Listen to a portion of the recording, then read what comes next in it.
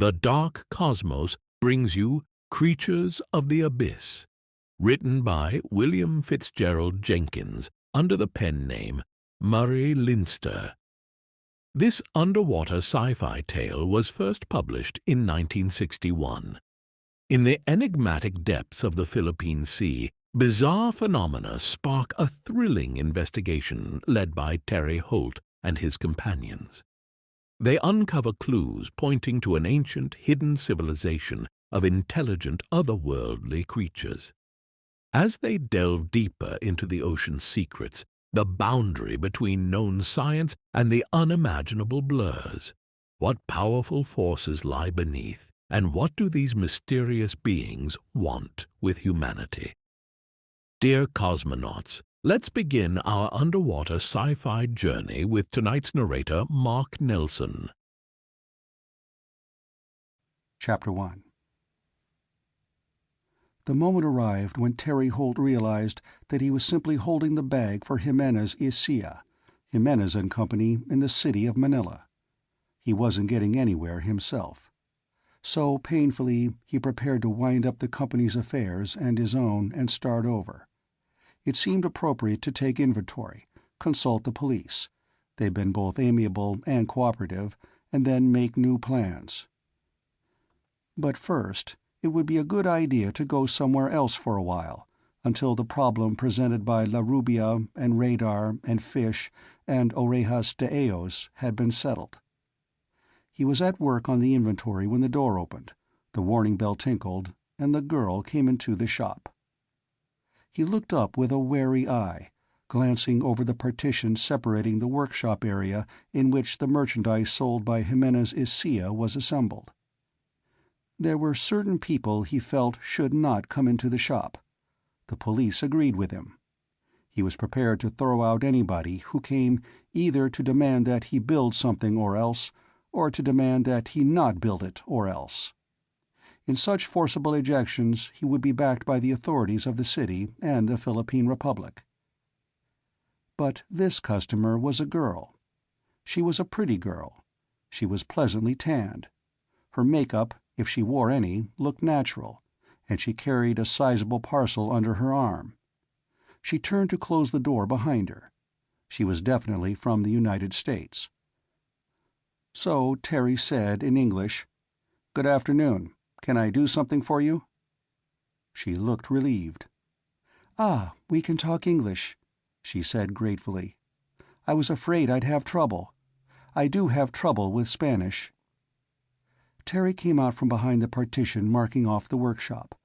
The shop was 17 feet wide, and its larger expanse of plate glass said, Jimenez y Cía, in large letters. Terry's now-vanished partner Jimenez had liked to see his name in large print. Under the name was the line, Especialidades Electrónicas y Físicas. This was Terry's angle. He assembled specialties in the line of electronics and modern physics. Jimenez had sold them, not wisely, but too well. At the bottom corner of the window there was a modest statement, Orejas de Ellos, which meant nothing to anybody but certain commercial fishermen, all of whom would deny it. The girl looked dubiously about her. The front of the shop displayed 2 glaringly white electric washing machines, 4 electric refrigerators, and 2 deep-freeze cabinets. "But I'm not sure this is the right shop," she said. "I'm not looking for ice boxes." "They're window dressing," said Terry. "My former business associate tried to run an appliance shop, but the people who buy such things in Manila only want the latest models. He got stuck with these from last year. So I did do, Especialidades Electrónicas y Físicas. But I'm shutting up shop. What are you looking for?" The shop was in an appropriate place for its former products. Outside on the Calle Enero there were places where one could buy seafood in quantity, mother-of-pearl, pitch, coir rope, bêche de mer, copra, fuel oil, diesel repair parts, and edible birds' nests. Especialidades fitted in. But though it was certainly respectable enough, this neighborhood wasn't exactly where one would have expected to find a girl like this shopping for what a girl like this would shop for. "I'm looking," she explained, "for somebody to make up a special device, probably electronic, for my father's boat." "Ah," said Terry regretfully, "that's my line exactly, as is evidenced in Spanish on the window and in Tagalog, Malay, and Chinese on cards you can read through the glass. But I'm suspending operations for a while. What kind of special device? Radar? No. I doubt you'd want Oreos de Eos." "What are they?" "Submarine ears," said Terry. "For fishing boats. The name is no clue at all. They pick up underwater sounds, enabling one to hear surf a long way off, which may be useful. And some fish make noises, and the fishermen use these ears to eavesdrop on them and catch them. You wouldn't be interested in anything of that sort." The girl brightened visibly. "But I am. Something very much like it, at any rate. Take a look at this and see what my father wants to have made." She put her parcel on a deep freeze unit and pulled off its paper covering. The object inside was a sort of curved paddle with a handle at one end. It was about 3 feet long and made of light-colored fibrous wood, and on the convex part of its curvature it was deeply carved in peculiar transverse ridges. "A fish-driving paddle," she explained. "From Ulua." He looked it over. He knew vaguely that Ulua was an island somewhere near Bohol. "Naturally, a fish-driving paddle is used to drive fish," she said. "To herd them, you might say. People go out in shallow water and form a line. Then they whack paddles like these on the surface of the water. Fish try to get away from the sound, and the people herd them where they want them, into fish traps usually. I've tried this while wearing a bathing suit. It makes your skin tingle. Smart, rather. It's a sort of pins and needles sensation. Fish would swim away from an underwater noise like that." Terry examined the carving. "Well?" "Of course, we think there's something special about the noise these paddles make. Maybe a special waveform?" "Possibly," he admitted. "But—" "We want something else to do the same trick on a bigger scale. Directional, if possible. Not a paddle, of course. Better, bigger, stronger, continuous. We want to drive fish, and this paddle's limited in its effect." "Why drive fish?" asked Terry. "Why not?" asked the girl. She watched his face. He frowned a little, considering the problem the girl posed. "Oh, Eos might object," he said absently. "Who?" "Eos," he repeated. "It's a superstition. The word means they or them. Things under the ocean who listen to the fish and the fishermen." "You're not serious." It was a statement. "No," he admitted, still eyeing the paddle. "But the modern, business-like fishermen who buy submarine ears for sound business reasons call them Oreos de Eos, and everybody knows what they mean, even in the modernized fishing fleet." "Which," said the girl, "Jimenez Isia has had a big hand in modernizing. That's why I came to you. Your name is Terry Holt, I think. An American Navy captain said you could make what my father wants." Terry nodded suddenly to himself. "What you want," he said abruptly, "might be done with a tape recorder, a submarine ear, and an underwater horn. You'd make a tape recording of what these whackings sound like underwater, edit the tape to make the whackings practically continuous, and then play the tape through an underwater horn to reproduce the sounds at will. That should do the trick." "Good. How soon can you do it?" she asked. "I'm afraid not at all," said Terry. "I find I've been a little too efficient in updating the fishing fleet. I'm leaving the city for the city's good." She looked at him inquiringly. "No," he assured her. "The police haven't asked me to leave. They're glad I'm going, but they're cordial enough, and it's agreed that I'll come back when somebody else finds out how La Rubia catches her fish." "La Rubia?" "The Redhead," he told her. "It's the name of a fishing boat. She's found some place where fish practically fight to get into her nets. For months now she's come back from every trip loaded down gunwale deep. And she makes her trips fast. Naturally, the other fishermen want to get in on the party. So? The Bonanza voyages, Terry explained, started immediately after La Rubia had submarine ears installed. Immediately, all the other boats installed them. My former partner sold them faster than I could assemble them, and nobody regrets them. They do increase the catches, but they don't match La Rubia. She's making a mint of money. She's found some place, or she has some trick, that loads her down deep every time she puts out to sea." The girl made an interrogative sound. "The other fishermen think it's a place," Terry added, "so they ganged up on her. 2 months back, when she sailed, the entire fishing fleet trailed her.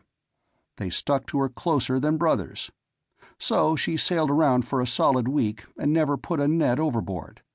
Then she came back to Manila empty. They were furious. The price of fish had gone sky high in their absence. They went to sea to make some money regardless. When they got back, they found La Rubia had sailed after they left, got back before they returned, and she was just loaded with fish. And the market was back to normal. There was bad feeling. There were fights. Some fishermen landed in the hospital, and some in jail." A motor truck rolled by on the street outside the shop of the now moribund Jimenez Isilla.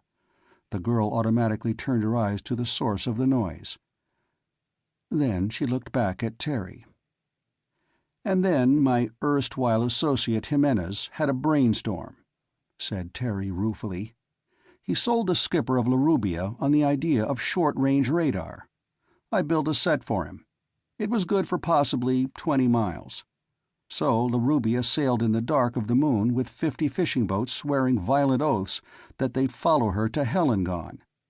When night fell, La Rubia put out her lights, used her radar to locate the other boats who couldn't see her, and sneaked out from their midst. She came back loaded down with fish. There were more fights, and more men in the hospital and in jail. Some of La Rubia's men boasted that they used radar to dodge their rivals.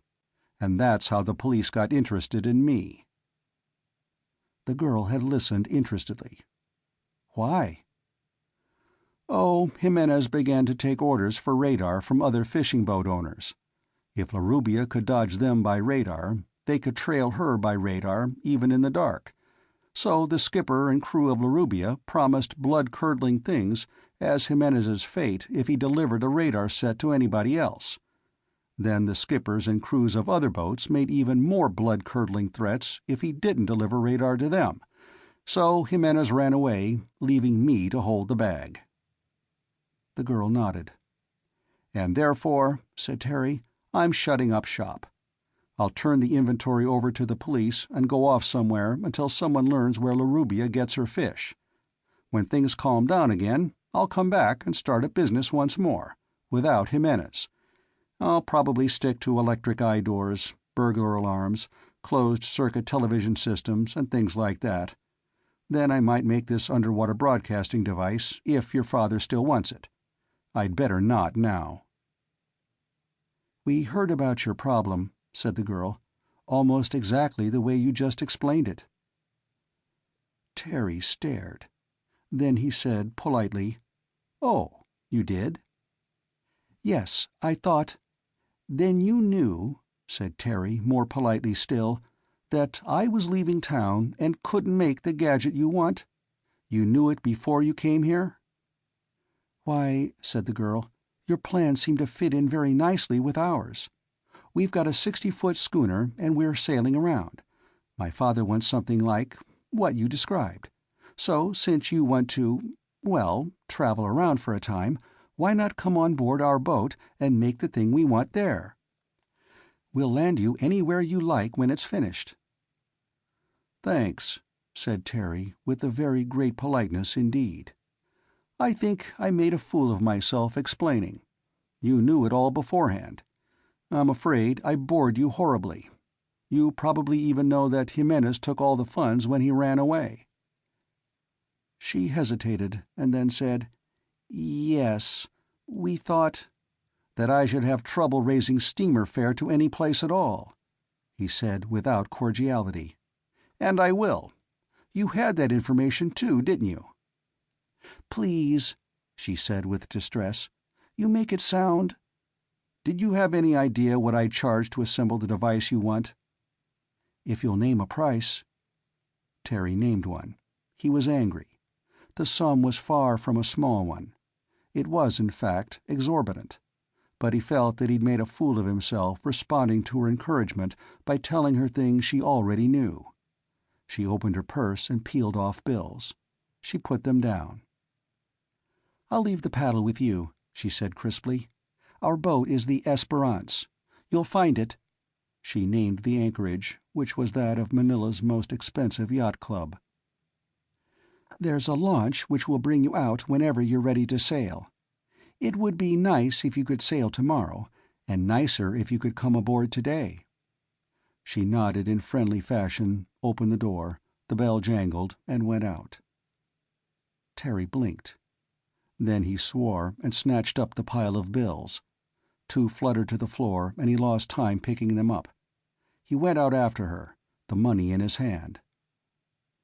He saw a taxicab door close behind her, 3 or 4 doors down the street. Instantly, the cab was in mad career away. The taxicabs of Manila are driven by a special breed of chauffeurs. It is said that they are all escaped lunatics with homicidal tendencies. The cab went roaring down the Calle Enero's cluttered length and turned the corner. Terry went back to the shop. He swore again. He looked at the money in his hand. It totaled exactly the excessive amount he named as the price of an electronic fish-driving unit, including an underwater horn. "The devil!" he said angrily. He felt the special indignation some men feel when they are in difficulties which their pride requires them to surmount by themselves, and somebody tries to help. The indignation is the greater as they see less chance of success on their own. Terry's situation was offensive to him because he shouldn't be in this kind of situation at all, or rather, his troubles were not foreseeable by the most competent of graduate electronic engineers. He'd trained for the work he'd undertaken. He'd prepared himself for competence. At graduation, he'd encountered the representatives of at least 3 large corporations who were snapping up engineers as soon as they left the cloistered halls of learning. Terry'd asked how many men were employed in the category he'd fit in. When one representative boasted that 10,000 such engineers were on his company's payroll, Terry declined at once. He wanted to accomplish something himself, not as part of a team of some thousands of members. The smaller the organization, the better one's chance for personal satisfaction. He wouldn't make as much money, but it was a matter of simple logic. If he was better off with a really small company, he'd be best off on his own. And he'd nearly managed it. He'd worked only with Jimenez. Jimenez was the sales organization. Terry was the production staff. In Manila, there was certainly room for special electronic equipment. Especialidades electronicas y físicas. He should have had an excellent chance to build up a good business. Starting small, even without capital, he had confidently expected to be going strong within months. There were taxi fleets to be equipped with shortwave radio. There were burglar alarms to be designed and installed, and all sorts of setups to be engineered. And these things were still in demand. His expectations had a solid foundation. Nobody could have anticipated the disaster caused by La Rubia's phenomenal success in commercial fishery. It was even irrational for it to be a disaster to Terry. But it was. More immediately, though, he was indignant because this girl had known all about him when she came into the shop. She'd probably even known about his gimmicking a standard-designed submarine listening device so it was really good and really directional. But she'd let him talk, asking seemingly interested questions when she knew the whole business beforehand. And at the end, she'd done a most infuriating thing by paying him in advance for something he'd refused to do, thereby forcing him into the obligation to do it. He fretted. He needed the money. But he objected to being tricked. He went back to the probably senseless business of taking an inventory. Time passed. Nothing happened. Nobody came to the shop. The police had been firm about Larubia crewmen calling on Terry to make threats. They'd been equally firm about other people calling to make counter-threats. No casual customers entered. 2 hours went by. At 4 o'clock the door opened, with the sound of its tinkling bell, and Police Captain Felicio Horta came in. "Buenas tardes," he said cordially. Terry grunted at him. "I hear," said Horta, "that you leave Manila." Terry asked evenly, "Is that a way of asking me to hurry up and do it?" "Pero no. Por supuesto no," protested Horta. "But it is said that you have new and definite plans." "What do you know about them?" demanded Terry. Police Captain Horta said pleasantly, "Officially, nothing. Privately, that you will aid some ricos Americanos to do experiments in oceanographia? Some study of oceanic things. That you regret having agreed to do so. That you consider changing your mind. That you are angry." The girl, of course, could have inferred all this from his angry charge out of the shop with the money in his hand, too late to stop her taxicab. But Terry snapped, "Now who the devil told you that?" Police Captain Horta shrugged. "One hears.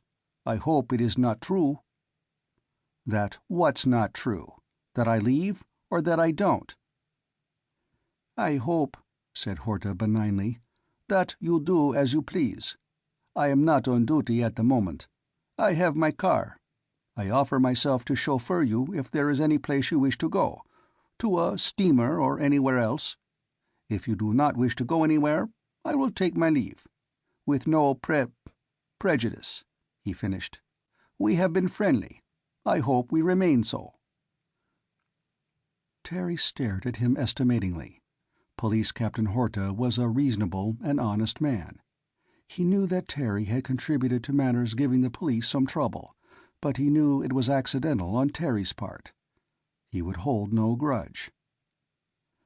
"Just why," asked Terry measuredly, "did you come here to offer to drive me somewhere? Is there any special reason to want me to get out of town?" "That is not it," said Horta. "It could be wished that you would take a certain course of action. Yes, but not because you would be absent from here. It is because you would be present at a special other place. The matter connects with Larubia, but in a manner you could not possibly guess. Yet you are wholly a free agent. You will do as you please. I would like to make it convenient, that is all." He paused. Terry stared at him, frowning. Horta tried again. "Let us say that I have much interest in oceanographia. I would like to see certain research carried on." "Being, I'm sure, especially interested in fish driving," said Terry skeptically. "You sound as if you were acting unofficially to get something done that, officially, you can't talk about." Horta smiled warmly at him. "That," he pronounced, "is a logical conclusion." "What's the object of the research, if that's what it is? And why pick me?" Horta shrugged and did not answer. "Why not tell me?" "Amigo," said Horta, "I would like nothing better than to tell you. I would be interested to see your reception of the idea. But it would be fatal. You would think me crazy. And also more important persons. But especially me." It was Terry's turn to shrug his shoulders. He hesitated for a long moment. If Horta had tried to apply pressure, he'd have turned obstinate on the instant. But there was no pressure. First the girl, and now Horta tried to lure him with mystery and assurance of interest in high places. "And Larubia is involved in the secret?" demanded Terry. "Innocently," said Horta promptly, "as you are." "Thank you for faith in my innocence," said Terry with irony. "All right. If I'm involved, I'm involved. I'll try to devolve out of being involved by playing along." He turned to the workshop space at the back of the store. He found boxes to pack his working tools and the considerable stock of small parts needed to make such things as burglar alarms, submarine ears, and the assorted electronic devices modern business finds increasingly necessary. He began to pack them. Surprisingly, Horta helped. Any man of Spanish blood is apt to be sensitive about manual labor. If he has an official position, his sensitiveness is apt to be extreme. But Horta not only helped pack the boxes with Terry's stock of parts, he helped carry them to his car outside. He helped to load them. Terry turned the key in the door and handed it to him with the nearly complete inventory of the shop's contents. "Jimenez having run away, I leave the shop in your hands," he observed. Horta put the key and the document away. He started the motor of his car and drove along the Calle Enero. He drove with surprising moderation for a police officer authorized to ignore traffic rules on occasion. Presently, the dock area of Manila was left behind, and then the rest of the commercial district. And then, for a time, the car tooled along wide streets past the impressive residences of the wealthy. Some of the architecture was remarkable. A little further, and the harbor, the bay, appeared again. The car entered the grounds of Manila's swankiest yacht club. The design of the clubhouse was astounding. The car stopped by the small boat pier. There were 2 men waiting there. Without being given any orders, they accepted the parcels Horta handed out. Also without orders, they carried them out to the float. They loaded them into the brass-trimmed motor tender which waited there.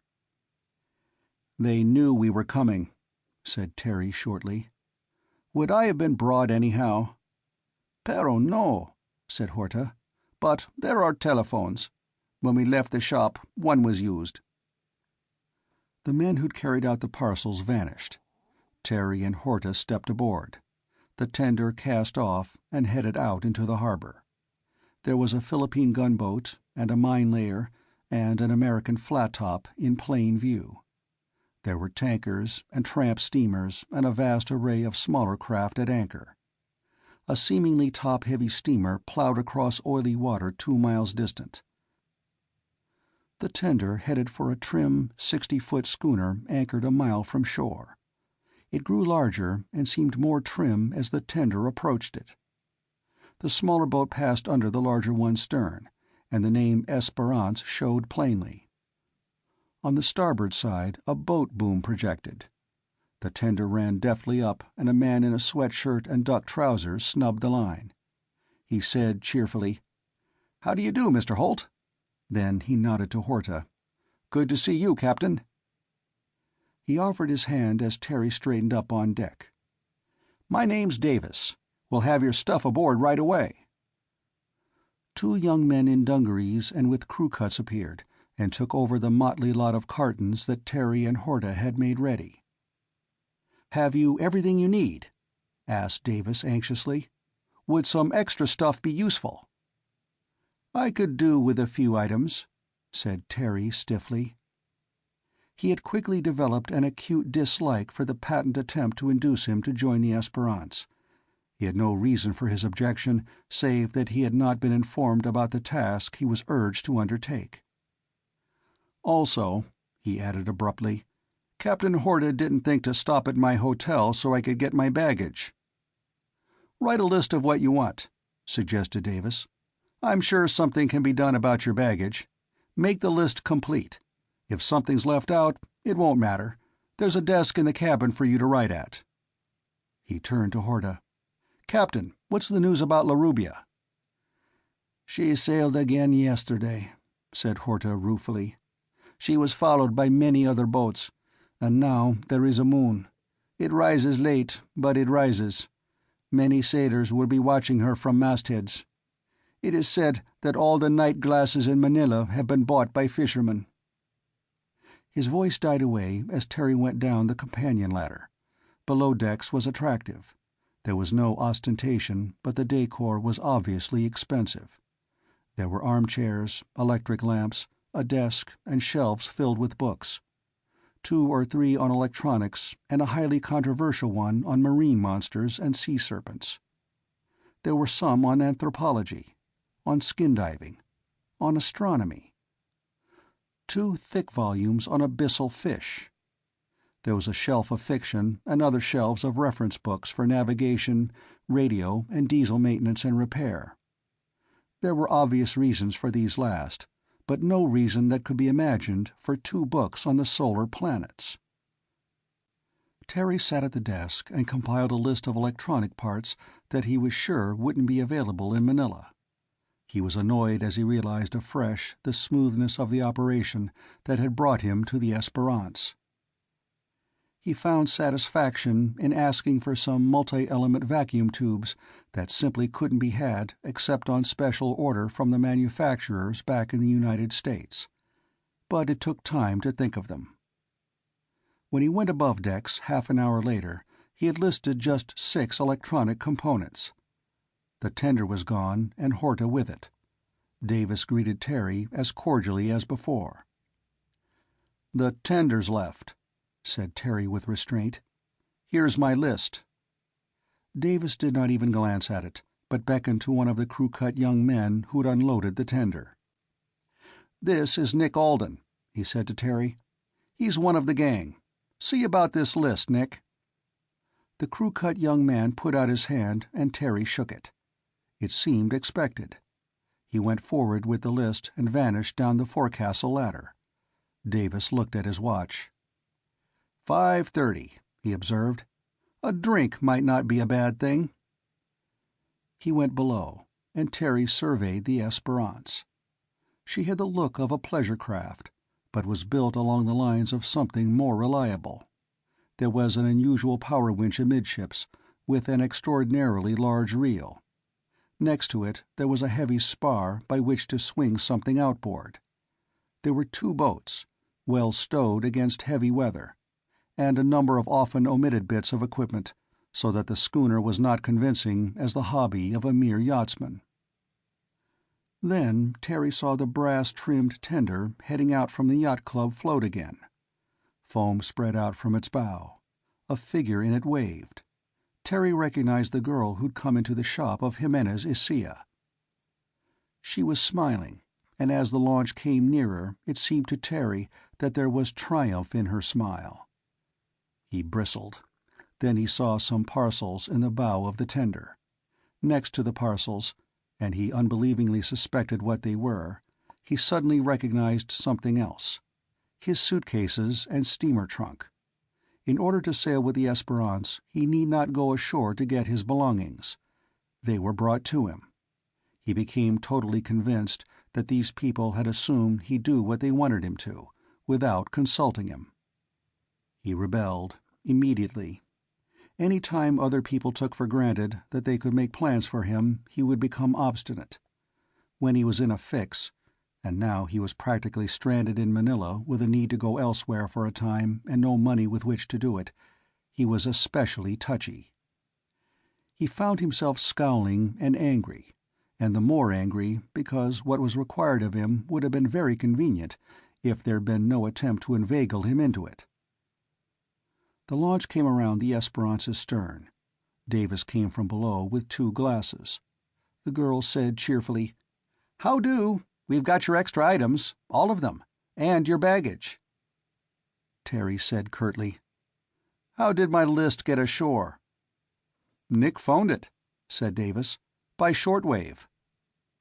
"And where the devil did you find the stuff I named?" "That," said Davis, "is part of the mystery you don't like." "Right," said Terry grimly. "I don't like it. I don't think I'll play. I'll go ashore in the tender." "Hold it," said Davis. But he was speaking to the operator of the tender. The crew-cut Nick was in the act of handing up the first piece of luggage. Davis waved it back. "I'm sorry," he said to Terry. "We'll stay at anchor here. If you change your mind, the tender will bring you out any time." Terry brought out the sheaf of bills the girl had left in the shop of the vanished Jimenez. He held them out to the girl. She put her hands behind her back and shook her head. "We put you to trouble," she said pleasantly, "and we haven't been frank with you. That's to make up for it." "I won't accept it," said Terry stiffly. "I insist." "We won't have it back," said Davis. "And we insist." Terry felt idiotic. There was enough of a breeze to make it impractical simply to put the batch of banknotes down. They'd blow away. The girl looked at him regretfully. "I'm truly sorry," she said. "I planned the way we went after you. You are exactly the person we're sure to need. We decided to try to get you to join us. We couldn't explain. So we asked what you were like. And you're not the sort of person who can be hired to do what he's told and no questions asked. Captain Hortus said you were a gentleman. So since we couldn't ask you to volunteer blindly, though I think you would volunteer if you knew what we're about to do, we tried to make you come for the adventure of it. It didn't work. I'm sorry."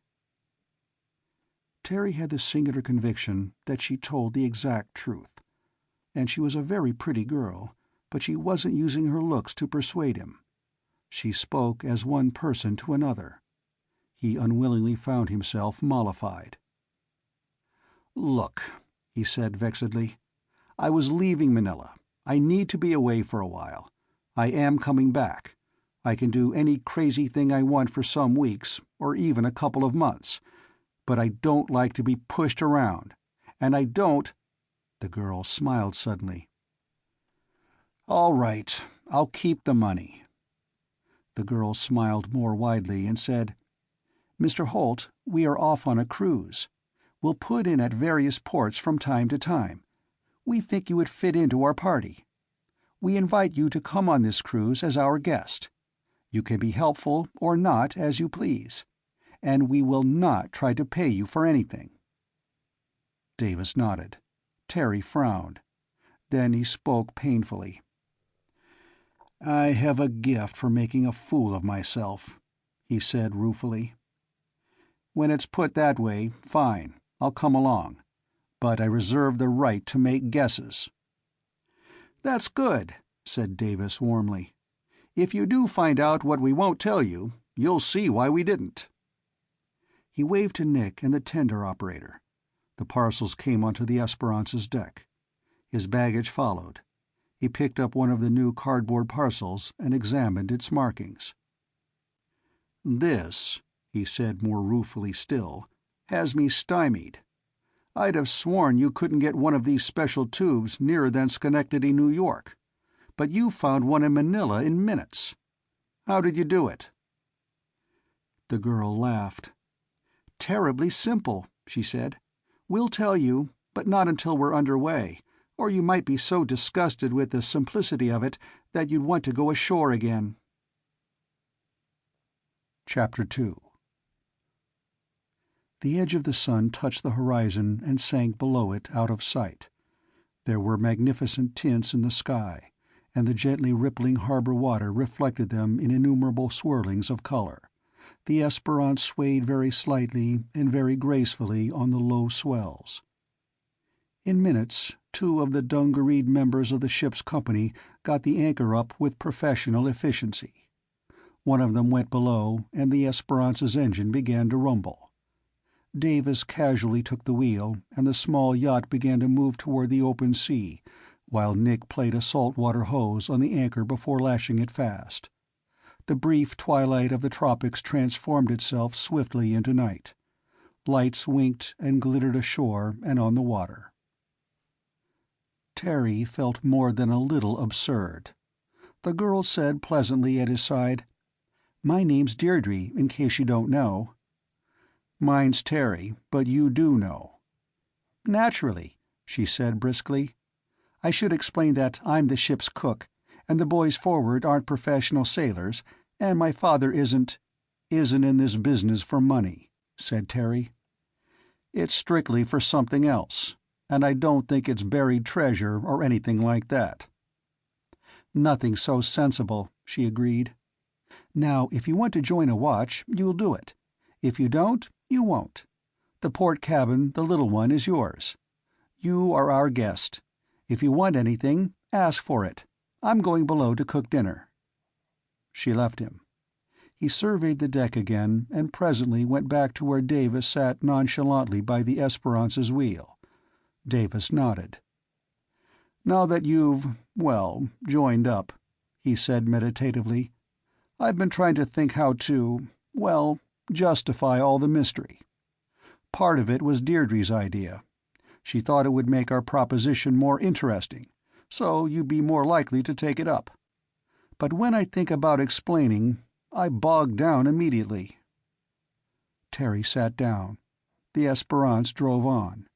Her bow lifted and dipped, and lifted and dipped. The water was no longer nearly smooth. There was the beginning of a land breeze. "There's La Rubia," said Davis uncomfortably. "You outfitted her with underwater ears and a radar, at least. Was there anything else?" "No," said Terry curtly. "Nothing else." "She catches the devil of a lot of fish," said Davis. He frowned. "Some of them you might call very queer fish.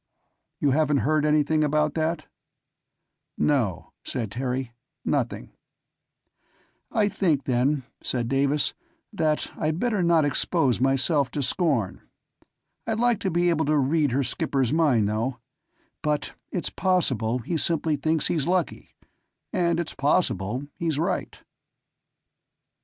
Terry waited. Davis puffed on his pipe. Then he said abruptly, "Anyhow, you're a good man at making gadgets. We'll let it go at that for the time being." The sea became less and less smooth. There were little slapping sounds of waves against the yacht's bow. The muted rumble of her engine was not intrusive. The breeze increased. Davis gave a definite impression of having said all he intended to say for the time being. Terry stirred. "You want me to build a gadget," he said. "To drive fish. Would you want to give me some details?" Davis considered. A few drops of spray came over the Esperance's side.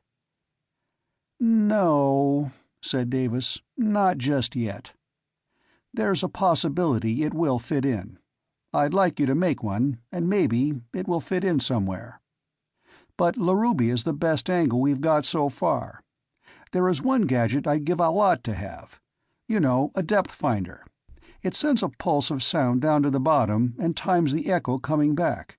Very much like radar, in a way. Both send out a pulse and time its return." Terry nodded. There was no mystery about depth finders or radars. "We've got a depth finder on board," said Davis.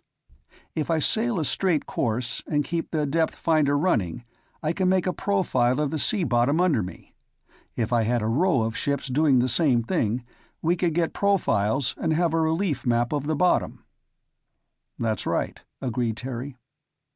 "What I'd give a lot for," said Davis, "would be a depth finder that would send spot pulses, like radar does. Aimed sound pulses. And an arrangement made so it could scan the ocean bottom like radar scans the sky. One boat could make a graph of the bottom in depths and heights, mapping even hummocks and hills underwater. Could something like that be done?" "Probably," Terry told him. "It might take a good deal of doing, though." "I wish you'd think about it," said Davis. "I know a place where I'd like to use such a thing. It's in the Luzon Deep. I really would like to have a detailed picture of the bottom of a certain spot there." Terry said nothing. He had been made angry, then mollified, and now he felt tempted to grow angry again. There was nothing definite in what was wanted of him, after elaborate machinations to get him aboard the Esperance. He was disappointed. "Good breeze," said Davis in a different voice. "We might as well hoist sail and cut off the engine. Take the wheel?" Terry took the wheel. Davis went forward. 4 dungareed figures came up out of the forecastle. The sails went up and filled. The engine stopped. The motion of the boat changed. More spray came aboard, but the movement was steadier. Davis came back and took the wheel once more. "I think," he said, "that we're acting in a way to be annoying. I ought to lay my cards on the table, but I can't. For one thing, I haven't drawn a full hand yet. For another, there are some things you'll have to find out for yourself in a situation like this." "Such as?" "Well," said Davis with a sudden dogged air, "take those orejas de Eos for an example. Eos are supposed to be some sort of beings at the bottom of the sea, who listen to fish and fishermen. It's a superstition pure and simple. Suppose I said I was investigating the possibility that there were such beings. You'd think I was crazy, wouldn't you?" Terry shrugged. "What I am interested in," said Davis, "has enough credit behind it for me to get some pretty rare electronic parts from the flat top in harbor back yonder. Nick called them by shortwave, they sent the parts ashore and gave them to Deirdre, and she brought them out to you." Terry blinked. Then he realized. Of course, that was where just about any imaginable component for electronic devices would be found, in the electronics stores of a flat top. They needed to have such things at hand. They'd carry them in store. Davis said dryly, "They wouldn't supply parts to a civilian who was investigating imaginary gods or devils. So what I'm bothered with isn't a superstition, right?" "Yes," agreed Terry. It was true. The Navy would not stretch regulations for a crackpot civilian. It was not likely, either, that Horta would have implied so definitely that the Philippine government wanted somebody with Terry's qualifications to go for a cruise on the Esperance. Deirdre put her head up through the after-cabin hatch. "Dinner is served," she said cheerfully. "The wheel," said Davis to Terry. He went forward. All 4 of the non-professional seamen came with him when he returned. "This is the rest of the gang," said Davis. "You met Nick. The others are Tony Drake, Jug Bell, and Doug Holmes." He made an embracing gesture as they shook hands in turn. "Harvard, Princeton, Yale, and Nick's MIT. It's your turn at the wheel, Tony." One of the 4 took over.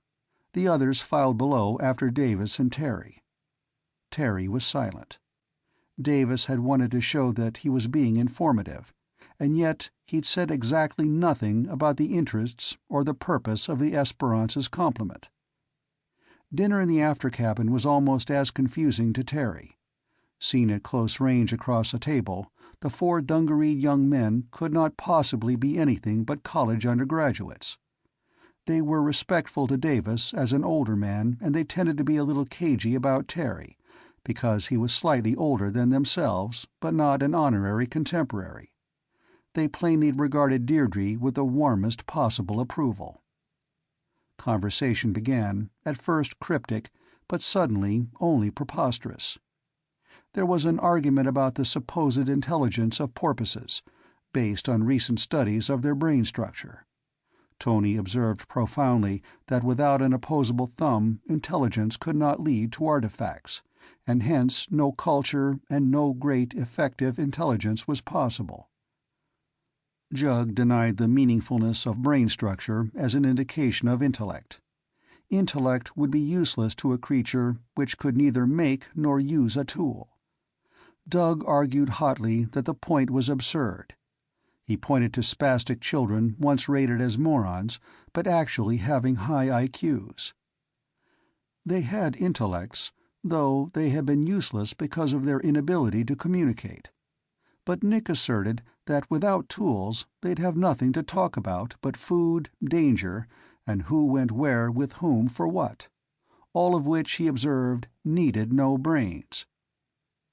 Davis listened amusedly. Deirdre threw in the suggestion that without hands or tools an intelligent creature could compose poetry, and Jug protested that that was nothing to use a brain for, and the talk turned into a violent argument about poetry. Doug insisted vehemently that the finest possible intellects were required for the composition and appreciation of true poetry. Then Davis said, "Tony's still at the wheel." The argument died down, and the crew cuts devoted themselves to eating, so one of them could get through and relieve him. Afterward, Davis settled down below to a delicate short-wave tuning process to get music from an improbable distance. Deirdre served Tony his meal and talked with him while he ate it. Terry went above decks and paced back and forth as the Esperance sailed on through the night. He couldn't make out anything at all about the crew or the purpose behind the Esperance's chosen task and purpose. He felt dubious about the whole business. Like most technically minded men, he could become absorbed in a problem, especially if it was a device difficult to design or a design that somehow didn't work. Such things fascinated him. But the Esperance's crew was not concerned with a problem like that. There was no pattern in their talk or behavior to match the way a technical mind would go about finding a solution. The problem was bafflingly vague, yet there was one. Larubia was an element in it. Possibly Davis' wistful mention of a partial map of the bottom of the Luzon Deep fitted in somewhere. Davis had spoken of Orejas de Eos with some familiarity, but certainly no Navy ship would cooperate in the investigation of a fisherman's superstition in which even fishermen didn't believe any longer. The Philippine fishing fleet was modern and efficient. Fishermen used submarine ears without superstitious fears, and if they referred to imaginary Eos, it was an American who would say "knock on wood," with no actual belief that it meant anything. Whatever the Esperance's purpose was, there was nothing mystical about it. Not if a flat top parted with rare and expensive specialized vacuum tubes to try to help. And the police department of Manila urged Terry tactfully, through Horta, to join the yacht, and no less than a Navy captain had named him as someone to be recruited. Deirdre came above decks and replaced Tony at the wheel. The Esperance sailed on.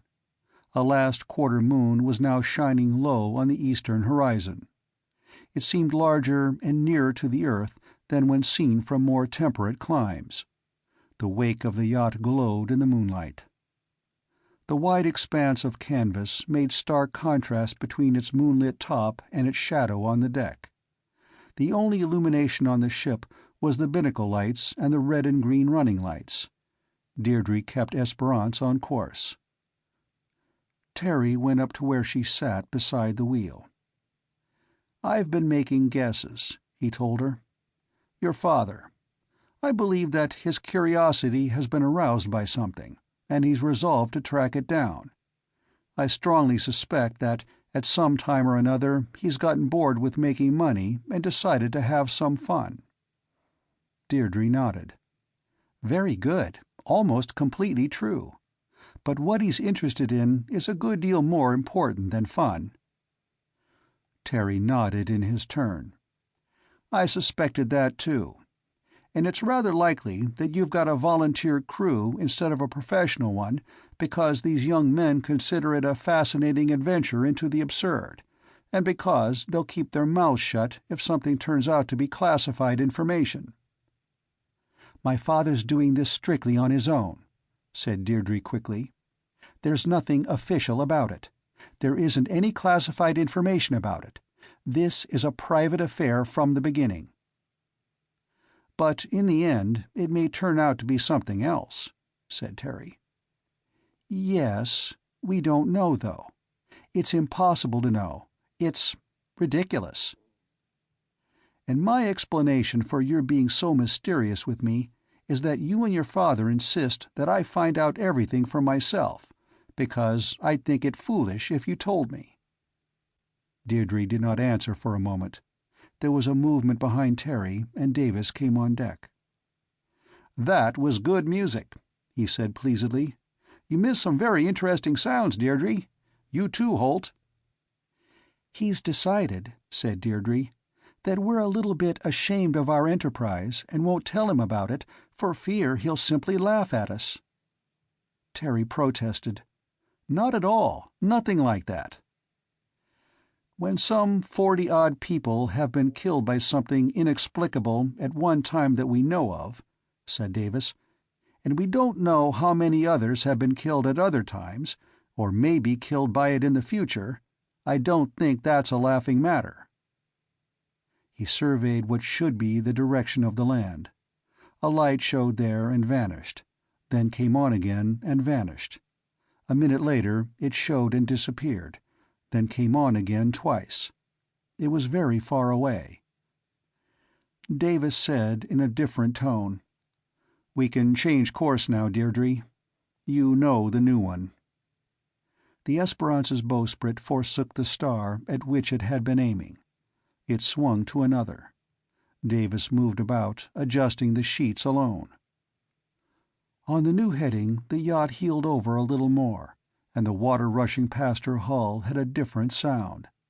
The sky seemed larger and more remote than it ever appears from a city.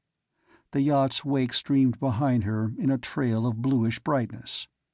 Even the moon was strange. It had the cold enormousness of something very near and menacing. It looked as close as when seen through a telescope of moderate power. The Esperance seemed very lonely on the immense waste of waters. Next morning, of course, the sense of loneliness was gone.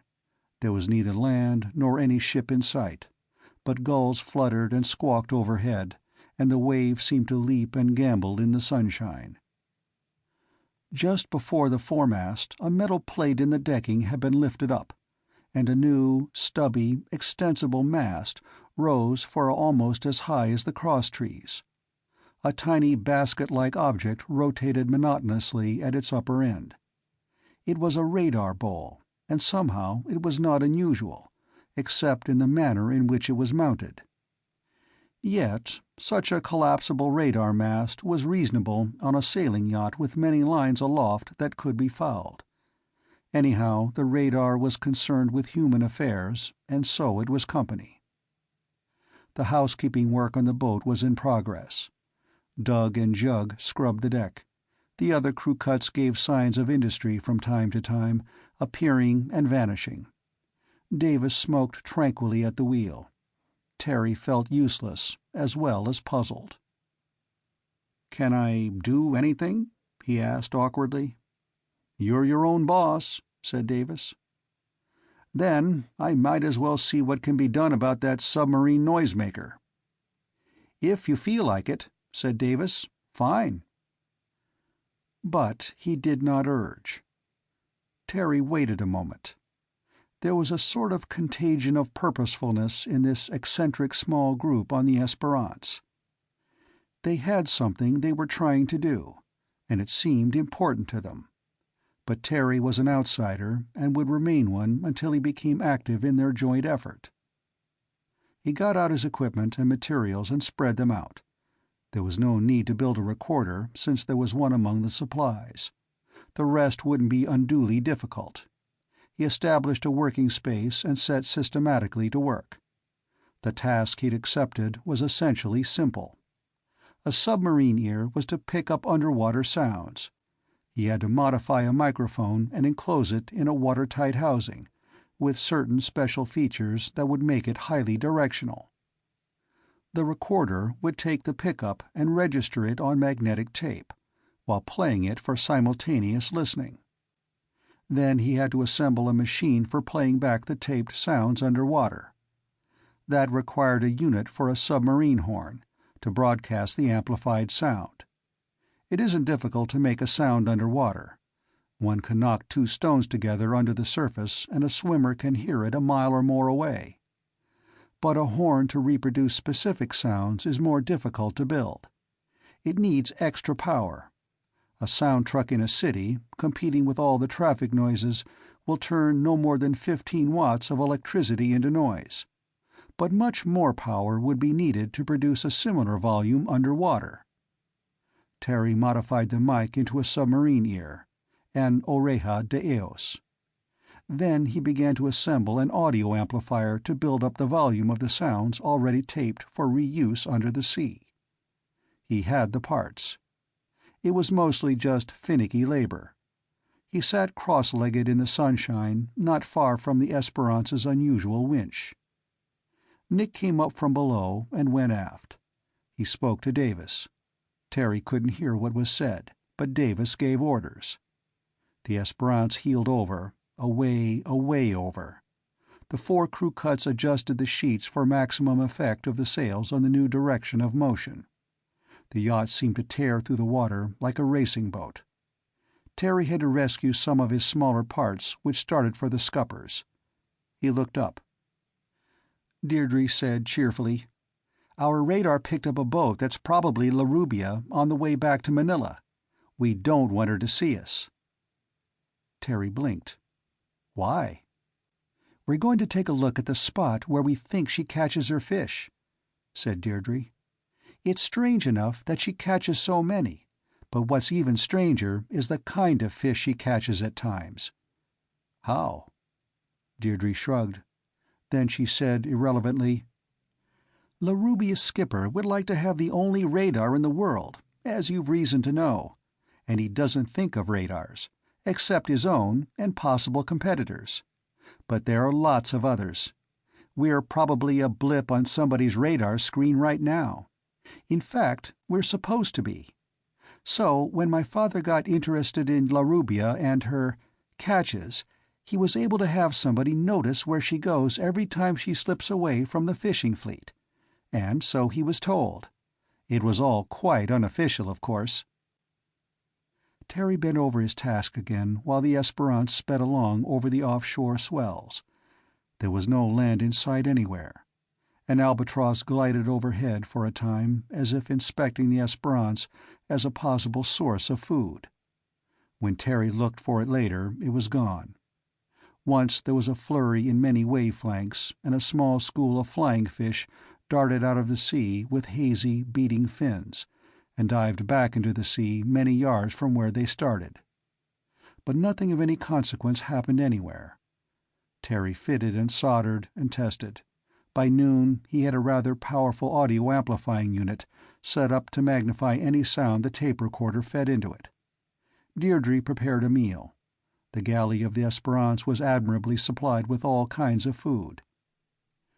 After the noon meal, the yacht changed course again to a line which would intersect her original morning course at some point. Terry found himself fuming. He'd set to work to make something that Davis apparently wanted, but his most elementary questions still ran against a blank refusal to answer. Both Davis and Deirdre had spoken of oddities in the catches of Larubia. There could not possibly be any reason for them to refuse to tell him what they were. Terry worked himself into irritability, recalling how he volunteered to come on the Esperance, but not thinking that he would be treated as someone who wasn't allowed to know what everybody else aboard most certainly did. In the afternoon there was guitar music down in the forecastle, and Doug came out and settled himself on the bowsprit with a book of poetry.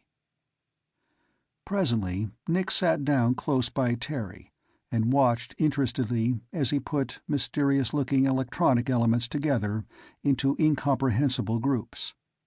When he had finished, Terry did not admire his handiwork. The noise-making unit came last. The electrical part had to be enclosed, watertight, with a diaphragm exposed to the water on one side and its working parts protected from all moisture on the other. The device looked cobbled, but it worked, and made monstrous sounds in the air. Now he plugged the submarine ear into the recorder. He dropped it overside and taped the random noises of the sea, the washings of seawater against the Esperance's hull, frequent splashings, and very faint, chirping noises from who knew what. "Watch the volume, will you?" Terry pointed out the indication that should not be exceeded. Nick nodded. "I'm going to whack the paddle overside and see what we get in the way of noise." Nick hesitated. Then he said uneasily, "Wait a minute." He went aft to Davis, apparently somnolent at the wheel. Deirdre joined the two of them in a seemingly very serious discussion. Then she walked over to Terry. "I hate to say it," she told him with evident concern, "but my father thinks it would be wiser to try out the paddle in shallow water. Do you mind?" "Yes," snapped Terry. "I do mind, since I'm not allowed to know the reason for that or anything else." He put away his tools and the unused parts. He pointed to the machines he had already built. "This is what your father wanted, I think. After it's tested, I'll ask you to put me ashore."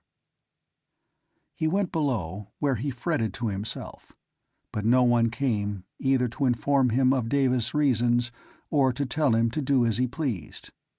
He felt like a child who isn't allowed to play with other children, who was arbitrarily excluded from the purpose and the excitement of his fellows. Thinking in such terms did not make him feel any better. His irritation increased. The Esperance was engaged in an enterprise that these people considered very much worth doing. He joined them to accomplish it, and they wouldn't tell him what it was. He hadn't the temperament to be content with just following blindly. And somehow the fact that Deirdre was aboard and a participant in the secret made his exclusion an insult. He felt about Deirdre that urgent concern that a man may feel about one or two, or at most 3 girls during his whole lifetime.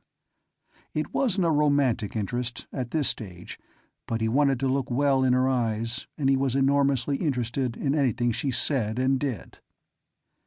If he left the Esperance and ceased to know her, he knew he'd be nagged at by the feeling that he'd made a very bad mistake.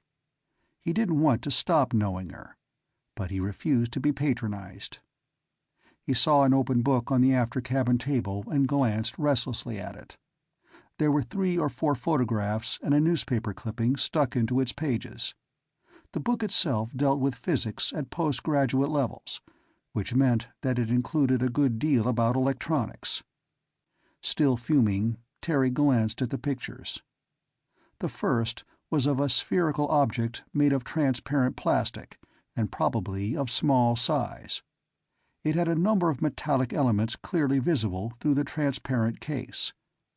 It looked as if it might be an electronic device itself, but there was no sign of lead-in contacts, and the parts inside made no sense at all. The second and third photographs were of a similar yet slightly different object. The fourth photograph was a picture of what looked like ocean water taken from a plane. The horizon showed in one corner. The center of the picture was an irregularly shaped mass of white. On close examination, it appeared to be foam, but it looked as if it were piled up in masses above the surface.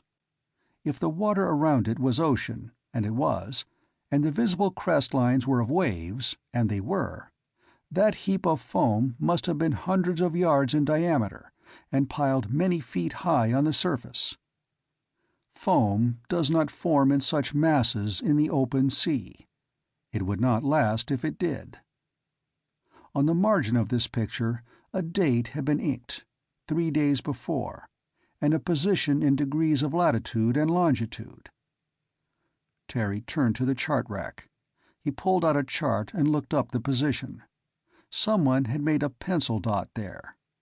It was close to Thrawn Island, on the very brink of the Luzon Deep, that incredible submarine chasm in which the entire Himalayan chain could be sunk without showing a single pinnacle above the surface.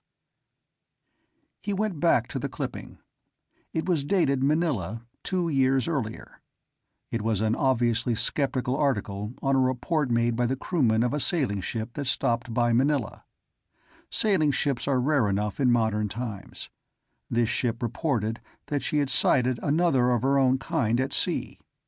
The 2 ships altered course to speak to each other, and the one which came into Manila declared that when the other vessel was no more than 2 miles away, a white foam suddenly appeared on the sea just in front of her.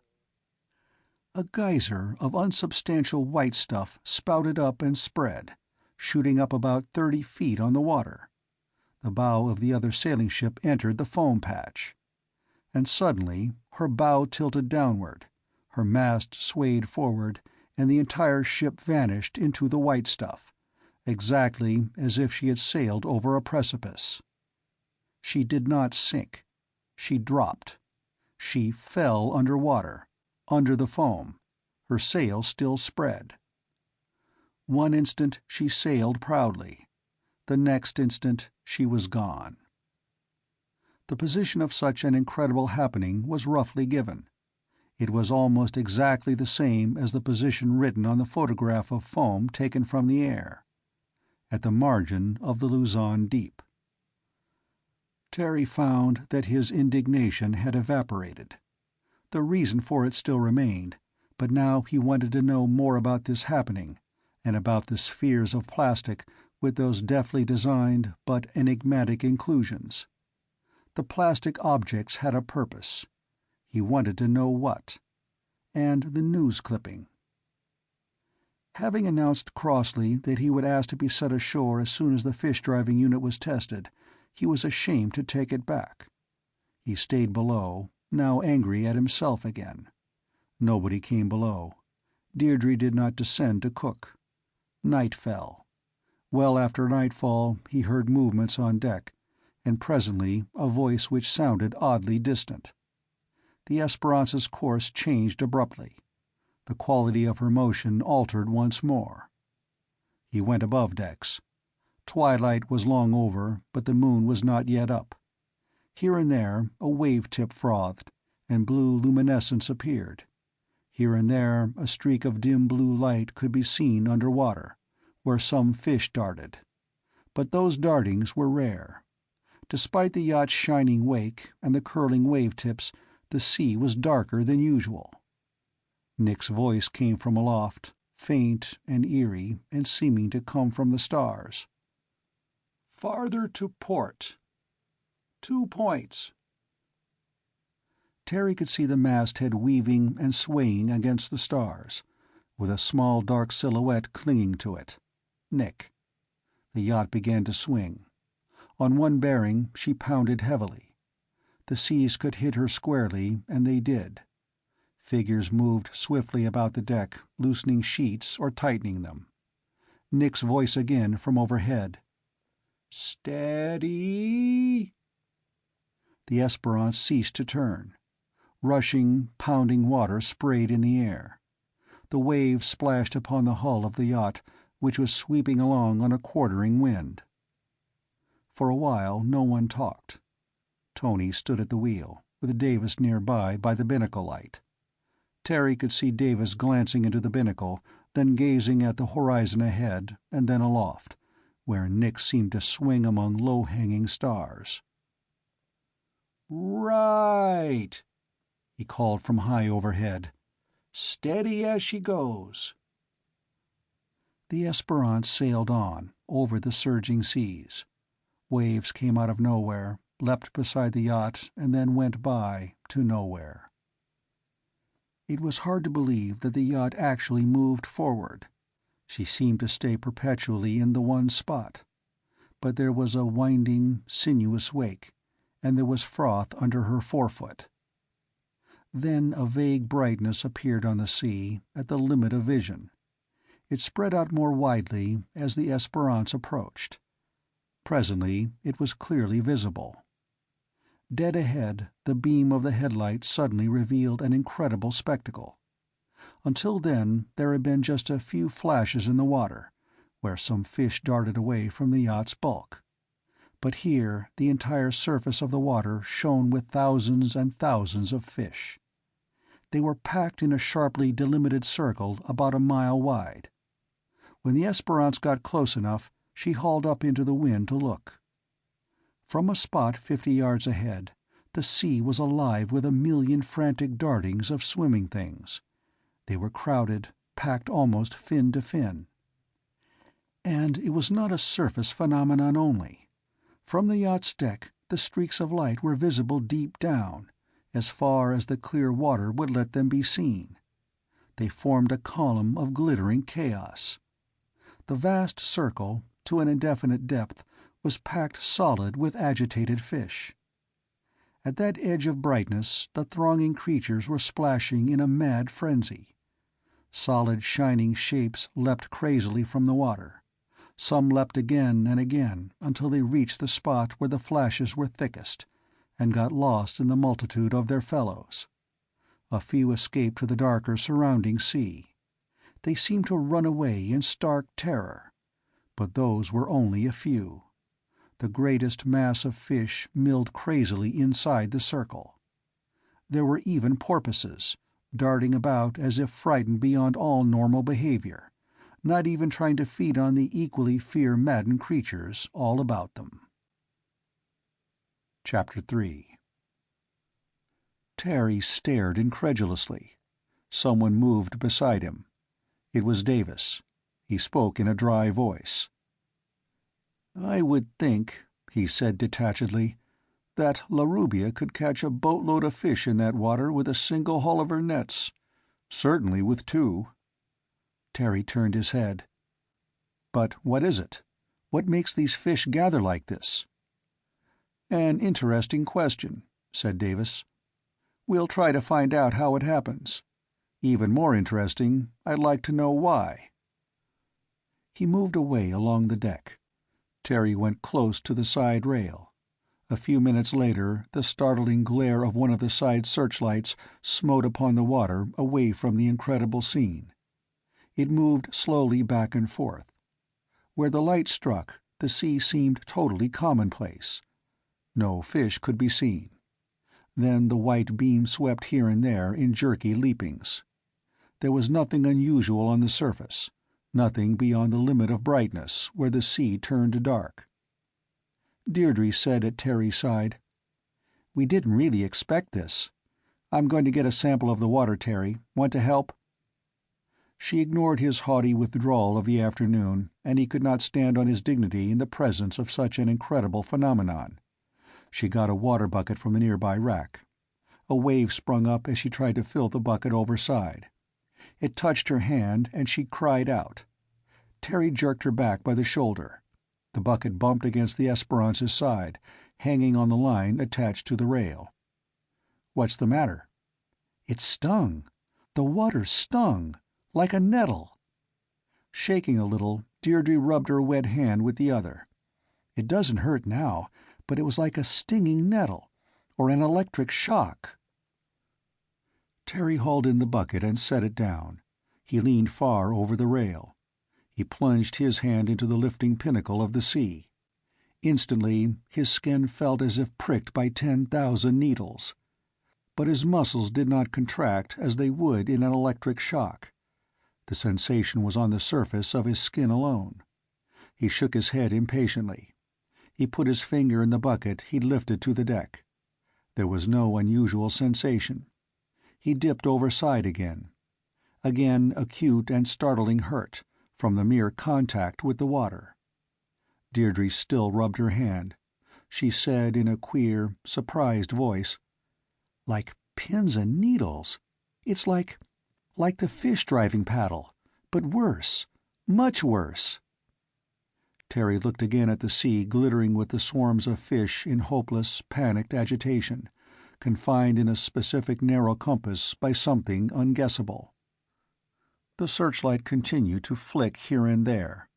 The Esperance drifted away from the edge of brightness. Terry put his hand overside once more, and once more he felt the stinging, nettle-like sensation. He got a fresh bucket of water from overside. On deck, there was no strange sensation when he dipped his hand in it. The searchlight went out abruptly, and only a faint and quickly dimming reddish glow came from it. That, too, died. Davis' voice gave orders. Terry said sharply, "Wait a minute." He began to explain about the stinging of the water. But then he said, "Deirdre, you tell him. I'm going to put a submarine ear overboard. At the least, we'll get fish noises on a new scale. But I've got an idea. Don't sail into the bright circle yet." He got out the submarine ear and the recorder he'd made ready that afternoon. He started the recorder. Then he trailed the microphone overside. The sounds would be heard live through the speaker, and they would be taped at the same time. At first, a blaring, confused sound came through. Terry turned down the volume. He heard gruntings and chirpings and rustlings. Fish made those noises. Not all fish, but certain species. These shrill, squeaking noises were the protests of frightened porpoises. But under and through all the other sounds, a steady, unvarying hum could be easily detected. Terry had never heard anything quite like it. Its pitch was the same as that of a 60-cycle frequency, but its tone quality was somehow sardonic and snarling. The word that came into Terry's mind was nasty. Yes, it was a nasty sound. One didn't like it. One would want to get away from it. In the air, the same unpleasant sensation is produced by noises that make one's flesh crawl. Terry straightened up from where the recorder played upon the wet deck.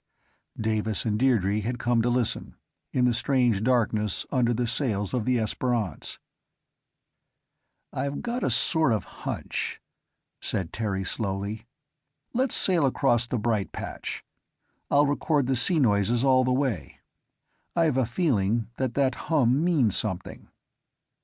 "It's not what you'd call an ordinary sound," said Davis. He raised his voice. One of the crew cuts was at the schooner's wheel. He spun it.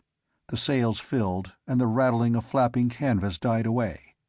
The Esperance gathered way and moved swiftly from the glittering circle, came about, and sailed again toward the shining area.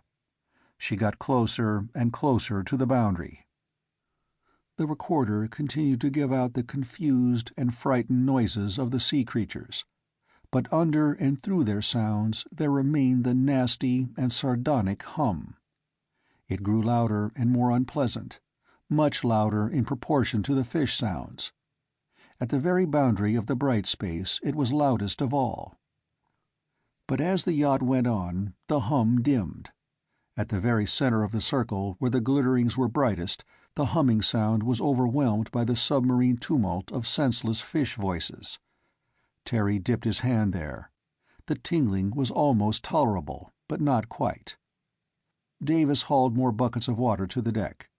In two of them he found some fish, so dense was the finny multitude. Then the yacht neared the farthest limit of the bright circle. The hum from the recording instrument grew progressively louder. Again, at the very edge of the shining water, it was loudest. The Esperance sailed across the live boundary and into the dark sea. As the boat went on, the sound dimmed. "Definitely loudest," said Terry absorbedly, "at the edge of the circle of fish. At the line, the fish couldn't cross to escape. It is as if there were an electric fence in the sea.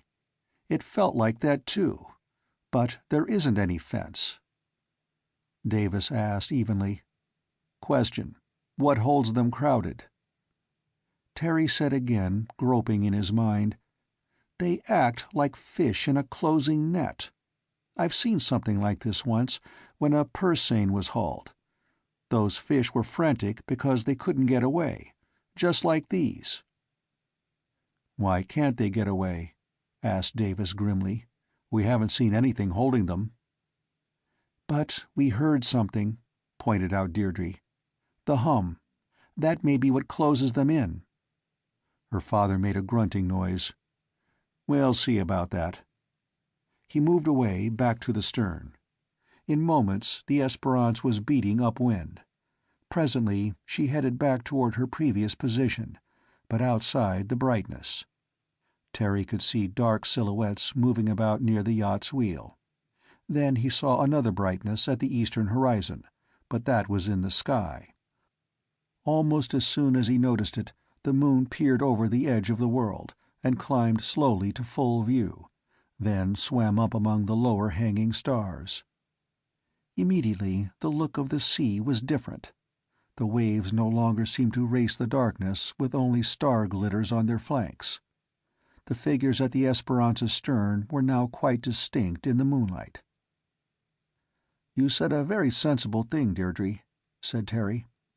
"I thought of the fish-driving paddle and its effects, but I was ashamed to mention it. I thought it would sound foolish. But when you said it, it didn't." "I have a talent," said Deirdre, "for making foolish things sound sensible. Or perhaps the reverse. I'm going to say a sensible thing now. We haven't had dinner. I'm going to fix something to eat." "You won't get anybody to go below decks right now," said Terry. "I thought of that," she told him. "Sandwiches." She went below. Terry continued to watch, while figures at the stern of the schooner went through an involved process of visual measurement. It was not simple to determine the dimensions of a patch of shimmering light flashes from a boat in motion, but presently Davis came toward him. "It's 1,300 yards across," he told Terry, "plus or minus 20. "I didn't expect all this," Davis said, frowning. "I've been making guesses and hoping fervently that I was wrong.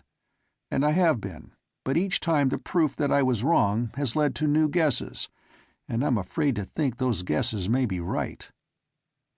"I can't begin to guess yet," said Terry. "You will," Davis assured him. "You will. You try to add up things. A half-mile-wide patch of foam that piles up 30 feet above the sea." "And into which," Terry interrupted, "a sailing ship does not sink, but drops out of sight as if there were a hole in the sea." Davis turned sharply toward him. "There were some photographs and a newspaper clipping on the cabin table," explained Terry. "I suspected they might have been put there for me to see." "Deirdre, perhaps," said Davis. "She's resolved to involve you in this. You've got scruples, so she suspects you of having brains. Yes, you'll add those things up. You'll include the remarkable success of a fishing boat named Larubia, and the fact that she sometimes brings in very strange fish. And then you'll add—" His eyes flickered aloft.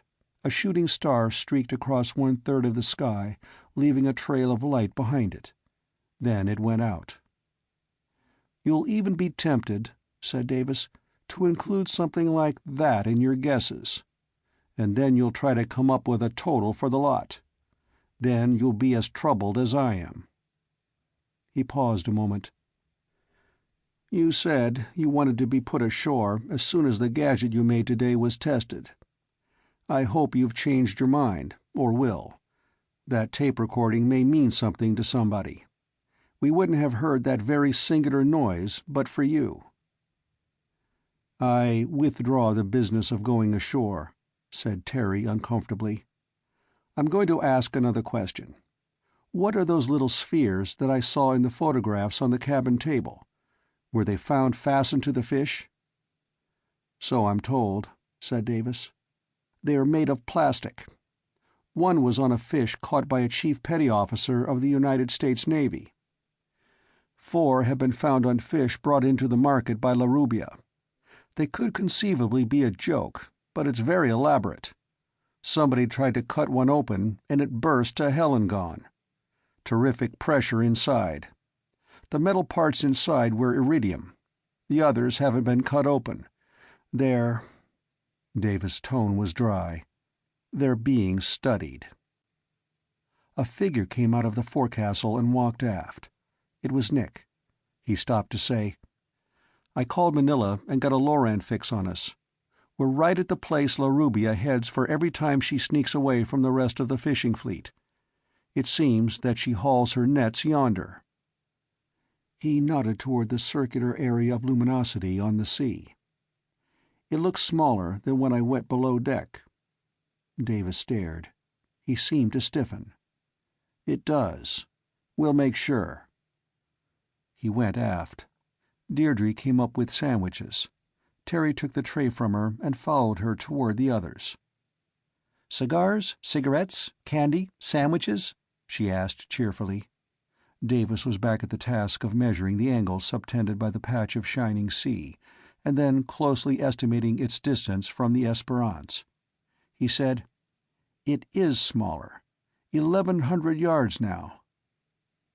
"When Larubia was here today," said Terry, "it might have been a couple of miles across. Even that would be a terrific concentration of fish. They're not all at the surface." Davis said with impatience, seemingly directed against himself, "It's narrowed 200 yards in the past half hour. It must be tending towards something. There has to be a conclusion to it. Something must be about to happen." Deirdre said slowly, "If it's the equivalent of a seine being hauled, with a hum instead of a net, what's going to happen when it's time for the fish to be boated?" Davis ignored her for a moment. Then he said irritably, "Everyone seems to have more brains than I do. Tony, break out those gun cameras. Nick, get back and report if the bright spot's getting any smaller." "I wish you weren't here, Deirdre."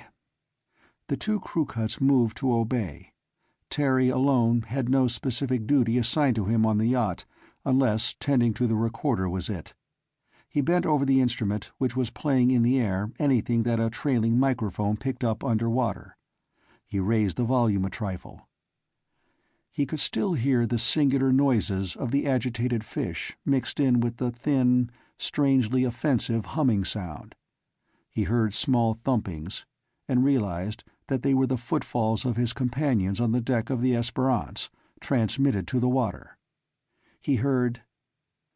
Tony came above decks with an armful of mysterious-looking objects, which could not be seen quite clearly in the slanting moonlight. He put two of them down by the wheel and passed out the others. He silently left one for Terry and another for Deirdre, while Terry adjusted tone and volume on the recorder for maximum clarity.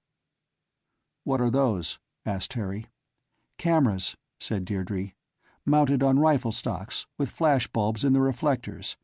You aim, pull the trigger, and the shutter opens as the flash bulb goes off. So you get a picture of whatever you aim at, night or day." "Why—" "There was a time when my father thought they might be useful," said Deirdre. "Then it looked like they wouldn't. Now it looks like they may." Terry was tempted to say, useful for what? But Davis' vague talk of unpleasant wrong guesses, which led to even less pleasant ones, had already been an admission that no convincing answer could be given him. Davis came over to him.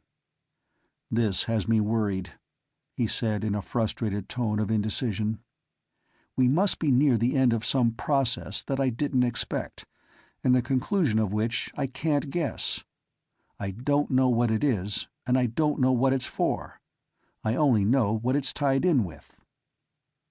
Terry said absorbedly, "2 or 3 times I've picked up some new kinds of sounds. You might call them mooing noises. They're very faint, as if they were far away, and there are long intervals between them. I don't think they come from the surface." Davis made an irresolute gesture. He seemed to hesitate over something he was inclined to accept. Deirdre protested before he could speak. "I don't think what you're thinking is right," she said firmly. "Not a bit of it. Whatever happens will be connected with the fish. Larubia has been around this sort of thing over and over again. We haven't been running the engine, and we haven't been making any specific noises in the water to arouse curiosity. If anything were going to happen to us, it would have happened to Larubia before now. It would be ridiculous to run away just because I'm on board." Terry, bent intently over the recorder, suddenly felt a cold chill run up and down his spine. His mind told him it was ridiculous to associate distant mooing sounds, underwater, with a completely unprecedented, frantic gathering of fish into one small area, and come up with the thought that something monstrous and plaintive was coming blindly to feed upon fellow creatures of the sea. There was nothing to justify the thought. It was out of all reason, but his spine crawled just the same. "The circle's only 800 yards across now," said Davis uneasily. "The fish can't crowd together any closer. But Doug went overboard with diving goggles, and he says there's a column of brightness as far down as he can make out." Terry looked up. "He went overboard? Didn't he tingle?" "He said it was like baby nettles all over," Davis protested, as if it were someone's fault. "But he didn't sting after he came out. It must be—" A mooing sound came out of the recorder. It was fainter than the other sounds and very far away. It must have been of terrific volume where it originated. It lasted for many seconds, then stopped. "I should have been recording," said Terry. "That sound comes up about every 5 minutes. I'll catch it next time." Davis went away, as if he wanted to miss the noise and the decision it would force upon him. Yet Terry told himself obstinately that there was no reason to connect the mooing sound with the crazed fish herd half a mile away. But somehow he couldn't help thinking there might be a connection. The ship's clock sounded 7 bells. Deirdre said, "The brightness is really smaller now." The patch of flashes was no more than half its original size. Terry pressed the recording button and straightened up to look more closely. Right then, Deirdre said sharply, "Listen." Something new and quite unlike the mooing noise now came out of the recorder. "Get your father," commanded Terry. "Something's coming from somewhere." Deirdre ran across the heaving deck. Terry shifted position so he could manipulate the microphone hanging over the yacht's side into the water. Davis arrived. His voice was suddenly strained and grim. "Something's coming?" he demanded. "Can you hear any engine noise?" "Listen to it," said Terry. "I'm trying to get its bearing." He turned the wire by which the submarine ear hung from the rail. The chirpings and squealings and squeakings changed volume as the microphone turned. But the new sound, of something rushing at high speed through the water, that did not change. Terry rotated the mic through a full circle. The fish noises dwindled to almost nothing, and then increased again. The volume of the steady hum changed with them. But the rushing sound remained steady. Rather, it grew in loudness, as if approaching. But the directional microphone didn't register any difference, whether it received sound from the north, east, south, or west. It was a booming sound. It was a rushing sound. It was the sound of an object moving at terrific speed through the water. There was no engine noise, but something thrust furiously through the sea, and the sound grew louder and louder. "It's not coming from any compass course," said Terry shortly. "How deep is the water here?" "We're just over the edge of the Luzon Deep," said Davis. 4,000 fathoms. 5, maybe 6. "Then it can only be coming from one direction," said Terry. "It's coming from below. And it's coming up." For 3 heartbeats, Davis stood perfectly still. Then he said, with extreme grimness, "Since you mention it, that would be where it's coming from." He turned away and shouted a few orders. The crewmen scurried swiftly. The yacht's head fell away from the wind. Terry listened again to the rushing sound. There seemed to be regular throbbings in it, but still no engine noise. It was a steady drone. "Bazooka shells ought to discourage anything," Davis said in an icy voice.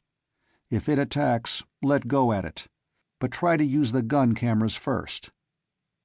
The Esperance rolled and wallowed. Her bows lifted and fell. Her sails were black against the starry sky overhead. 2 of the crew cuts settled themselves at the starboard rail.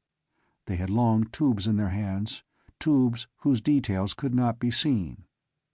The wind hummed and thundered in the rigging. Reef points pattered. Near the port rail, the recorder poured out the amplified sounds its microphone picked up from the sea. The sound of the coming thing became louder than all the other noises combined. It was literally a booming noise. The water started to bubble furiously as it parted to let something rise to the surface from unthinkable depths. Doug put 2 magazine rifles beside Terry and Deirdre, then he moved away. Deirdre had a clumsy object in her hands. It had a rifle stock and a trigger. What should have been the barrel was huge, 6 inches or more in diameter, but very short. That was the flashbulb reflector. The actual camera was small and on top, like a sight. "We'll aim these at anything we see," said Deirdre composedly, "and pull the trigger. Then we'll pick up the real rifles and see if we must shoot. Is that all right?" She faced the shining patch of ocean. Davis and the crew cut at the wheel faced that way. Tony and Jug stood with the clumsy tubes of bazookas facing the same direction. Doug had taken a post forward, with a camera gun and a magazine rifle. He had the camera in hand to use first. It seemed that hours passed, but it must have been just a few minutes. Nothing out of the ordinary seemed to be taking place anywhere. The moon now shone down from a sky in which a few thin wisps of cloud glowed among the stars. Sharp peaked waves came from one horizon and sped busily toward the other. The yacht pitched and rolled, its company strangely armed and expectant. The recorder gave out a droning, booming, rushing sound which grew louder with ever-increasing rapidity. Now the sound reached a climax. From the very center of the glinting circle of sea there was a monstrous splashing sound. A phosphorescent column rose furiously from the waves. It leapt. Water fell back and something soared into the air. Sharp, stabbing flashes of almost intolerably white light flared up. The gun cameras fired their flashbulbs without a sound. It was then that Terry saw it, in mid-air. He swung the gun camera, and a flash from another gun showed him that he would miss. He jerked the gun to bear and pulled the trigger. The flash illuminated it vividly. Then night began. It was torpedo-shaped, and excessively slender but very long. It could have been a living thing frozen by the instantaneous flash. It could have been something made of metal. It leapt a full 50 feet clear of the waves, and then tumbled back into the ocean with a colossal splash. Then there was silence, except for the sounds of the sea. Terry had the magazine rifle still in his hands. Tony and Jug waited with their bazookas ready. It occurred to Terry that yachts are not customarily armed with bazookas. "That wasn't a whale," said Deirdre unsteadily.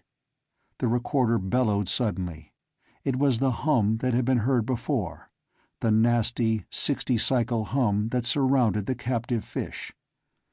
But it was 10, 20, 50 times as loud as before. The fish in the Bright Sea area went mad. The entire surface whipped itself to spray, as fish leapt frenziedly to get out of the water, which stung and burned where it touched. Then, very strangely, the splashing stopped. The brightness of the sea decreased. A while later, the enormous snarling sound was noticeably less loud than it had been at that first horrible moment.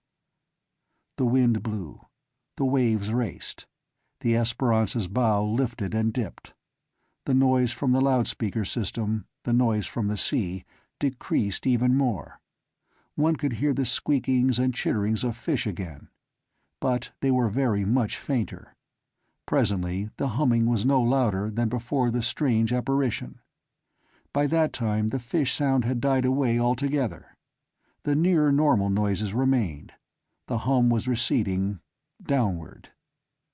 Davis came to Terry, where he stood by the recording instrument. "The fish have gone," he said in a flat voice. "They've gone away. They didn't scatter. We'd have seen it. Do you realize where they went?" Terry nodded. "Straight down. Do you want to hear an impossible explanation?" "I've thought of several," said Davis. Doug came and picked up the gun cameras that Terry and Deirdre had used and went away with them. "There's a kind of sound," said Terry, "that fish don't like. They won't go where it is. They try to get away from it." Deirdre said quietly, "I would too, if I were swimming." "Sound," said Terry, "in water, as in air, can be reflected and directed, just as light can be. A megaphone turns out one's voice in a cone of noise, like a reflector on a light. It should be possible to project it. One can project a hollow cone of light. Why not a hollow cone of sound in water?" Davis said with an unconvincing ironic and skeptical air, "Indeed, why not?" "If such a thing were done," said Terry, "then when the cone of sound was turned on, the fish inside it would be captured as if by a conical net. They couldn't swim through the walls of sound. And then one can imagine the cone made smaller, the walls drawn closer together. The fish would be crowded together in what was increasingly like a vertical, conical net, but with walls of unbearable noise instead of cord. It would be as if the sea were electrified and the fish were shocked when they tried to pass a given spot. "Preposterous, of course," said Davis, but his tone was not at all unbelieving. "Then suppose something were sent up to the top of the cone, and it projected some kind of a cover of sound on the top of the cone, and imprisoned the fish with a lid of sound they couldn't endure. And then suppose that thing sank into the water again. The fish couldn't swim through the walls of noise around them. They couldn't swim through the lid of sound above them. They'd have to swim downward, just as if a hood were closing on them from above." "Very neat," said Davis. "But of course you don't believe anything of the sort." "I can't imagine what would produce that sound in that way and send up a cork of sound to take the fish below. And I can't imagine why it would be done. So I can't say I believe it." Davis said slowly, "I think we begin to understand each other. We stay as close to this place as we can until dawn, when we will find nothing to show that anything out of the ordinary happened here." "Still less," said Terry, "to hint at its meaning. I've been doing sums in my head. That bright water was almost solid with fish. I'd say there was at least a pound of fish to every cubic foot of sea." "An underestimate," said Davis judicially. "When the bright patch was 1,000 yards across, and it was even more, there'd have been 400 tons of fish in the top 3-foot layer." Davis seemed to start, but it was true. Terry added, "The water was clear. We could see that the packing went on down a long way, say 50 yards at least."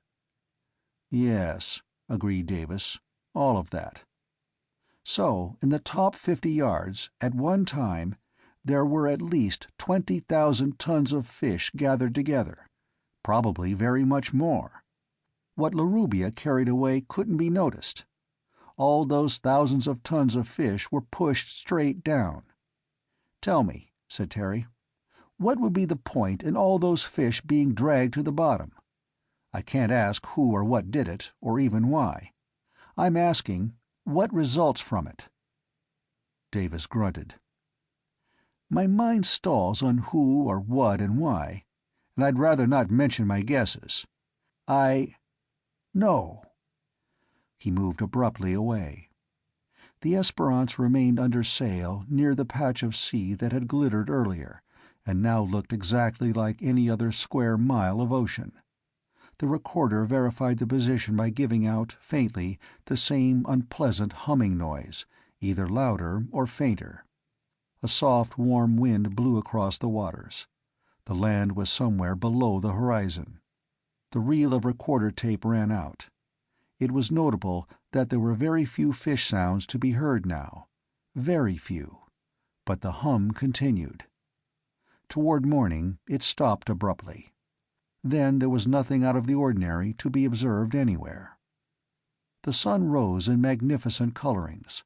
The sky was clear of clouds. Again the waves looked like living, leaping, joyous things. Gulls were squawking. Doug came up from below decks. He carried some photographic prints in his hand. He developed and printed what the gun cameras had photographed when the mysterious object, or beast, leapt clear of the sea. There were 7 different pictures. 4 showed flashbulb-lighted sections of empty ocean. 1 showed a column of seawater rising at fantastic height from the sea. Another one showed the edge of something at the very edge of the film. The 7th picture Terry recognized. It was what he'd seen when the flashbulb of his gun camera went off. The focus was not sharp, but it was neither a whale nor a blackfish, not even a small one, nor was it a shark. It was not a squid. It was not even a giant manta.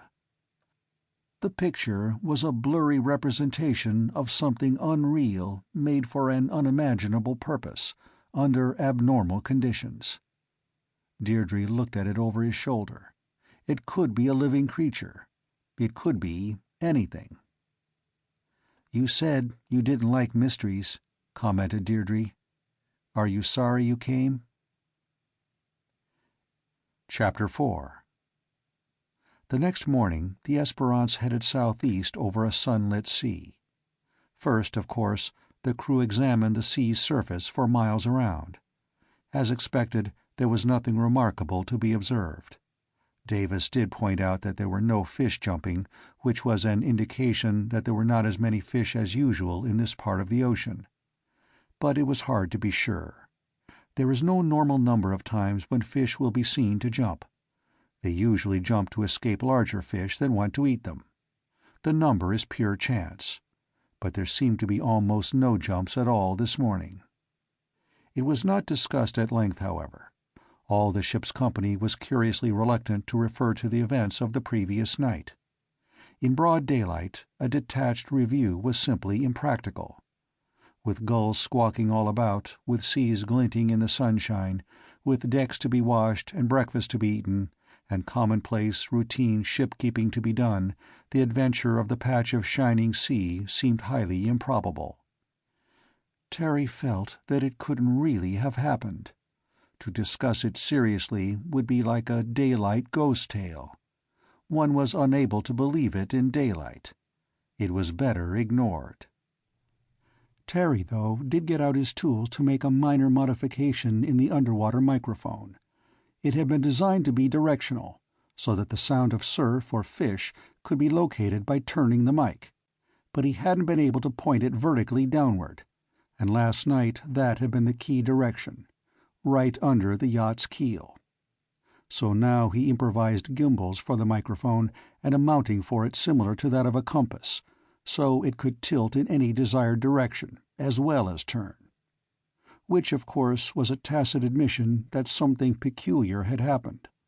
Presently, Deirdre came and watched him. "What's that for?" she asked, when he fitted the gimbals in place. He told her. She said hesitantly, "Yesterday, when I asked you not to try the paddle until we got to shallow water, you got angry and said you'd asked to be put ashore. We're headed for Barca now. Someone there is building something for my father, the same thing I had asked you to build, a fish-driving instrument. If you still want to go, you can get a bus from there to Manila. But I hope you have changed your mind." "I have," said Terry dourly. "I told your father so. I was irritated because I couldn't get any answers to the questions I asked. Now I've got some questions your father wants answers to, and I'm going to try to find them out." Deirdre sighed, perhaps in relief.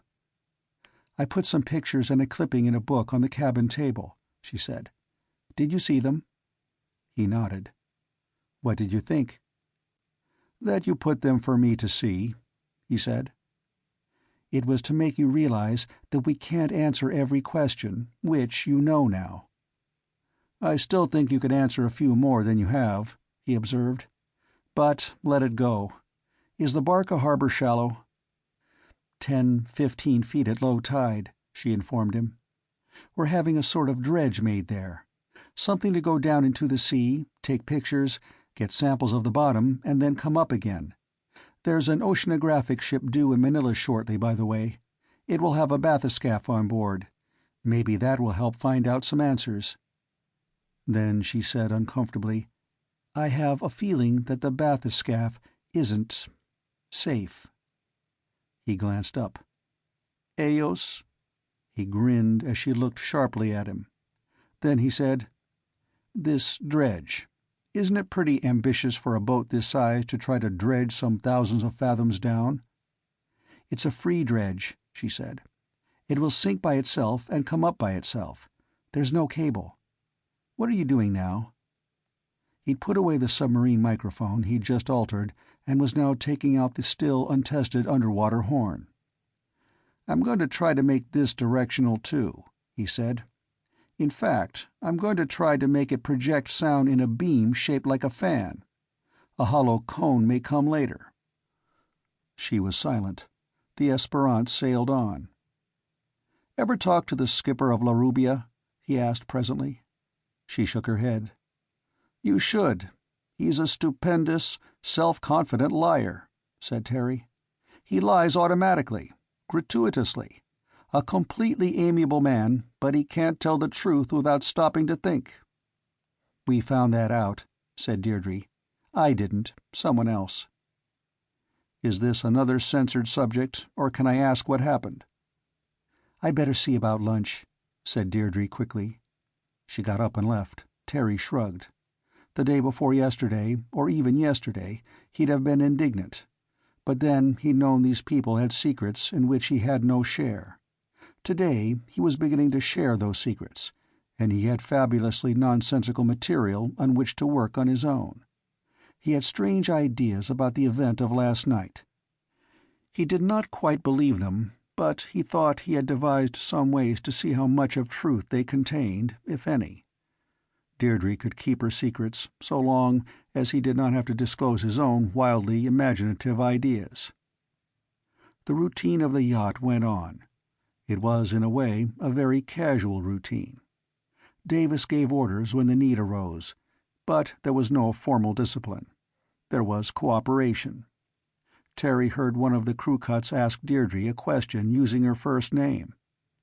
It would have been highly improbable in a paid crew, but it was reasonable enough in a volunteer expedition. He heard Deirdre say, "Why don't you ask him?"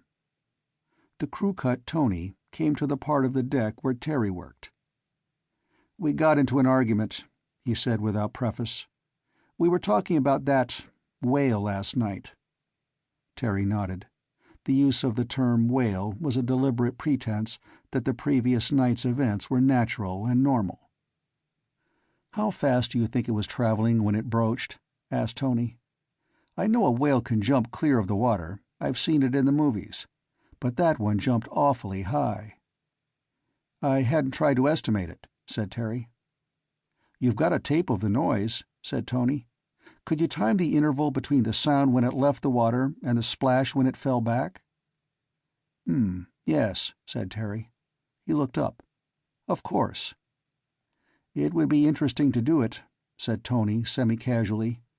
Then he added hastily, "I've read somewhere that whales have been clocked at pretty high speeds. If we can find out how long its leap lasted, we could know how fast it was going." Terry considered for a moment and then got out the recorder. He played the tape for a moment and skipped forward to later parts of the record, until he came to the place where the unpleasant humming sound was loud, and finally reached the beginning of the rushing noise. That, in turn, had preceded the leap of the object photographed by the gun cameras. Terry glanced at his watch when the rushing started. He timed the period of ascent of the noise, while it grew louder and louder and became a booming sound, which was at its loudest the instant before it ceased. At that moment the mysterious object had leapt out of the sea. The splash of its re-entry came long seconds later. Tony timed the leap.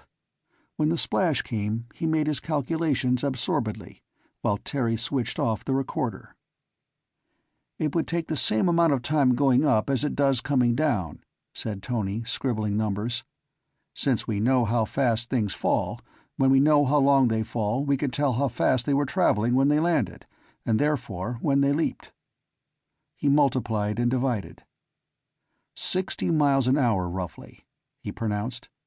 "The whale was going 60 miles an hour straight up when it left the water. What can swim that fast?" "That's your question," said Terry. "Here's one of mine. We heard it coming for 5 minutes, 10 seconds. How deep is the water where we were?" "About 4,500 fathoms." "If we assume that it came from the bottom, it must have been traveling at least 60 miles an hour when it broke surface," said Terry. "But can a whale swim 60 miles an hour?" "No," said Terry. Tony hesitated, opened his mouth, closed it, and went away. Terry returned to the changing of the submarine horn. Sound has its own tricks underwater. If you know something about them, you can produce some remarkable results. A deliberately made underwater signal can be heard through an unbelievable number of thousands of miles of seawater.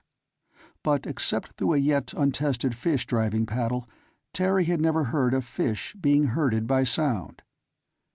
Still, fish can be stunned or killed by concussions. They have been known to be made unconscious by the noise of a very near submarine bell. It wasn't unreasonable that a specific loud noise could make a barrier no fish would try to cross. But there were still some parts of last night's events that did not fit into any rational explanation. Davis came over to Terry. "I think," he said, "that we may have missed a lot of information by not having submarine ears before. There may have been all sorts of noises we could have heard." "Possibly," agreed Terry. "We're more or less in the position of savages faced with phenomena they don't understand," said Davis vexedly. "The simple problems of savages range from what produces thunder to what makes people die of disease. Savages come up with ideas of gods or devils doing such things for reasons of their own. We can't accept ideas of that sort, of course." "No," agreed Terry, "we can't." "But what happened last night," said Davis, "is almost as mysterious to us as thunder to a savage. A savage would blame it on devils or whatnot." "Or on Eos," said Terry. "He'd imagine a personality behind it, yes," said Davis.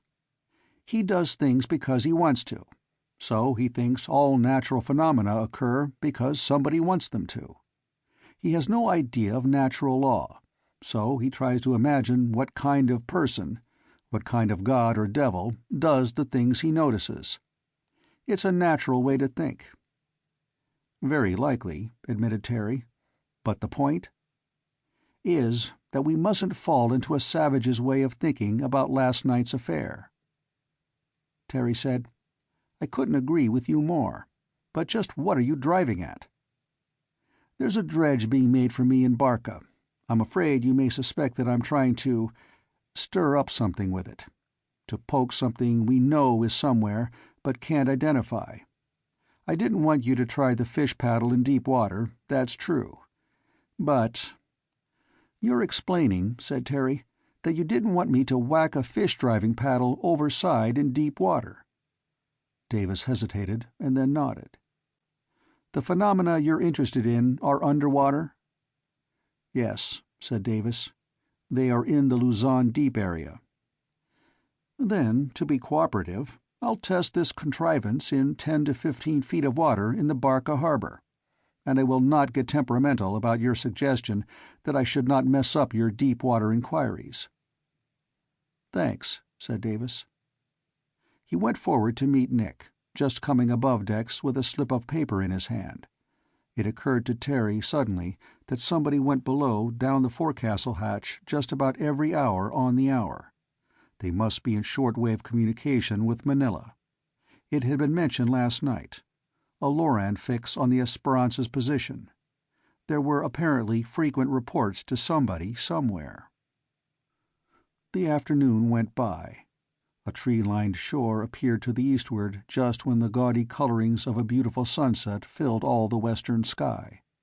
The Esperance changed course and followed the coastline, some miles out. Night fell. The yacht sailed with a fine, smooth motion over the ocean swells.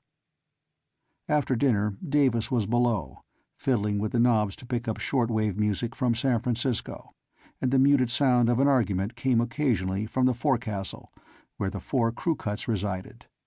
Terry and Deirdre went on deck. "My father," said Deirdre, "says you understand each other better now. He doesn't think you're going to feel offended with us, and he's really pleased.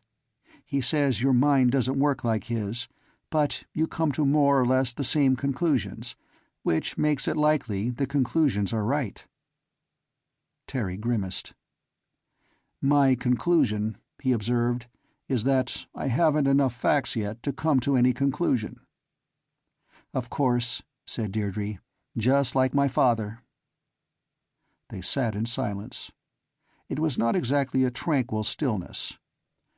It was pleasant enough to be here on the slanting deck of a beautiful yacht, driving competently through dark seas under a canopy of stars. But now Terry realized he was constantly aware of Deirdre. He liked her. but he liked other people, male and female, without being continually conscious of their existence. Girls are usually more conscious of such things than men. At least 99% of the time, a man does not modify his behavior because of the age, sex, and marital status of the people he comes in contact with. It isn't relevant to most of what he says and does. But a girl frequently modifies her actions in just such circumstances. Deirdre was well aware of the slightly uneasy, extremely interested state of Terry's mind. There was silence for a long time. Then a shooting star went across the sky. It went out. "Would you like to hear something really wild?" asked Deirdre ruefully. "That shooting star just then. It used to be true that more meteorites, shooting stars, had fallen and been removed in Kansas than any other place in the world. But it would be ridiculous to think they aimed for Kansas, wouldn't it?" Terry nodded, not following at all. "At Thrawn Island," said Deirdre, "since the satellite tracking station has been built, space radars have picked up more bolides, big meteors, that come in to fall in the Luzon Deep than ever in Kansas or anywhere else. I think my father frets over that, simply because he's so concerned about the Luzon Deep." Terry heard himself saying irrelevantly, "I'd like to ask you a few strictly personal questions, Deirdre. What's your favorite food? What music do you like? Where would you like best to live? When—" Deirdre turned her head to smile at him. "I've been wondering," she said, "if you thought of me only as a fellow researcher, or whether you'd noticed that I'm a person, too. There's a restaurant in Manila where they still cut their steaks along the muscle instead of across it, and where they make some unheard-of dishes. That place has some of my favorite foods. And next time we're in Manila, we'll try it," said Terry. "Now, I know a place—" The Esperance went on. Presently the moon rose, and moonlight glinted on the waves while the stars looked cynically down on the small yacht upon the sea. And two people talked comfortably and absorbedly about things nobody else would have thought very interesting. When Terry turned in for the night, he realized pleasantly that he was very glad he'd let himself be persuaded to join the Esperance's company. Dawn came. Terry was already on deck when the Esperance threaded her way into a small harbor. There were palm trees along the shore, and there was a Philippine town with edifices ranging from burnt brick to stucco to mere nipa huts on its outskirts. Two-man fishing boats were making their way out from the shore on which they'd been beached. From somewhere came the staccato, backfiring noise of an old automobile engine being warmed up for the day's work. It would undoubtedly be the bus for Manila, but it was not thinkable that Terry should take it now. The yacht dropped anchor and lay indolently at rest while her crew breakfasted and the morning deck routine was being performed. Then Deirdre appeared in shore-going clothes of extreme femininity. Davis, too, was dressed otherwise than as usual. "We're going ashore to the shipyard," he told Terry, "if you'd like to come." "I've got something to do here," said Terry. Two of the crew cuts got a boat overside and headed it for the shore. Terry got out the recorder and the submarine ear and horn. He set up his apparatus for a test. Tony came from below decks and watched. Then he came closer. "If I can help," he said tentatively. "You can," Terry told him. "But let's listen to what the fish are saying first." He dropped over the submarine ear and started the recorder to play what it picked up, but without recording it. Sounds from underwater came out of the speakers. The slappings of tiny harbor waves against the yacht's planking. The chunking, rhythmic sound of oars from a fishing boat which was rowing after the half-dozen that had gone out earlier.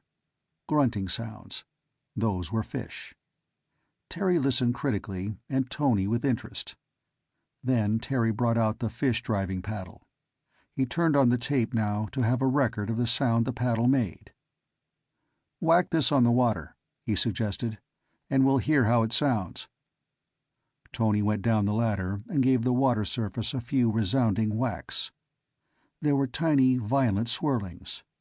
For 30 or 40 feet from the Esperanza's side, there were isolated, minute turmoils in the water. 3 or 4 fish actually leapt clear of the surface. "Not bad," said Tony. "Shall I whack some more?" Tony reeled back a few feet of the tape which contained the whacking sounds. He replayed them, listening critically as before. Tony had returned to the deck. The whackings, as heard underwater, were not merely impacts. There was a resonance to them, almost a hum. Rather grimly, Terry substituted this tape reel with the recording he'd made the night before. He started the instrument and found the exact spot where the object from the depths had fallen back into the sea. He stopped the recorder right there. He hauled up the submarine ear and plugged in the horn to the audio amplifier, as yet untested, which should multiply the volume of sound from the tape. Then he put the horn overside. He switched on the recorder again. The tape reel began to spin. The sound went out underwater from the horn. Underwater, it was much louder than when it had been received by the Esperanza's microphone. Here it was confined by the surface above and the harbor bottom beneath. It must have been the equivalent of a loud shout in a closed room, only worse. The fish in the harbor of Barca went mad. All the harbor surface turned to spray. Creatures of all sizes leapt crazily above the surface, their fins flapping, only to leap again, more frantically still, when they fell back. A totally unsuspected school of very small flying fish flashed upward in such frenzied haste that some tried to climb too steeply and fell back and instantly flung themselves into the air again. Terry turned off the playing recorder.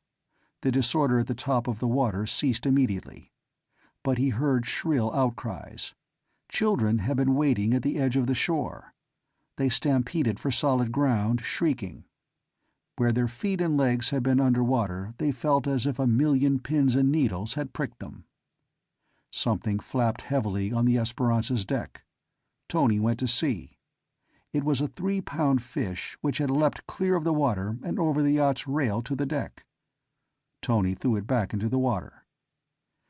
"I guess there's not much doubt," he said painfully. "Of what?" demanded Terry. "Of what I had guessed," said Tony. "And what did you guess?" Tony hesitated. "I guess," he said unhappily, "that I'd better not say." He watched with a startled, uneasy expression on his face as Tony put the apparatus away. Time passed. Davis and Deirdre had been ashore over an hour. Then Terry saw the small boat leave the shore and approach. It came deftly alongside, the 2 passengers climbed up to the deck, and all 4 crew cuts hauled the boat back inboard and lashed it fast. "Our dredge isn't ready yet," said Davis. "It looks good, but there'll be a delay of a few days." Deirdre examined Terry's expression. "Something's happened. What?" Terry told her. Davis listened. Tony added what he'd seen, including the fish that had leapt high enough out of the water to land on the Esperanza's deck. "After the fact," said Davis, "I can see how it could happen. But—" He hesitated for a long time and then said, "This is another case where I've been making guesses and hoping I was wrong. And like the others, proof that my early guess was wrong makes another guess necessary. And I dislike the later guess much more than the first." He moved restlessly. "I'm glad you only tried it once here," he said unhappily. "We're due up at Thrawn Island anyhow. You can work this trick out in the lagoon up there. If there's no reaction to the dredge when we try it, we can try this. But it might be a very violent poke at something we don't quite believe in. I'd rather try a gentle poke first." He turned away. In minutes Nick was below decks starting the yacht's engine, 2 others of the crew cuts were hauling up the anchor, and the 4th was at the wheel. Without haste, but with celerity, the Esperance headed for the harbor mouth and the open sea. They had their midday meal heading north by west. Late in the afternoon, Deirdre found occasion to talk to Terry about Thrawn Island. "It's the China Sea tracking station for satellites," she told him. "Some of the staff are friends of my father's. It's right on the edge of the Luzon Deep, and the island's actually an underwater mountain that just barely protrudes above the surface. There are some hills, a coral reef, and a lagoon. It's also terrifically steep, and you can use the fish-driving device as much as you please without startling any Filipino fishermen." "You've been there before," said Terry. "Oh yes. I told you a fish wearing a plastic object was caught in the lagoon there. That was when the station was being built. The men at the tracking station fish in the lagoon for fun, and now they're naturally watching out for more oddities." The Esperance sailed on. The crew cuts went about their various chores and talked endlessly among themselves and with Deirdre when she joined in. Terry felt useless. He trailed the submarine ear overboard and set the recorder to work as an amplifier only. At low volume it played the sounds of things below. He kept half an ear cocked toward it for the mooing sound he picked up at the place where the ocean glittered. He heard it again now, and again found it difficult to imagine any cause for it. The sounds uttered by noise-making fish are usually produced in their swim bladders. The purpose of fish cries is as obscure as the reason for some insect stridulations, or the song of many birds. But a long-continued fish noise would involve a swim bladder of large size. At great depths, if a considerable cavity were filled with gas, under pressures running into tons to the square inch— Terry could not quite believe it. He did not hear the mooing sound any more as the yacht went on its way. Other underwater sounds became commonplace, and he tended not to hear them.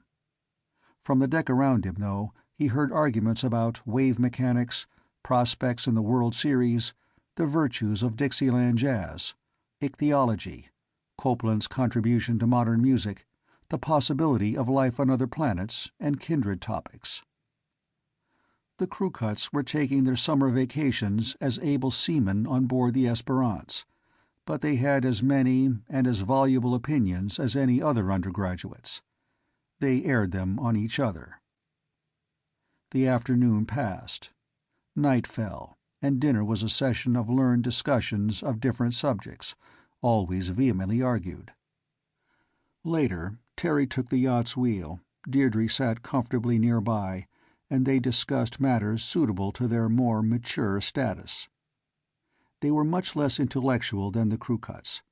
In a few days they developed an interest in each other, but each of them believed this was just a very pleasant friendship. Eventually the moon rose. It was close to midnight when Nick bobbed below decks and came up with a report that they'd been picked up by the Thrawn Island radar and were proceeding exactly on course. Half an hour later a tiny light appeared at the edge of the sea. The Esperance headed for it, and presently there were breakers to port and starboard. The engine rumbled down below, and the yacht lifted and fell more violently than ordinary. Then once more she was in glassy smooth water. The air was very heavy with the smell of green vegetation. Certain rectangles of light became visible. They were windows of the Thrawn Island satellite tracking installation. The Esperance's sails were lowered, and she moved toward the lights on engine power only. There was no movement ashore, though Nick had talked with the island on shortwave. After a little while, the searchlight was put in operation and began to reach out like a pencil of brilliant white light. It darted here and there and found a wharf reaching out from the shore to deep water. The Esperance floated toward it, her engine barely turning over. There was still no sign of activity except for the lighted windows. The engine stopped, then reversed, and the yacht drifted gently until it contacted the wharf's snubber pilings. Jug and Tony jumped ashore with lines to fasten the yacht. Still no sign of life. "Queer," said Davis, staring ashore. "They knew we were coming." A moving light suddenly appeared in the sky. A fireball, which is an unusually lurid type of shooting star. It came over the treetops and crossed the zenith, leaving a trail of light behind it. It went on, seemingly slowing down, which meant that it was descending from a very high altitude. Its brilliance became more and more intense. Then it dimmed. At this point, the fireball seemed to plunge downward. Then its flame went out, and only a faint, dull red speck in motion could be seen.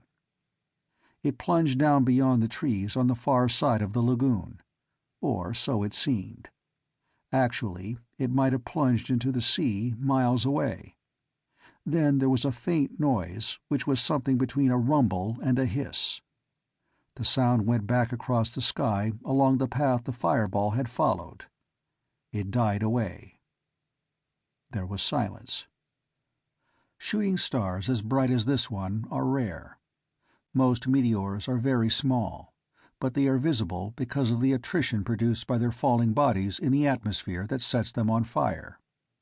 They usually appear at around a 70-mile height, but frequently they are vaporized before they have descended more than 30 miles. Sometimes they explode in mid-air and strew the earth with fragments. Sometimes they strike ground, leaving monstrous craters where they have fallen. Most meteors fall in the sea. But a meteor has to be at least down to 20 miles from sea level before its sound can be heard.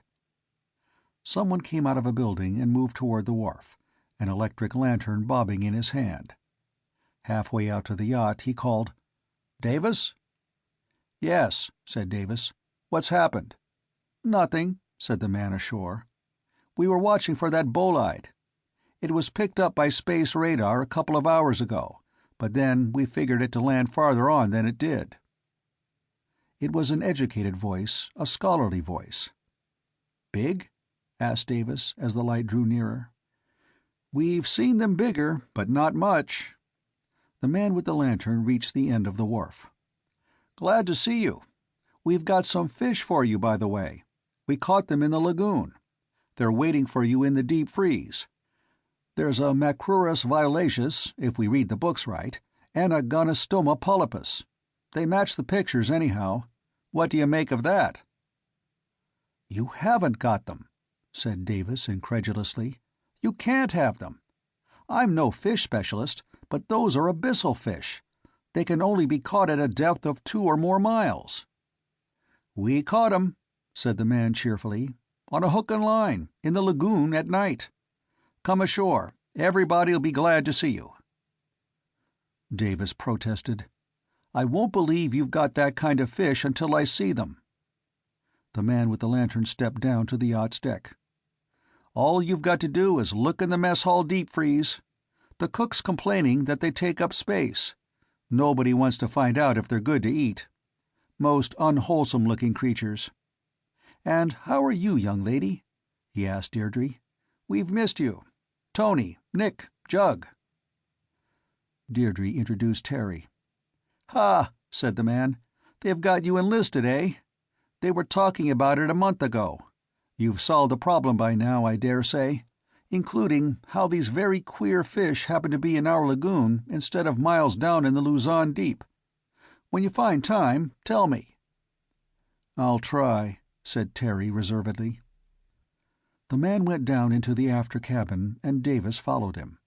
Deirdre said amusedly, "Dr. Morton's a dear. Don't take him seriously, Terry. He loves to tease. He'll hound you to tell him how deep sea fish got up here and into a shallow lagoon. Please, don't mind." "I don't," said Terry. "I'll tell him tomorrow, I think. I believe now I know how it happened, but I want to check it first." Chapter 5. When Terry awoke next morning, the reflections of sunlight on water came in through the porthole of his cabin. He watched the shimmering contortions of the light spots on the wall. His thoughts went instantly back to the subject they dwelt on before he went to sleep.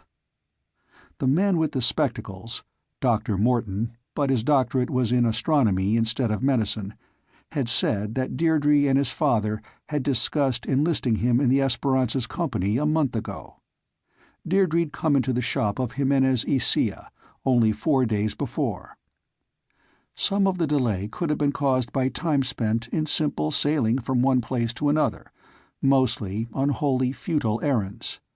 They'd gotten a fish-driving paddle at Alua. That'd take some days of sailing each way. Apparently, they'd been fumbling at some vague idea of trying to find out what would produce the facts they'd noted. Very queer fish, Davis had said of some of the catches La Rubia had made. The abyssal fish mentioned last night would be very queer fish to catch in a lagoon. Yes. He lay still, surveying other aspects of the situation. Davis had called on an aircraft carrier for electronic items, and the Esperance was in constant touch with somebody by shortwave radio. It might be the same carrier. The Manila Police Department was on very cordial terms with Davis, and the staff of a satellite tracking installation saved odd specimens of fish for him. The Esperance's enterprise was plainly not a brand new adventure. It had been carried on for some time. They had had technical aid of the very highest caliber, but they hadn't gotten anywhere yet. It did appear that Terry had added a minor specialty to the arsenal of investigative techniques. Without the data gathering on recorder tape, their idea of the events of 2 nights before would be very different. The sea would have seemed very bright, then the glowing area would have been noted to have grown smaller, and something resembling a whale would have been seen leaping high above the water. Then the brightness would have faded out. It would have been mysterious enough, but an entire aspect of the phenomenon would have gone unnoticed.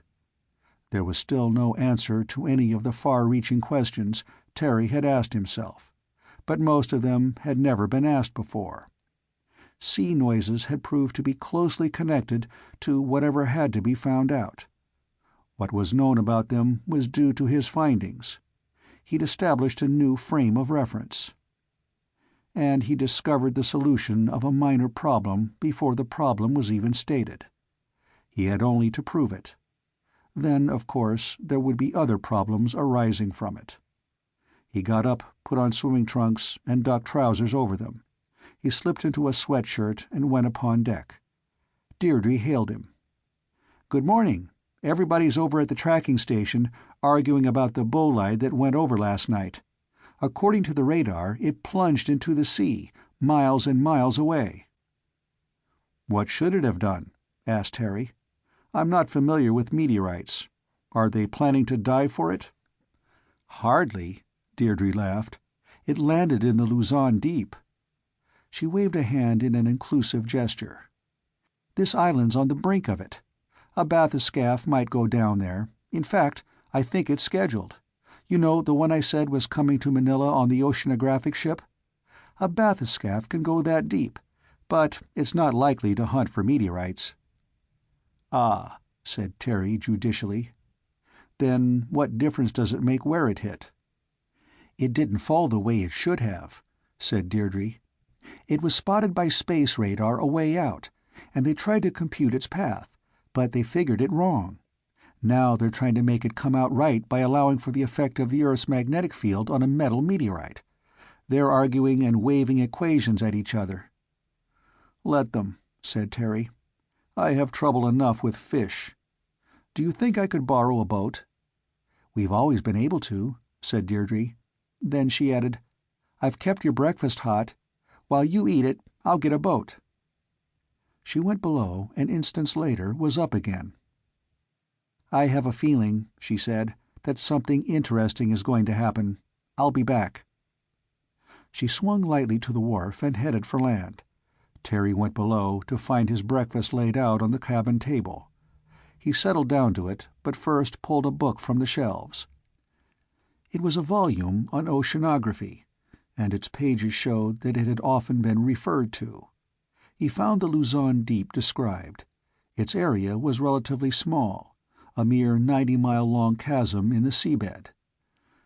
But it was second only to the Mindanao Deep in its soundings, and a close second at that. Its maximum depth was measured at 27,000 feet, over 5 miles. There was a mention of Thrawn Island as being on the very edge of the deep. According to the book, The island was the peak of one of the most precipitous and tallest submarine mountains in the world. 3 miles from where Thrawn Island lay, there were soundings of 28,000 feet and upward. This depth extended as a trench. The staccato roaring of an outboard motor sounded some distance away. It bellowed toward the yacht, swung about, and cut off. Terry gulped down his coffee and went above decks, just as Deirdre was fastening the small craft alongside the yacht. "Taxi?" she asked amiably. "I got the boat. Where to?" Terry swung down and took the steering grip. He headed the boat away. There was a box for bait, a few fishing lines, and even 2 highly professional fish spears on board. Fishing was not necessarily a sedentary pastime here. "We try the lagoon entrance," he said. "I've an idea. I noticed something last night when we came in." "Do you want to brief me?" "I'd rather not," he admitted. Deirdre shrugged without resentment. The little craft went sturdily toward the passageway to the open sea. She formed an overhead of waves as she moved. She neared the points of land at the ends of the coral formation enclosing the lagoon. Thrawn Island was not an atoll, but the beaches were made of snow-white coral sand.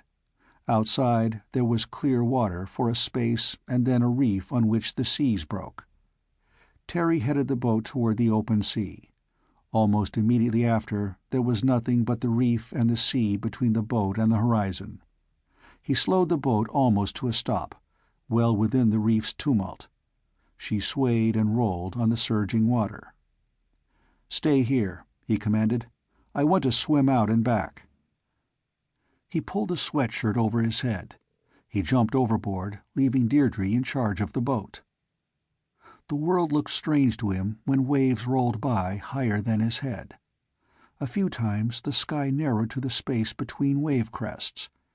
Other times he was lifted upon a wave peak, and the sky was illimitably high and large, and the breaking seas on the nearby reef merely roared and grumbled to themselves. He swam out away from the land. Suddenly his body began to tingle. He stopped and paddled, analyzing the sensation. One side of his body felt as if the most minute of electric currents entered his skin. It was not an unpleasant sensation. Deirdre, in the small boat, was 50 yards behind, watching him. As he swam on, the tingling grew stronger. He dived. The tingling did not vary with depth. He came up, and he was farther out than he'd realized. He suddenly knew that he'd been incautious. There are currents which flow in and out of lagoons. A barrier of reef affects them too. Terry found himself swimming in an outward-bound current, which pushed him out and away from the island. Within seconds, the sensation in his body changed from a mere tingling to torment. For a moment it was just very much stronger and slightly painful, but a moment later it felt as if he swam among flames. It was unbearable. His muscles were not contracted, as if by an electric shock, but he couldn't control their reflexes. He found himself splashing crazily, trying to fight his way out of the anguish which engulfed him. He went under. His body had taken complete control over his mind, and he found himself swimming frantically underwater. He couldn't reach the surface. His body tried to escape the intolerable agony in which it was immersed, but couldn't. He heard a roaring sound, but it meant nothing. The roaring grew louder. Finally, he did break the surface for a few seconds, and he gasped horribly, but then he went under. The roaring grew thunderous, and he broke surface again. Something seized his flailing arm and pulled him up. The arm ceased to experience the horrible sensation of being in boiling oil. His hand recognized a gunwale. He swarmed up the solid object with hands helping him, and found himself in the boat, gasping and shivering, and cringing at the bare memory of the suffering he'd undergone. Deirdre stared at him, frightened. She swung the boat's bow shoreward. The outboard motor roared, and the boat raced past the gap in the reef and rushed toward the lagoon opening. "Are you all right? What happened? You were swimming, and suddenly—" He swallowed. His hands quivered. He shook his head, and then said unsteadily, "I meant to check the reason those queer fish stay in the lagoon. I thought that if they belonged in the depths and were somehow carried out of them, they would try to get back. I found out." He felt an unreasonable relief when the lagoon entrance was behind the boat. The glassy water was reassuring. The Esperance looked like safety itself. "I think I know how they got here now," he added. "We underestimated what we're trying to understand. I'll be all right in a minute." It was less than a minute before he shook himself and managed to grin wryly at Deirdre. "Was there a hum in the water?" asked Deirdre, still staring at him. "I thought I heard it on the bottom of the boat. Was that the trouble?" "Yes. I wouldn't call it a hum," Terry admitted. "Not any longer. Now I know what a slow fire feels like." "You frightened me," said Deirdre. "The way you splashed." "I heard the humming sound," said Terry, "last night when the yacht came up to the island. We were perhaps a half-mile offshore. It was very faint, but I had the amplifier turned down low. The hum was at its loudest just before we passed the reef, but nobody else noticed. When Dr. Morton said there were abyssal fish in the lagoon, I knew why they'd be there. I made a guess at what might drive them there. I went to find out if I was right. I found out." "The hum?" asked Deirdre again. When he nodded, she said, "What are you going to do now? What do you think makes the hum?" "I'm trying hard not to guess what makes the hum," Terry told her. "Insufficient data. I need more. I think I'll ask what other odd phenomena have turned up in this neighborhood. Foam patches on the sea. I can't imagine a connection, but still—" He swung the little boat alongside the docked Esperance and held out his hand to help Deirdre to the dock. His hand was wholly steady again. She accepted the help. "We'll go to the tracking station?" "Yes, everybody seems to be there," said Terry. They heard a babble of voices coming from the satellite tracking station. As they approached the buildings, Terry looked around. Off at one side there was the very peculiar aerial system by which tiny artificial moons circling the Earth could be detected by their own signals. Minute spheres and cylinders and spiky objects and foolish-looking paddle wheels, whirling in their man-appointed rounds, sent down signals with powers of mere fractions of a watt. This system of aerials picked up those miniature broadcasts and extracted remarkable amounts of information from them. It was possible to determine the satellite's distance more accurately by a comparison of phase changes in their signals than if steel tape measures were stretched up to make physical contact with them. The accuracy was on the order of inches at hundreds of miles. Floating where the stars were bright and unwinking lights against blackness, and the sun was a disk with writhing arms of fire, the small objects sent back information that men had never possessed before and did not wholly know what to do with now that they did. And there were other objects in the heavens, too.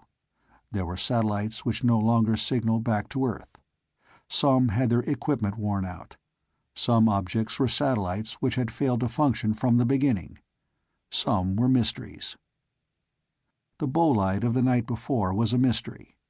As Terry and Deirdre entered the wide veranda of the recreation building for the station's personnel, they heard Dr. Morton protesting, "But that's out of the question. I agree that we never know any more about what the Russians throw out to space than what we find out for ourselves. That's true. But this wasn't a terrestrial object. If it was a satellite that wasn't launched right, it had to have been sent up from Russian territory. It wasn't. That's positive. If we assume it was a satellite that had already made several orbital turns, we must admit it would be an impossible shift in apogee for it to come down at the angle it did." Deirdre and Terry sat down as someone else said hotly, "Our observations were wrong. They had to be. The Earth's magnetic field couldn't affect the speed of an object outside the atmosphere. Our observations say it slowed down. It couldn't." Davis lifted a hand in greeting. The argument stopped for a moment. Deirdre was known, but Terry had to be introduced. He was sitting beside a bald young man who explained in a low tone as the argument resumed. "They're having fun. They argued for days when our radar picked up an empty second stage in orbit. They're still ready to dispute for hours about a supposed retrograde satellite that was spotted last year, was watched for 4 turns, and then disappeared. Beer?" "Too early," said Terry. "Thanks just the same." Davis said earnestly, at the other side of the room, "I'd feel a lot better if that thing last night hadn't splashed where it did."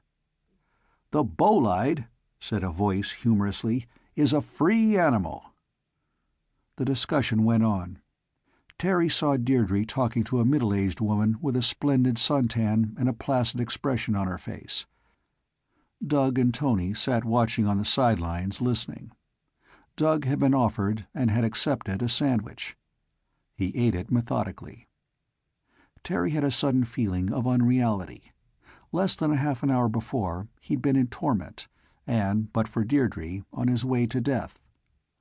On the Esperance, there'd been so much that was absorbing in the way of fish behavior that he'd forgotten some people were interested in other things.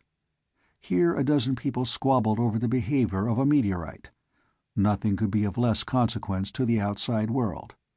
But in the outside world, people argued about baseball, or golf, or politics. Doug excused himself and slipped outside. Terry joined him there a little later. Doug was smoking a cigarette, looking at the sky and the palms. "Pretty heavy discussion," said Terry. "It's over my head," said Doug. "I got lonesome. It made me think of my girl. She likes to talk like this. That's why—" He stopped. "Is there an aqualung outfit on the Esperance?" asked Terry.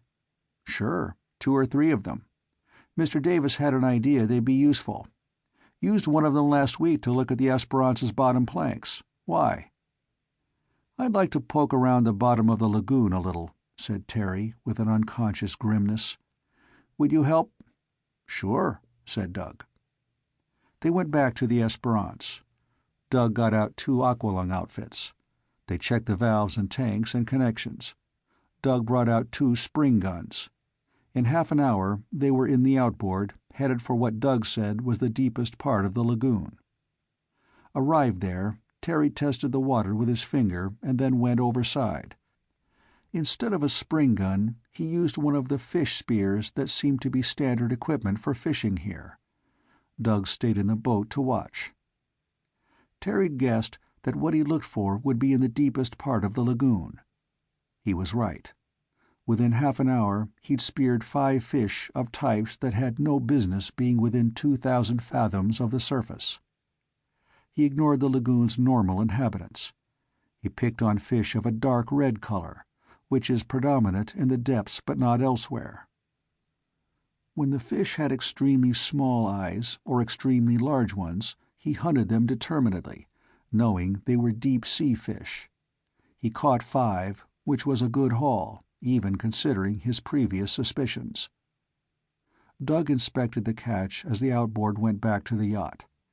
Terry replaced his gear under the gunwale. "They're queer fish," observed Doug. "I wouldn't want to eat them." "Neither would I," agreed Terry. "But I feel a certain sympathy for them. I think we've shared an experience." He did. Fish so far from their normal environment would not have migrated unless they'd been forced to. So these fish must have been driven up from the blissful utter blackness of the abyss, which was their habitat. He had a vivid memory of the kind of urging they'd received, because of his recent swim outside the reef opening. That was the experience he believed they shared.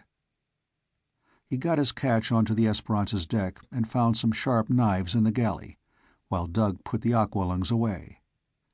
When Doug came above decks again, he looked distastefully at the work Terry had undertaken. "Do you like to do that sort of thing?" he asked. "Hardly," said Terry, "but I want to get it done." Doug watched for a moment or two. "I'm pretty keen about poetry. Sometimes I feel I've got to sweat over a poem that I need to get written. It's hard work. There's no real sense to it, but I feel it's got to be done. I guess that's the way you feel now." "Perhaps," said Terry. It wouldn't have occurred to him to liken the writing of verses to the dissection of dead deep-sea fish, but Doug had a point. He went away presently, and Terry completed the highly unpleasant task. He had just finished flushing the deck clean when Deirdre came back from the tracking station. He was already at work on the recorder when she stepped onto the deck. "You didn't stay," said Deirdre. "I was waiting for a chance to tell my father about the hum outside the lagoon, but he was as deep in the meteor argument as any of them. I still haven't told him." "There's something else to tell him now," Terry remarked. "I went down with an aqualung. Doug was standing by," he added with her gesture of protest, "and speared some fish that don't belong here. I've dissected them.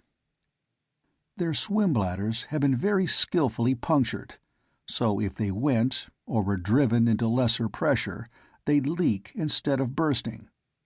That's how they survived coming up from the depths. But the main thing is this." He held out a small plastic object in his hand. It was about 1 inch in diameter and 2 in length, and there were inclusions in the clear material. There were plates and threads of metal. They had that look of mysterious purpose that highly developed technical devices have. "This was fastened to the fin of a fish that belongs as far down as a fish can go," he said. "I found out one of its purposes. When it is in the water, it makes a sound more acute than a whistle every time another sound strikes it. Try that on your piano." Deirdre stared. "I'm saying," he repeated, "that it takes in one sound and gives out another. It could be a relay. What is that for? What's it all about? What does it mean? And I ask just those questions because I don't dare ask who and why." What will you do?" asked Deirdre absurdly. "I've no idea," Terry told her. "I've got a feeling that the wise thing to do would be to settle down somewhere and buy a shop and forget all this. If I don't think about it, maybe it'll go away." "I'll get my father and see what he says." "Tell him," commanded Terry, "that I want to try out my fish-driving horn. I'd like to have witnesses. If this foolishness has to be reported to somebody, we need evidence of the facts. I want to drive fish and see how many deep-sea ones there are in this lagoon, and how many of them have spy devices on them." Deirdre turned away. Then she turned back. "I slipped," said Terry. "I shouldn't have said that. Forget it. Just tell your father I have an extremely urgent impulse to drive fish, and would he come and help?" Deirdre looked at him strangely, and went on to the wharf to search for her father. Terry paced back and forth on the Esperanza's deck. In a few minutes Davis and the crew cuts appeared with Deirdre. But they were not alone. Straggling behind them came nearly all the personnel of the tracking station. There would be somebody on official duty, of course. But here was the bespectacled Dr. Morton, the bald young man who'd offered Terry beer, and the installation cook, a typist, and specialists in radar and other abstruse subjects. Deirdre said, "I told them about the fish-driving business, and they went to see. They stopped arguing about last night's bolide to take ringside seats. All right?" Terry shrugged. He had the recorder already set up. He'd taken a section of the tape made where the sea was bright, at the place where the loudest of the unpleasant humming noise was recorded. He'd made a loop of it so it would play over and over. He played the much amplified sound through the underwater horn held in the air. The result was a raucous bellowing noise. He lowered it into the water. The horn touched the surface and went under. Instantly, the fish of the lagoon seemed to go crazy. All the surface broke and writhed and splashed. There was an incredible number of fish. Terry turned the horn on one side. In this way, not all the water was filled with the intolerable noise, but only a net-like beam of it raced across the water. Within that line, the fish continued to leap frenziedly. The rest of the lagoon suddenly quieted down. In a little while, the beam's space also grew quiet. But that was because the fish that had been previously caught in it had escaped. "I'm afraid," said Terry, "that this isn't going to be very entertaining. I'm going to sweep the beam across the lagoon, pushing the fish ahead of it, until I should have them all in one small area." It was curious that he felt uncomfortable as he set about his task, but he'd experienced the sensation this sound produced, and it was not very pleasant. He turned the beam around slightly. Again there were sudden splashings. They died away. He turned the beam again. It was a nasty, snarling vibration in the water. So far as fish were concerned, it was more like a wall than a net, because not even the tiniest living creature could penetrate it. Not only fish fled before it, shrimps and crabs and all types of crustaceans jerked and crawled and swam ahead of its motion. Jellyfish writhed when it touched them. Sea cucumbers contorted themselves. Everything that lived in the lagoon and could swim or crawl or writhe moved before the invisible barrier.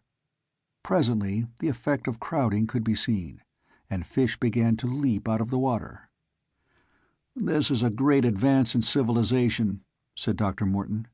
"Men invented guns and destroyed the buffalo and the passenger pigeon. You may have made it possible to depopulate the sea." Terry did not answer. The morning sun shone brightly, a gentle breeze made ripplings on the lagoon. The palms waved their fronds in languid gestures, and the surf could be heard booming and splashing on the outer reef. And about 24 people stood on the wharf or on the Esperance's deck and watched a spliced section of recorder tape go through and through a recorder, which was set to make a sound underwater that could not be heard by the people above. The fish of the lagoon had crowded themselves into a minor embayment of the shore. There were innumerable leapings there. "There should be plenty of fish collected now," said Terry distastefully. "I certainly can't herd them ashore." The outboard boat pushed away from the yacht, its motor roaring. It reached the area in which the water seemed to seethe and surge with the motion of densely crowded swimming creatures. The people in the boat examined the surrounding water. Then the boat came back at top speed. "They're there," called Davis, "and thick enough to walk on. I clearly saw some freaks that must come up from the bottom. We want to collect them." "I speared 5 just now," Terry told him, "and one of them was wearing this." He held up the plastic object he'd found. There was silence for a moment. Then Dr. Morton said briskly, "We'll want fish spears. We'll take all the boats and go after some more of these piscatory oddities. Who's best with a spear?" Davis would go. He could use the 2 fish spears that were standard equipment for the outboard.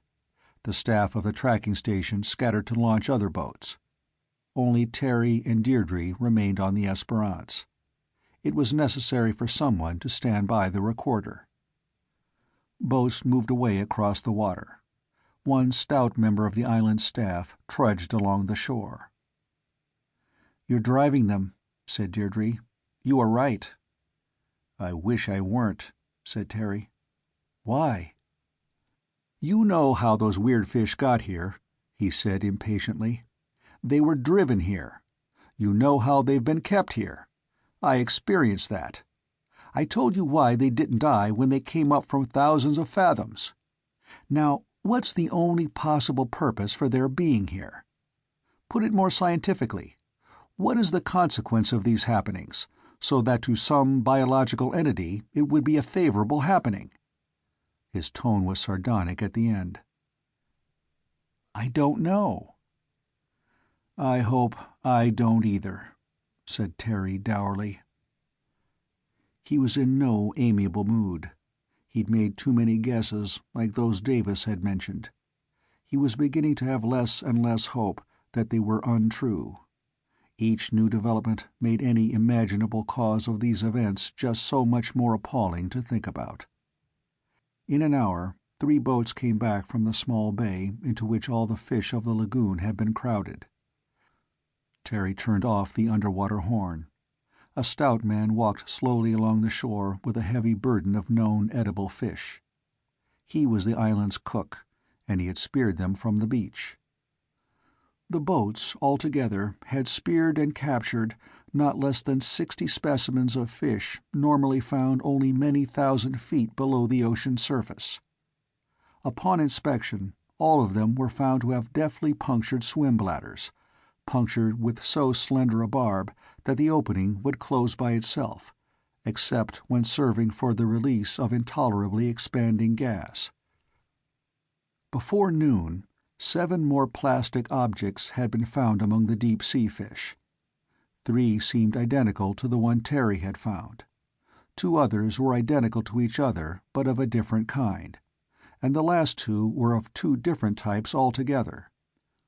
Only those like the one tested by Terry seemed sensitive to sounds, which they changed into other sounds at a 20,000 cycle frequency or higher.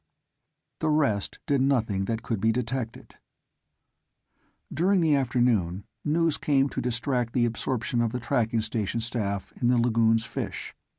The shortwave operator came running to the wharf, waving a written message. The deck of the Esperance was not a pretty sight just then, with the dissection that had been taking place on it. Jug was beginning to flush the debris overside. The shortwave operator arrived. Dr. Morton read the message. He raised his voice. "Here's a fancy one," he told the assembled company. "Space radars picked up a new object coming in from nowhere. It will probably orbit once before it hits the air and burns. By the line of motion, it should pass nearly overhead here. We're alerted to get it under observation and watch it." He waved the message in a large gesture. "We've got to get ourselves set up. The argument on the path of last night's bolide, and why it fell where it did, is again in order. We'll see what we can do about computing the fall point of this." He headed for the shore. The staff followed, babbling. Somebody's mathematics would be verified, and with it his views on the possible effects of terrestrial magnetism on objects approaching the Earth. "We ought to get these plastic things to Manila," Davis said slowly. "They need to be compared to others. But I think we'll wait and see this bolide first." A heated argument started in the tracking station staff. From Dr. Morton downward, almost to the station's cook, the most varied predictions were made. The official computation from Washington, made from the observed course and height and speed, predicted that the bolide would land somewhere in the South Pacific. Dr. Morton predicted a fall in the China Sea, within a certain precisely stated number of miles from Thrawn Island. Other predictions varied. At exactly 14 minutes after 8, a time way ahead of the official schedule, but exactly as Dr. Morton had predicted, the bolide passed overhead. It was an amazing spectacle. It left a trail of flame behind, across 30 degrees of sky. It went on and on. Less than 10 minutes later, the shortwave radio informed the island that the shooting star had been seen to fall in the sea. It had been observed by a plane which was then circling over the area in which the Esperance had encountered the circle of shining sea. The plane was there to see if the phenomenon would occur again. It didn't. But the plane saw the bolide as it struck the sea, and huge masses of steam and spray arose. The bolide was not white-hot then as when it passed over Thrawn Island. It was barely of dull red brightness. It hit the sea and sank, leaving steam behind. The water was 4,500 fathoms deep at that point. Chapter 6. 14 hours later, the Esperance made ready to sail from Thrawn Island. Her purpose was to carry the plastic objects to Manila, where they would be turned over to specialized laboratories to be studied. 5 such objects had been found before, 1 in the Thrawn Island lagoon, while the satellite tracking station was under construction, and 4 attached to exotic fish brought to market by the commercial fishing boat La Rubia. Now there were 8 more, of 4 different kinds. To the laboratories would go Terry's observation that one kind of these objects absorbed sound at audible frequencies and retransmitted it at much higher ones, but only underwater. All this was very interesting and very puzzling. But a serious disturbance had arisen at the tracking station. Dr. Morton came to the Esperance before her departure. He had a problem. He'd predicted to the minute, and almost to the mile, the landing of the bolide of the night before. That was the first accurate prediction of the kind in history. But his forecast stood alone in its precision. Nobody else had even come near being right. Now he was being insistently queried by astronomers the world over. They wanted to know how he'd done it. In particular, they wanted to know how he'd figured that the bolide would lose just so many feet per second velocity, neither more nor less, in a 3/4 orbit around the world. Nobody else had such a figure in his equation for the landing spot. Dr. Morton had. His prediction had been exact. Where did he get that necessary but inexplicable figure? He beckoned Davis and Terry to go below with him, in the Esperance's after cabin. Terry hesitated. "You may as well hear my troubles," said Morton vexedly. "You are largely responsible for them." Terry followed uneasily. He didn't see how Dr. Morton could hold them responsible. He had guarded his own guesses about the Esperance's discoveries against even the slightest expression. He couldn't let himself believe in their correctness, but he was appalled at the inadequacy of all other explanations of past events. "In 16 months," said Morton annoyedly down below, "we've spotted 6 bolides coming into land in the Luzon Deep. That's out of all reason.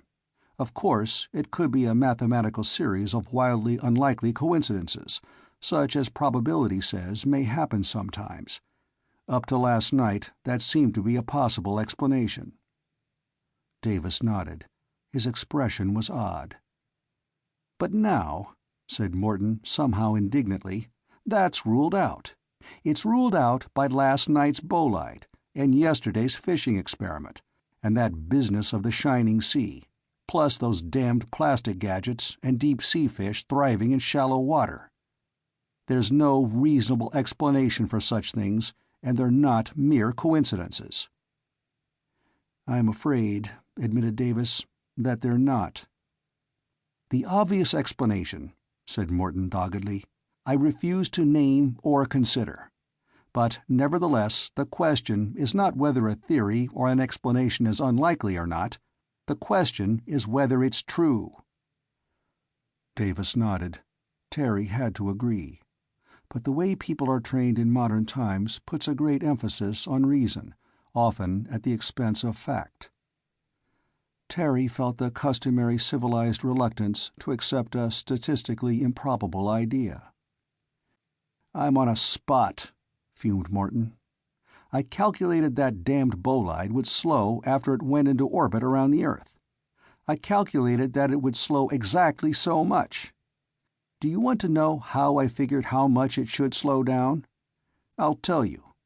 I calculated exactly how much it would have to slow down to be able to fall into the Luzon Deep. It did slow. It did fall there. But how am I going to explain that to Washington?" Terry suddenly felt a warm sympathy for Morton. It is bad enough to dispute with oneself when something incredible happens, but Dr. Morton had gone out on a limb. He'd been caught psychologically naked telling the truth, and now he was asked to explain it. And he couldn't. "This thing has got to come to a head," he said angrily. "Sooner or later they'll find out that I don't calculate where it'll land by its behavior in space, but by its landing spot. Davis, you've talked about stirring something up. For heaven's sake, do it. You may save my reputation. And you—" "I'll try to think of something," said Davis reservedly. "I've got to have proof that my suspicions are right or wrong before I'm ruined. I know what you're planning to do. Do it! Is there anything that can be done here to help?" Davis spread out his hands helplessly, but Terry said, "Yes. Send a boat every so often to listen at the gap in the reef. Put an oar overboard and put your ear to the handle. You should hear the underwater hum, if it's still there. It was there this morning." Morton looked at him suspiciously. "Why check on it? Should it change?" "Perhaps," said Terry. "We've speared most of the deep-sea fish in the lagoon. Maybe we've interfered with the reports, the plastic objects, telling what was happening up here. There may be a reaction. If so, most likely the humming will stop, and after a longer or shorter time begin again. And then, if my guess is right, there'll be more deep-sea creatures in the lagoon." "Ha," said Morton. "I think you and I have the same kind of delusions. All right, I'll see that it's done. You two do the rest." He went above decks. When Terry got on deck, Dr. Morton's angular figure was already marching along the wharf to the shore. There was no ceremony of departure. The Esperance cast off, and her engine started. She moved toward the lagoon entrance under power only, but her sails were hoisted as she floated on, and Jug Bell was trimming the jib when she cleared the opening to the sea. The humming in the water was still audible to the submarine ear close to the land. It occurred to Terry to take a bearing on the source of the sound, noting both the compass direction and the vertical angle from the reef. If his vertical angle reading was accurate, a line from the reef to the source of the sound would touch the bottom at 27,000 feet down, between 4 and 5 miles away. The Esperance sailed on. The humming duly faded away. Terry left the recorder picking up undersea sounds without recording them. It relayed the underwater sounds to the people on deck. It was in Terry's mind to keep at least half an ear cocked to it, in case the mooing sounds, heard and recorded elsewhere, should come again. They did not. The Esperance went methodically on her way, headed south by east under sail. A slowly swaying horizon of unbroken sea was all about.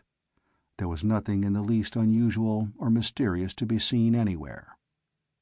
Presently, Terry found himself in conversation with Deirdre, and the world seemed so blatantly normal that their talk dodged all unusual trends. They talked about their childhoods, about things they had done and places they had seen. At about 4 in the afternoon, Nick bellowed, "Thar she blows!" in a fine attempt at proper whaling ship style, and all the Esperance's company joined to watch a spouting far ahead.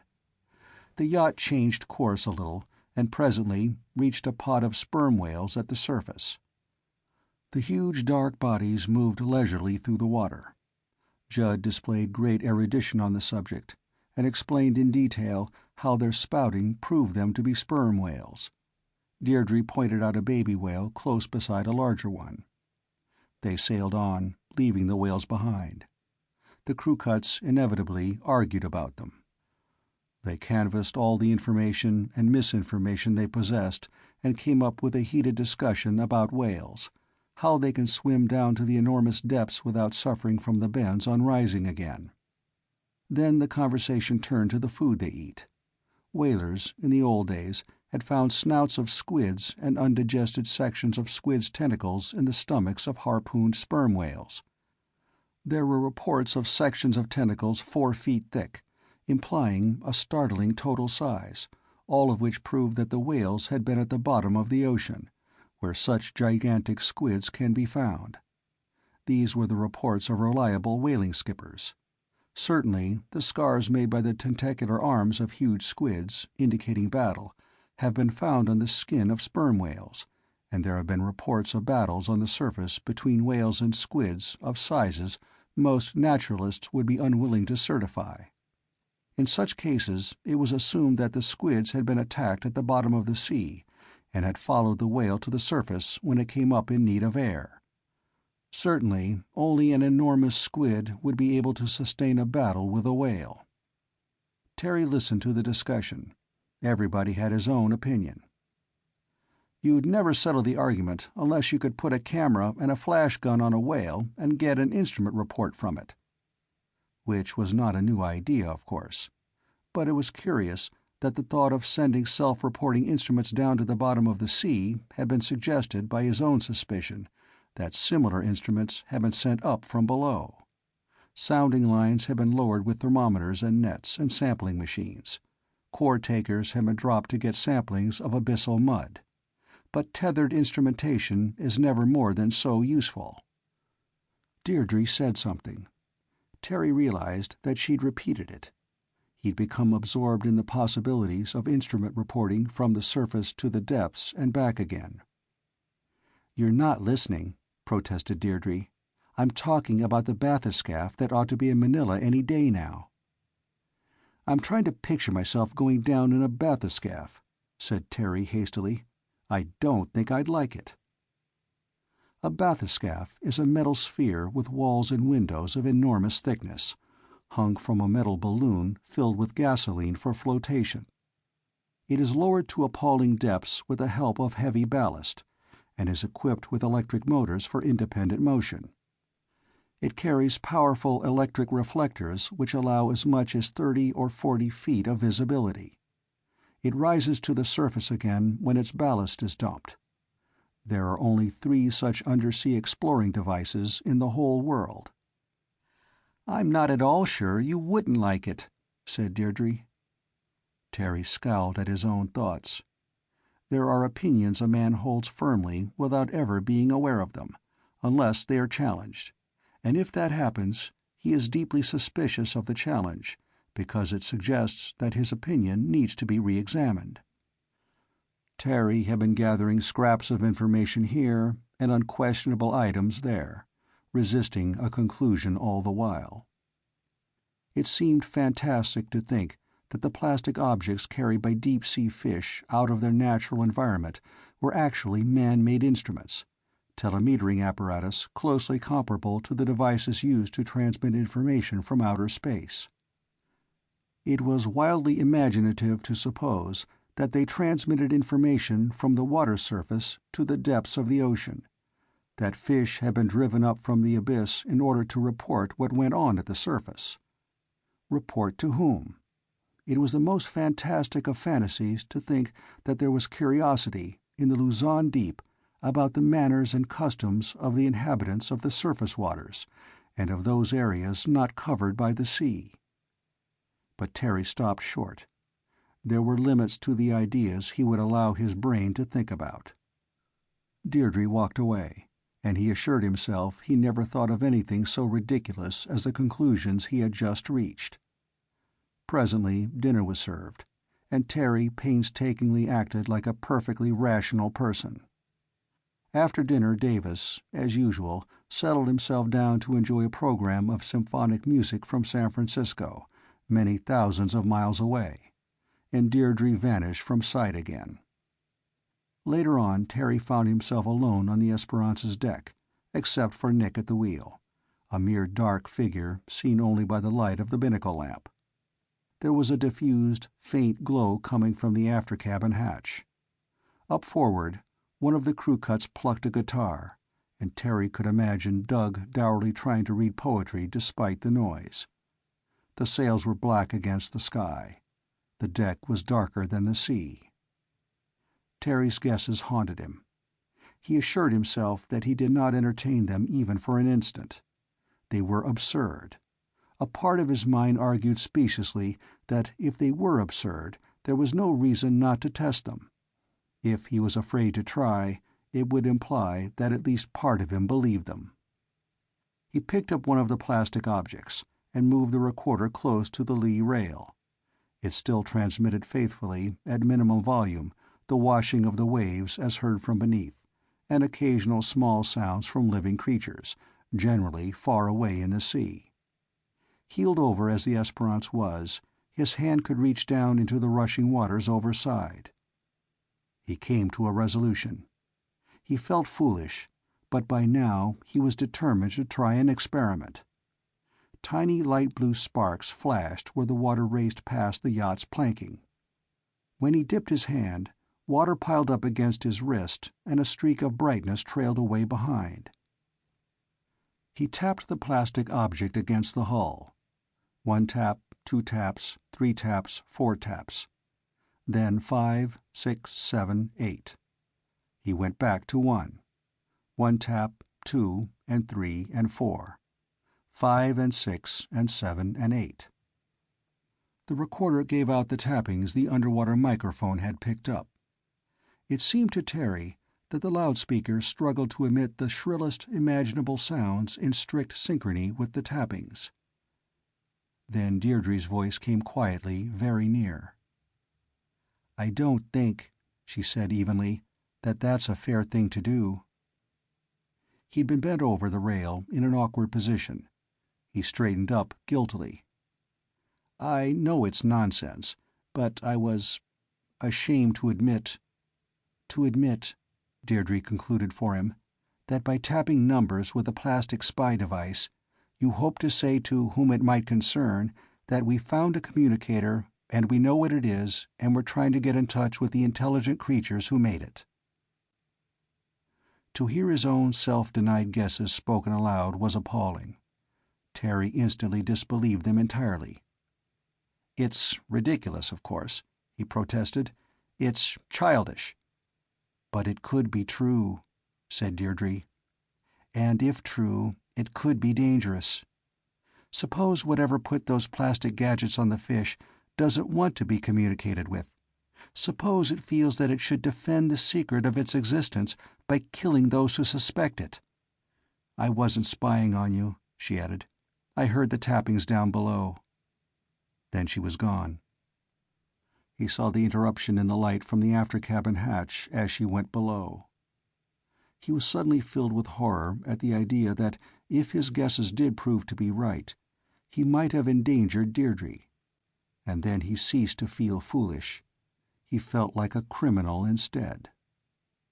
For a long, long time he listened with desperate intensity to the recorder, lest he hear some reply to his signals.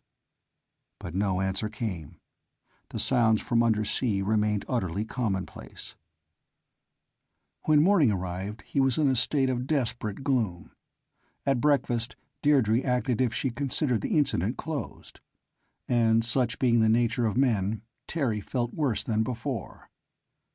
He was not wholly at ease again, even when that afternoon the Esperance sailed in past Cavite and Corregidor and into Manila Bay. A new ship was at anchor in the harbor. It was a stubby, stocky ship which Davis regarded with interest. "That's the Polaris," he told Terry, as the yacht passed within a mile on the way to her former anchorage. "She's the hydrographic ship with the bathyscaphe on board. We'll visit her. I'll get Nick to call her on shortwave." He went forward, where Nick was making ready to drop the anchor. Davis took over the chore, and Nick went below. "Are you going ashore?" asked Deirdre. Terry shrugged. "I've no reason to." She looked relieved. "Then you'll stay with the Esperance until things are settled one way or another? I mean, you're really enlisted?" "Until there are no more ways left for me to blunder," said Terry distastefully. "I'm about through the list, though." "Not at all," protested Deirdre. "Tapping numbers was really a very good idea. I was horrible. I scolded because you'd kept it a secret from me. I'd have been proud if I'd thought of it first." Nick came back and spoke to Davis. Davis came aft. "The Polaris will send a boat as soon as we've anchored," he told them. "They've heard something and want to see the plastic objects." "I'd like the long end of a bet that they don't believe in them or us," Terry said abruptly. "They're established authorities on the ocean bottom. They know a lot. They probably know so much they can't really believe there's anything more to know than what they're busy finding out now." Davis shook his head. He was confident. The Esperance anchored, almost exactly where she'd been when Terry first came on board. Within half an hour, a boat arrived from the Polaris. Terry repeated his refusal to go along. Deirdre went along with her father. They came back a little over an hour later. At first, Davis was almost speechless with fury. Then he told Terry, choking on his rage, "According to them, the plastic objects are a hoax. The hum is a school of fish. We aren't trained observers.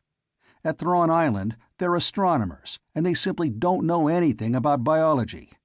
And we should realize that it's starkly impossible for intelligence to develop where the oxygen supply is limited.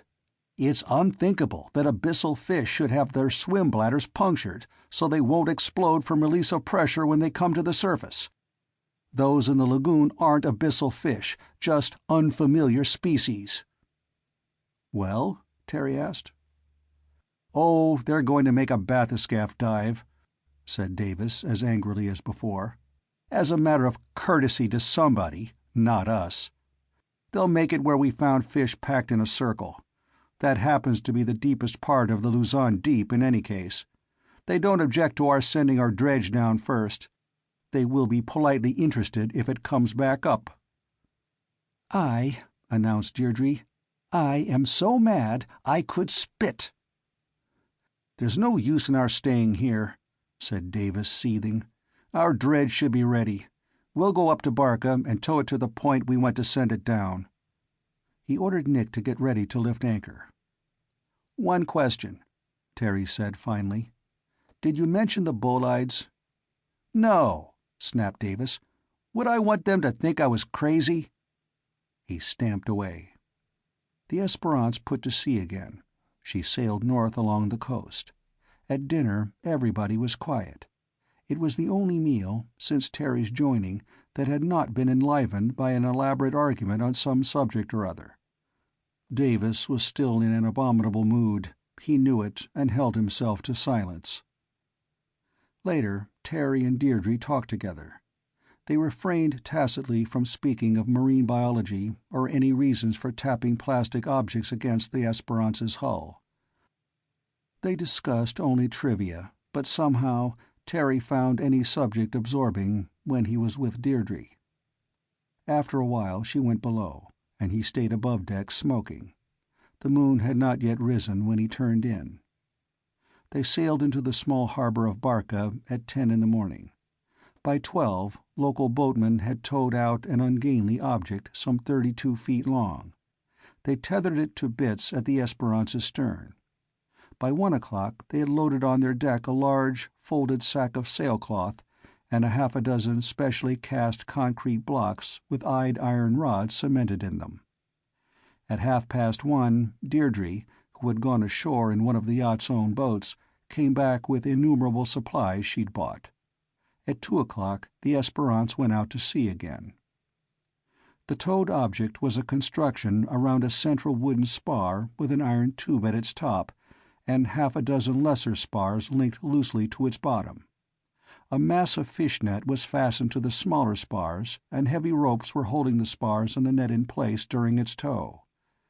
There was a hook for attaching the main spar to the concrete sinkers. "It opens like an umbrella," explained Deirdre.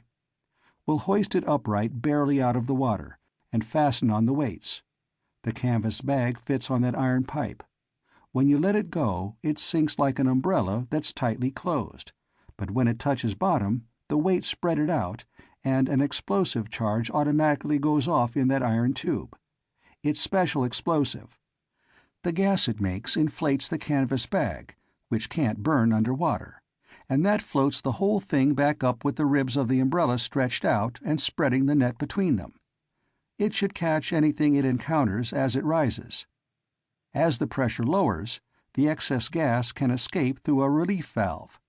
This dredge is experimental. If it works, it can be modified to do lots of things." "Such as poking at things we don't believe in?" said Terry dryly. "That explosion ought to stir up anything in its neighborhood. It'd be much more disturbing and audible than a few light taps against the Esperance's hull."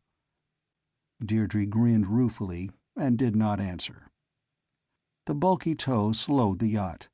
She did not reach the position of the fish-filled circle until after nightfall, and it was necessary to have plenty of light by which to locate the inflated bag when it came to the surface, so nothing could be tried until the following morning. A short while before daybreak, lights appeared at the horizon. Red and green sidelights and white central lights. It was a steamer. It came closer and closer. Presently it turned and headed upwind and went dead slow, barely keeping steerage. It was the Polaris. Dawn arrived in a golden radiance which thrust aside the night. The Polaris shone brightly in the first rays of the sun. A large object was hoisted out of her hold. Its shape was that of a gravid goldfish, with a smaller sphere hanging beneath it. It went overside slowly, and there it floated, rolling wildly on the waves. For a very long time nothing seemed to happen. Then the water level of the float sank a little. It was being filled with gasoline, which is lighter than water and practically incompressible. On the Esperance, the tow had been pulled alongside and the yacht's powerful winch hauled it upright. The yacht heeled over from the weight. The crew cuts fastened the canvas sack in place, and Davis loaded the explosive charge into the iron tube. The crew cuts cleared the nets. This preliminary operation seemed promising, and it was quite likely that the dredge would operate as it was designed to do. The Polaris whistled impatiently. Nick abandoned his job and went below to the short wave set. He returned shortly after. "The Polaris says she'll be ready to send the bathyscaphe down for a test dive in 2 hours," he reported. "She says she will object if our gadget is floating free at the time, on the chance that it might interfere with the bathyscaphe. She asks if you can send our dredge down right away and get it over with." "Tell them yes," said Davis. "In 5 minutes." He compressed his lips. The Esperance's device, though clumsy, was fundamentally simple. 5 minutes later the top of the central spar was level with the water. "Cut away," said Davis. Doug slashed the single rope holding the dredge. It sank immediately. The recorder gave off the sound of waves. Occasionally, very occasionally, a chirping or a grunt could be heard. 20 minutes. 30. There was a crump from the loudspeaker which reported underwater events. The sound seemed to come from very far below. Even a small amount of explosive makes a very considerable concussion when it goes off so far down, and the shock travels in all directions instead of merely upward. The recorder picked up that concussion as a deep bass sound. The sun shone. The wind increased. Waves marched in serried ranks from here to there. A long, long time later, the inflated canvas bag came up and was floating on top of the waves. The Polaris whistled. Nick went below. A few minutes later, he came up again to report. "The Polaris says not to cast our dredge adrift. They're sending the bathyscaphe down unmanned to test all apparatus before a man dive. They don't want any debris in the sea." "Tell them we send them a kiss," snapped Davis, "and they needn't worry." The Esperance approached the floating bag. Jug swung out on the lifting boom and hooked it. The winch hauled it out of the water. The concrete weights were gone. What the nets had captured was not pretty to see. A dead fish with foliated appendages had come up from far below, to judge by what its unpunctured swim bladder had done to it in uncontrolled expansion. Davis said curtly it was Leinophrine arborifer, belonging 2,000 fathoms below. An angry-looking creature, similarly dead, was Opisthoproctus grimaldi. It belonged deeper than the other. There were other specimens. A genostoma of a species the books didn't picture, a myctophum, and various other creatures, mostly as grotesque as their scientific names. All were abyssal fish. They had died while rising from a pressure of several tons per square inch to surface pressure only. "It worked," said Davis curtly. "I almost wish it hadn't. Let it down into the water again. We'll jettison it when the Polaris gives us permission." Time passed. More time. Still more. The bathyscaphe was now in the water, practically awash. Only a small conning tower showed above the waves. Men swarmed around it. There came a query from the Polaris. The Esperance gave assurance that the deep-sea dredge had returned to the surface and would be kept there. The bathysphere was allowed to sink. The recorder on the yacht began to pick up deep-toned mooing sounds from the depths. Presently, the mooing sounds ceased. 2 hours later, waves broke over an object completely awash on the ocean. The Polaris steamed cautiously toward it. Boats went down from her sides and surrounded the float. After a long time, the Polaris got alongside, and men quickly fastened the huge buoy to the ship. Then the downwind sea changed its appearance. A reek of gasoline reached the Esperance. "Something happened," said Davis dourly. "They're dumping the gasoline, not even pumping it aboard. Let's get out of the stink." The Esperance beat to windward. The Polaris began to lift something large and ungainly out of the water. The Esperance went downwind to take a look at it. The yacht went past no more than 50 yards away, just as the bathyscaphe left the water and swung clear. The bathyscaphe's conning tower was gone. It had been torn away by brute force. The 3-inch thick steel globe, half of it was gone. The rest was crushed. The sphere, which had been designed to resist a crushing pressure of 10 tons per square inch, had been ripped in half. It had been bitten through. Bitten. There was no comment by anybody on the Esperance. Half a mile from the oceanographic ship, Davis said, in a peculiarly flat voice, "Cut away the dredge. We won't try to use it again." Someone slashed the inflated canvas bag. It collapsed. Somebody cut away a rope. The free dredge sank, slowly. It would never come up again.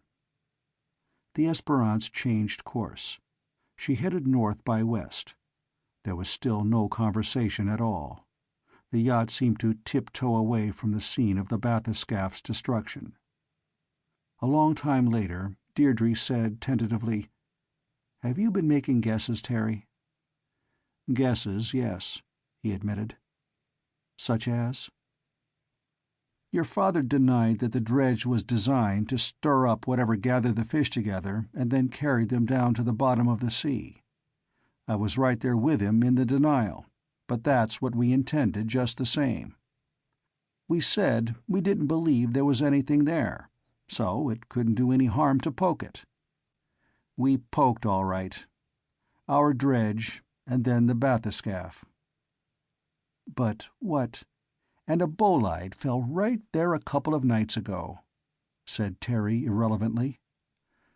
"I wonder what the entity on the ocean bottom thought of the bolide." He paused. "I wonder, too, what the bolide thought of what it found down there. Is that too crazy for a sane man to think, Deirdre?" She shook her head. "Why is my father working on this business?" she asked. "And why are the boys helping? And why do radar stations tell us what they find out? And why did the Philippine government ask the Polaris to make a bathyscaphe dive at just that spot?" Terry blinked at her. "Too crazy for official notice, eh?" he said. "But too dangerous not to check up on. Is it absolutely certain that the bolides are bolides?" "No." "Thanks," said Terry. He pursed his lips, as if to whistle. "I've been thinking of this thing as a puzzle. But it isn't. I'm very much afraid it's a threat." He paused. "Yes, I've just made a new guess. It adds everything together. I do hope it's wrong, Deirdre. I've got cold chills running up and down my spine." Chapter 7. As the Esperance sailed northward, she looked almost unreal. From a distance, she might have been an artist's picture of an imaginary yacht heeled over in the wind, sailing splendidly over a non-existent ocean. The sky was a speckless blue. The sun was high. But she was real enough, and the China Sea around her was genuine, and what had taken place where the Polaris lay now hull down, stowing a ruined bathyscaphe in her hold, had unquestionably taken place. Something monstrous and terrible was hidden in the dark abyss below the yacht. The ferocity of its attack on the bathyscaphe was daunting. And ferocity has always, somehow, a suggestion of madness about it. But the humming sound in the sea was not the product of madness. It was a technical achievement, and plastic objects with metal inclusions. Davis joined Deirdre and Terry. Before Davis could speak, she said, "I can't imagine any guess that will add everything together, Terry." Davis made a jerky gesture. "Today's business is beyond all reason," he said unhappily. "And if there ever was an understatement, that's it. If there can be any conceivable motive for the plastic objects, which the Polaris dismisses as hoaxes, the motive is to use them to find out something about surface conditions. That is, for surface conditions to be reported back. And that's not easy to imagine. But try to think of something easier. And yet, such mindless ferocity as attacked the bathyscaphe, that wouldn't be curious about the surface." "No," agreed Terry, "it wouldn't. But we'd set off a bomb down below to stir things up. A couple of hours later, the bathyscaphe went down. A stupid and merely ferocious thing of the depths wouldn't associate a bomb that exploded with a bathyscaphe that came down 2 hours later. It took intelligence to make the association of two falling objects with danger." Deirdre beamed suddenly. "Of course, that's it. Go on."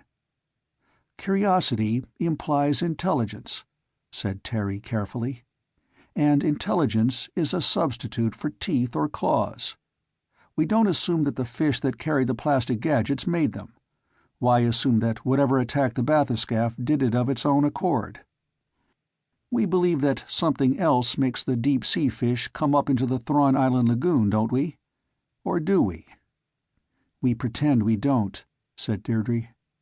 Davis nodded reluctantly. "Yes, we pretend we don't," he agreed. "But if intelligence is involved, I find myself getting frightened.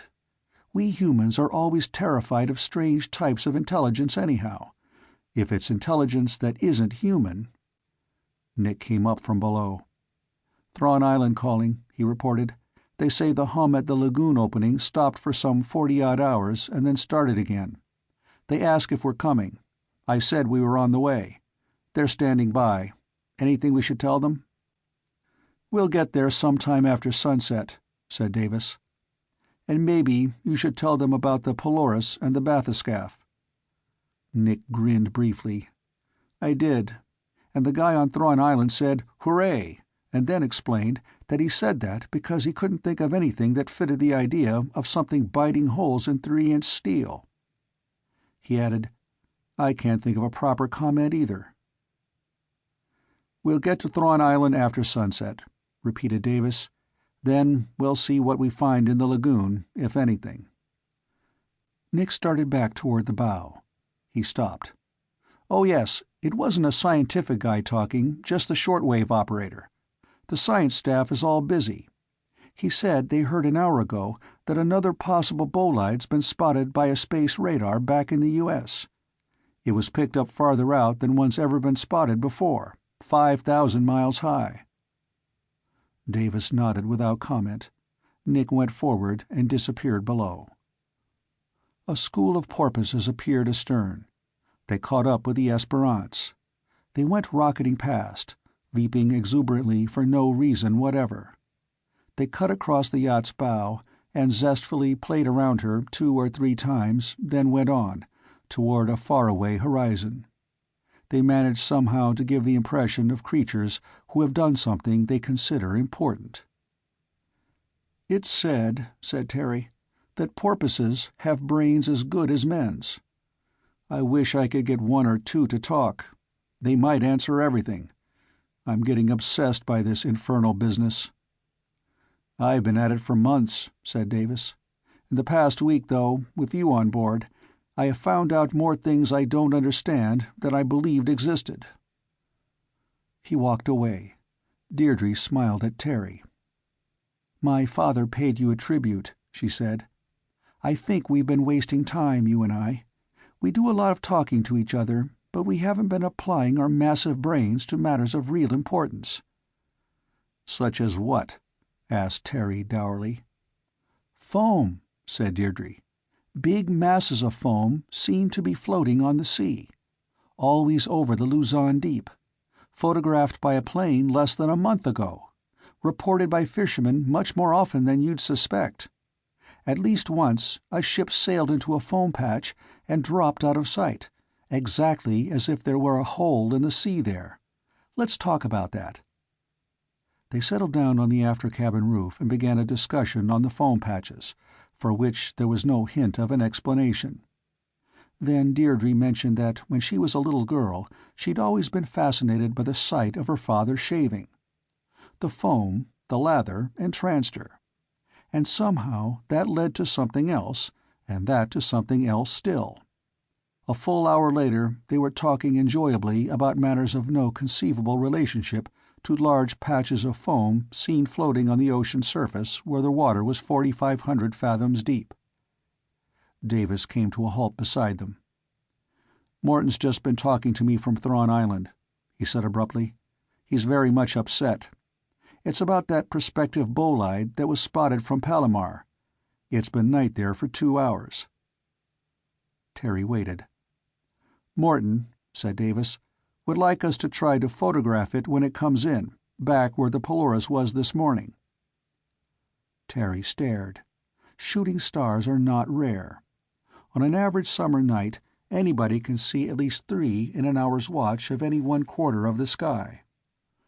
Bolides are a rare kind of shooting star. Still, many people have seen 1 or 2 in their lifetime. But nobody plans ahead of time to observe a bolide, and still less does anybody ever plan in advance to watch a meteorite arrive on the Earth's surface, whether on land or sea. It is simply not thinkable. "We'll go back and try," said Davis. He seemed embarrassed. "Morton says there's no sense to it at all, and that if we do get photographs, they'll be considered fakes. He's really wrought up. But he asked if I thought I could get a plane out from Manila to watch it fall, if it comes. I'm going to try that too." He added, more embarrassed still, "Of course, nobody'd pay attention if I explained why the plane should go there. I'll have to say that I'm just looking for something else peculiar to happen at that spot. The Polaris must have already reported that one peculiar thing has happened." Terry opened his mouth and closed it again. Davis went away. "You had an idea," said Deirdre accusingly. "What?" "I was thinking of Horta," said Terry. "Police Captain Horta. A very honest man, with no scientific knowledge at all. Nobody with a scientific education would pay any attention, but I could get him to tell a few others who know as little as he does, and if the damn thing does turn up, there'll be proof it was foretold. If it doesn't arrive," Terry shrugged, "I've no scientific reputation to lose." "Wonderful," said Deirdre warmly. "But you wouldn't have proposed it but for me. I'll put things in motion." She vanished. Within minutes the Esperance came about in a wide semicircle and headed in the direction from which she had just come. Deirdre stayed out of sight for a long while. When she came up, it was to tell Terry that Nick was calling on the short-wave set. He'd raised the flat-top in Manila Bay. The flat-top had raised the shore.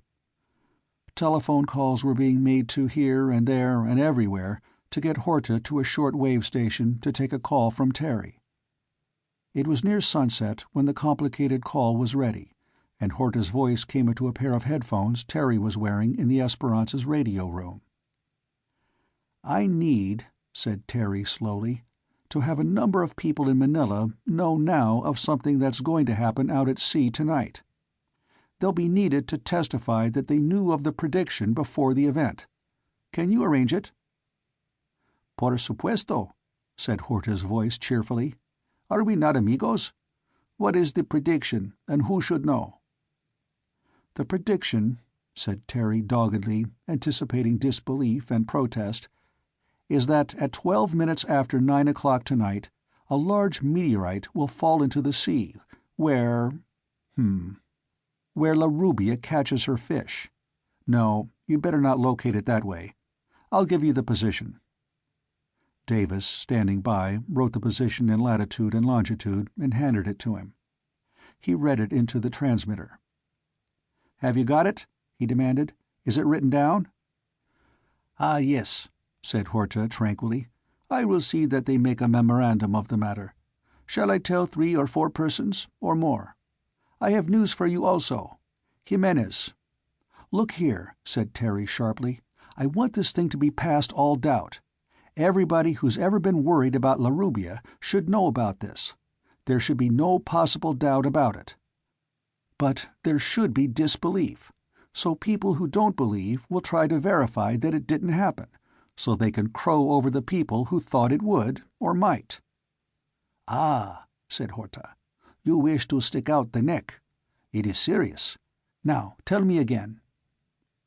"At 12 minutes after 9 tonight," said Terry doggedly, "a shooting star will fall into the sea at—" he named the latitude and longitude Davis had given him.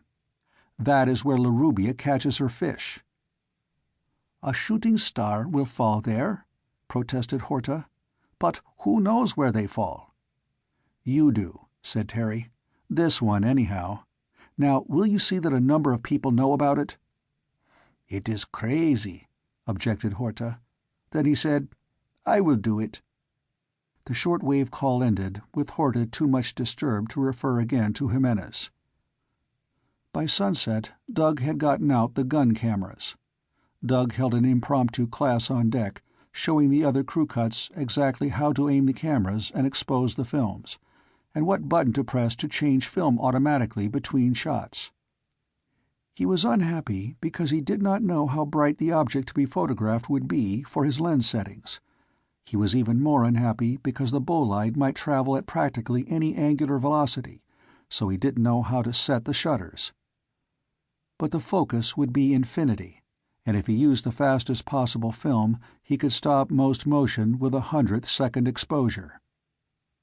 Instead of reaching Thrawn Island shortly after sunset, then, the Esperance was back above the place where the dredge had been dropped and the bathyscaphe wrecked. The Polaris was gone. The people on board that ship must have been very upset. The bathyscaphe had cost more money than is usually allotted to most scientific researchers, and now it was smashed. How would they justify themselves? They could hardly blame the Esperance. The yacht sailed in a closed pattern over this area of the Luzon Deep. Deirdre served dinner on deck. Stars shone down almost instantly after a sunset of unusual magnificence, even for the China Sea. Tony brought his guitar aft, and a contagious feeling of exhilaration spread about the Esperance, and an improvised party took place on deck. Maybe the mood for festivity arose from the realization that at least 9/10 of the world's population would have graded them as lunatics, had it known their project for the evening. It would have been unjust, of course. Terry reflected that it had not been their idea to make an appointment with a shooting star. They were doing it out of some sort of professional courtesy. From one set of crackpots to another, Terry phrased it in his own mind. It was a wild attempt to secure proof of the starkly impossible. So there was chatter, singing, and some dancing. The high spot was perhaps the time when Jug bashfully serenaded the rigging and the stars above it with howling melodies he'd learned in college. Eventually, Nick went down to the short-wave set. Doug passed out the gun cameras again after checking each one. Nick popped his head out of the hatch. "Dr. Morton's been calling like crazy," he reported. "The bolide's made 4 orbital turns, coming in all the while. It ought to touch the atmosphere next time around. ETO is 9:12:17 seconds. I told him we're all set." His head disappeared. "Don't forget," Doug said anxiously. "The cameras will feel like shotguns, but don't lead your target. And don't forget to press the film changer." Terry lifted his gun camera experimentally. It did feel like a shotgun. And then, suddenly, he disbelieved everything. The purpose of the Esperance's original investigation, the phenomena that had been observed, the guesses that had been made. It was pure insanity. He felt a quick impatience with himself for becoming entangled in anything so ridiculous. Deirdre leaned toward him and whispered forlornly, "Terry, it's dreadful. I've just had an attack of common sense. What are we doing here? We're crazy." He put his hand consolingly over hers. The act was unpremeditated, and the sensation was startling. He found that they were staring at each other intently in the starlight. "I think," said Terry unsteadily, "that it's very sensible to be crazy. We've got to talk this over." Deirdre smiled at him shakily. "Yes, we will." Then Davis pointed out positions for the camera operators. The Bolite's course should be 350 degrees, not quite on a north-south line. It might land short of or beyond the Esperance, or it might pass many miles to the east or west. Dr. Morton needed as many pictures of it against recognizable stars as could possibly be secured. Suddenly there was a faint, dull rumbling in the heavens. It grew louder. Presently, cruising lights appeared in the sky. They maintained a fixed relationship to each other. They looked like moving stars, flying in formation from star cluster to star cluster. Nick popped above decks again. "The planes just called us," he reported. "They've just had a LORAN position check, and they're on the mark. They've got orders to observe any unusual phenomena occurring around 9:12 p.m. Manila time. Using civilian terminology, it sounds like they're saying the Philippine government asked them to come out and take a look." "It's 5 after 9 now," said Davis. The Esperance headed into the wind. Her bow rose and fell. Waves washed past, and roarings trundled about under the stars overhead, and very tiny lights moved in a compact group across the firmament. Time passed. At 22 seconds after 9:12, which is to say at 21 hours 12 minutes 22 seconds, a light appeared in the sky from the north. It grew steadily brighter. It suddenly flared very brightly indeed, then dimmed, and continued to rise above the horizon. Seconds later it flared again, very briefly. Terry found himself aiming the gun camera. He pulled the trigger and changed film, and pulled the trigger and changed film. The bright light ceased to climb. It grew steadily brighter and brighter, and then it flared for the third time. Terry's mind asked skeptically, braking rockets? And the light was so intense that the cracks in the yacht's deck planking could be seen. Then the extra brilliance vanished, and suddenly the moving light was no longer white, but reddish. Terry aimed again and fired the gun camera. The light passed almost directly overhead. Terry had the impression that he felt its heat upon his skin. It plunged into the sea 2 miles beyond the Esperance. The shock wave caused by the impact tapped on the yacht's side planking a few seconds later. Starlight shone upon a plume of steam. Then there was nothing but the noise of the circling planes above. Then a sound, as of thunder. It disappeared northward. It was the sound of the Bolide's passage, arriving after the object itself had dived into the sea. The people on the Esperance were dumbfounded. Nick went below and came up again a few minutes later. "The planes were calling," he reported. "They say they noted the unusual phenomenon. They ask if they should stay around for something else." "I think," said Davis caustically, "that's all that's scheduled just now. Tell them so." The Esperance went on steadily again, a trifle west of north. Davis was below, talking via radio to Dr. Morton at the satellite tracking base. Terry and Deirdre went to look for a place where they could talk over something privately. It was of enormous importance to them, but it was not connected with fish or meteorites or plastic objects or anything at all but the two of them. and to them the yacht seemed crowded with people, even though there was nobody else above decks but one of the crew cuts at the wheel. When the Esperance entered the lagoon the next morning, though, their private talk had evidently come to a satisfactory conclusion. Deirdre smiled at Terry without any reason whatever, and he looked at once smug and embarrassed and uneasy, as if he possessed a new status to which he was still unaccustomed. The recorder, trailing a submarine ear overboard, had duly reported the presence of the hum in the water, just outside the lagoon. It had not been operating for 40 hours or thereabouts. During that time, the fish inside could go out of the lagoon if they chose, and other fish could come in. Terry said suddenly, as the yacht went under power toward the tracking station wharf, "Suppose there was a cone of noise just outside the lagoon, and the flanks of the submarine mountain under us were included in the cone. And suppose the cone grew smaller, like the other one. What would happen?" Deirdre shook her head, smiling at him. "The fish," said Terry, "could escape into the lagoon." "Probably," agreed Deirdre.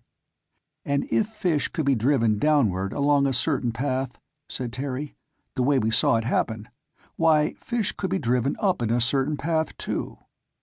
"Obviously," said Deirdre.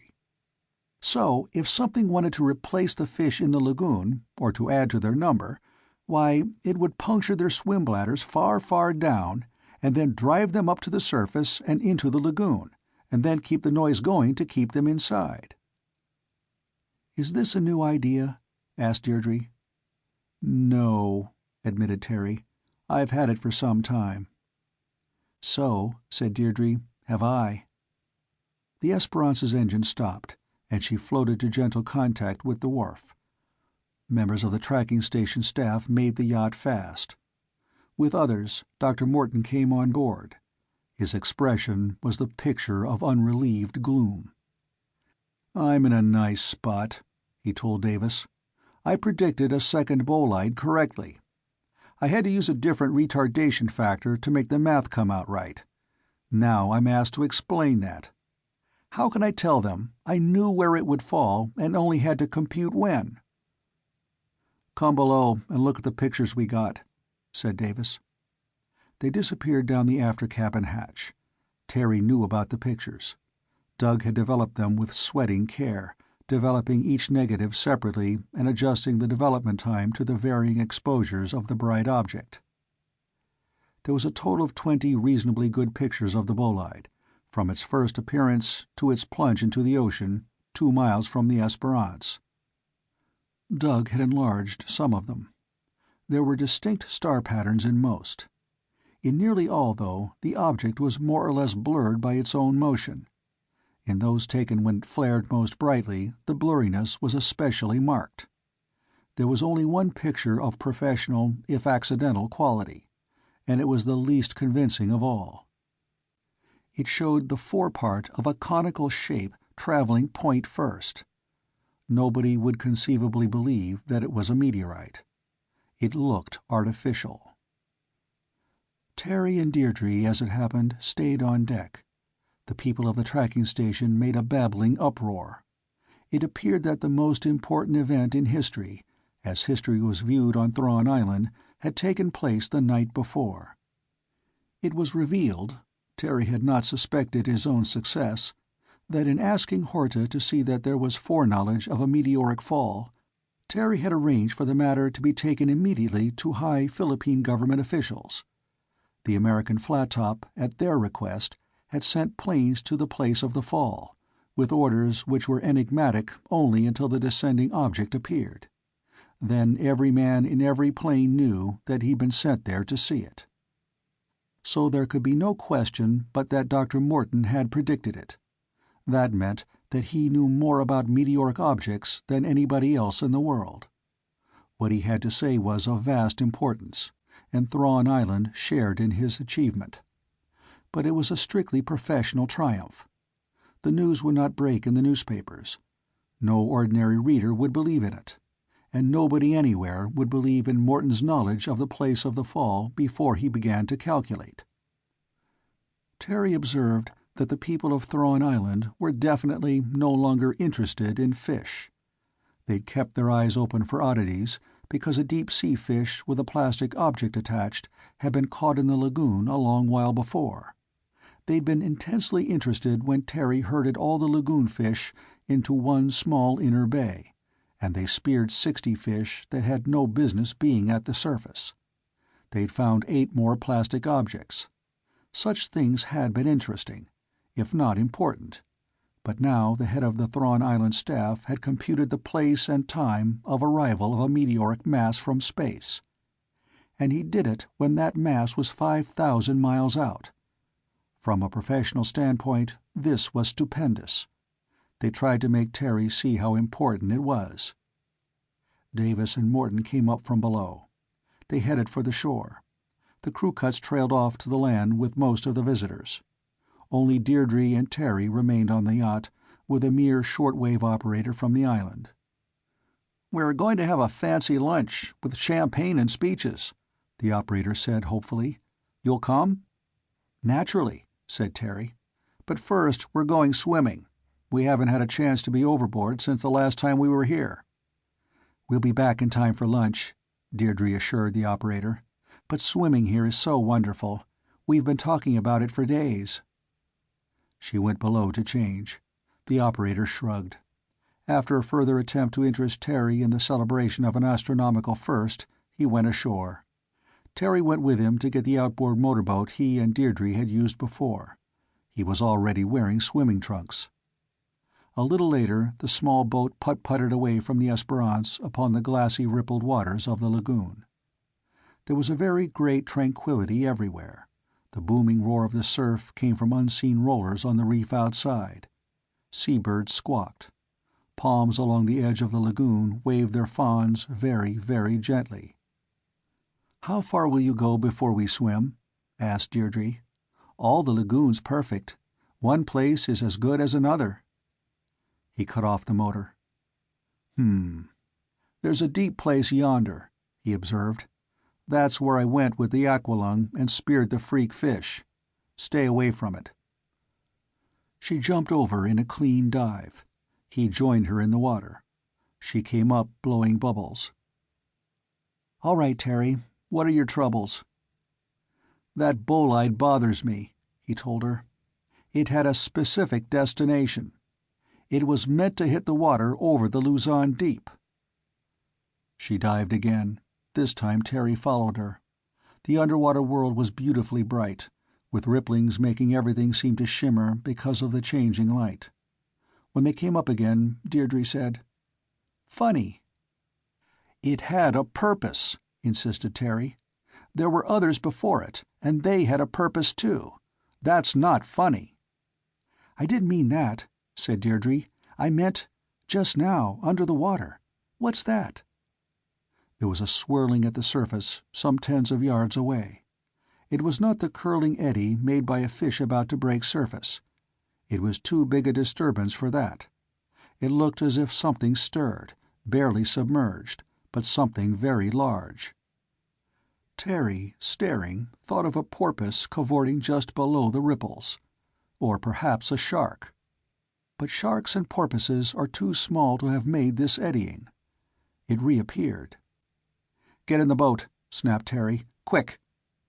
While she climbed in, he let himself sink, his eyes open. There was a clouding of the water underneath, where the surface disturbance had been. It was mud from the bottom which had been stirred up. He could see nothing clearly through it, though nearby and around him he could easily see the colorings of coral and fan sponges, and he could see small fish darting here and there. He broke surface. Deirdre bent anxiously over the gunwale. "What is it?" "I don't know," he said curtly, "but give me a fish spear." "You won't." "I just want to have something in my hand," he told her impatiently, "while I look." He took the spear she handed him, and sank once more. Again something moved in the deeper part of the lagoon. It was a fretful motion, as if a creature or creatures tried to burrow away from the light shining through the water. Whatever moved, a thick cloud of debris from the bottom floated all the way up to the surface. Terry came up for air. "There's something queer there," he said shortly. "I don't know what." He went under and swam cautiously nearer to the disturbance. He was within a few feet of the curling cloud of obscurity when something like a gigantic worm came out of it. Or maybe it was like an elephant's trunk. Only no elephant ever had a trunk so huge. It was a dull and glistening writhing object. Its end was rounded. The tip of the worm-like thing must have been a foot in diameter, and it came out of the mud cloud for 4 feet, then 6, then 15 feet. It thickened only slightly in that length. It groped blindly in the brightness. Terry swam back quickly, and the object reared up and made a groping sweep through the clear water. Some peculiar white disks suddenly appeared on the underside of the long tentacle. They looked like sucker disks, able to grip anything at all. The monstrous tentacle fumbled for Terry, as if guided by the pressure waves his movements generated. Terry froze. Deirdre moved in the boat almost directly overhead. Something clanked in the boat, and he heard it.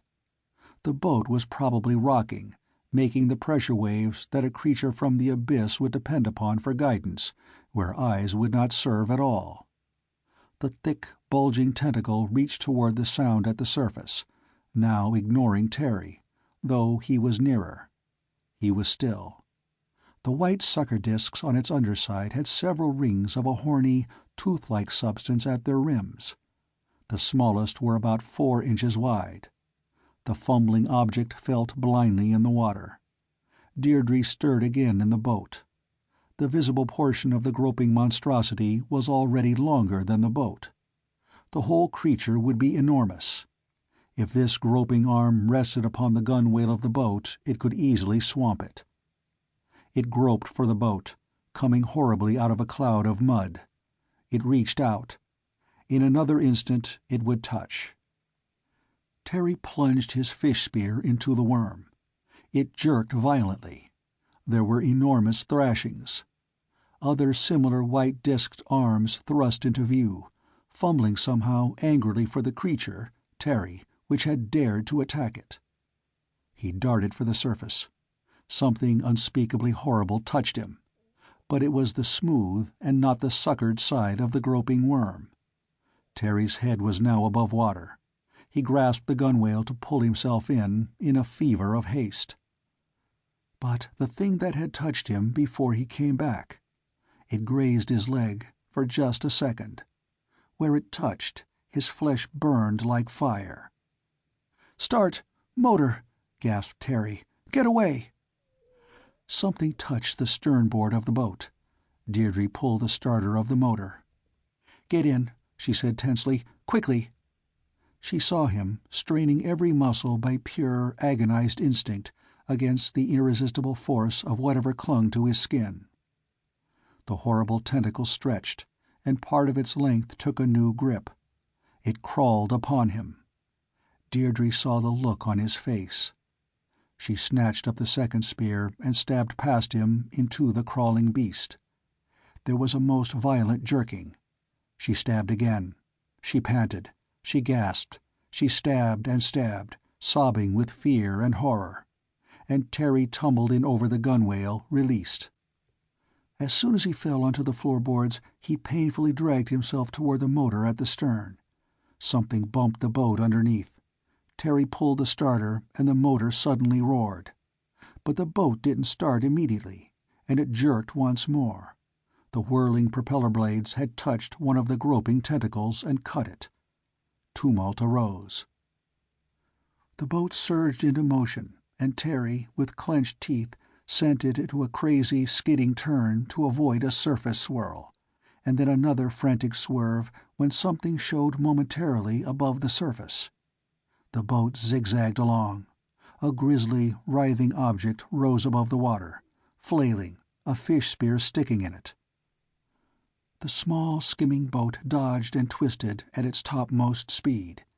It suddenly straightened out and almost flew across the water toward the land. Chapter 8.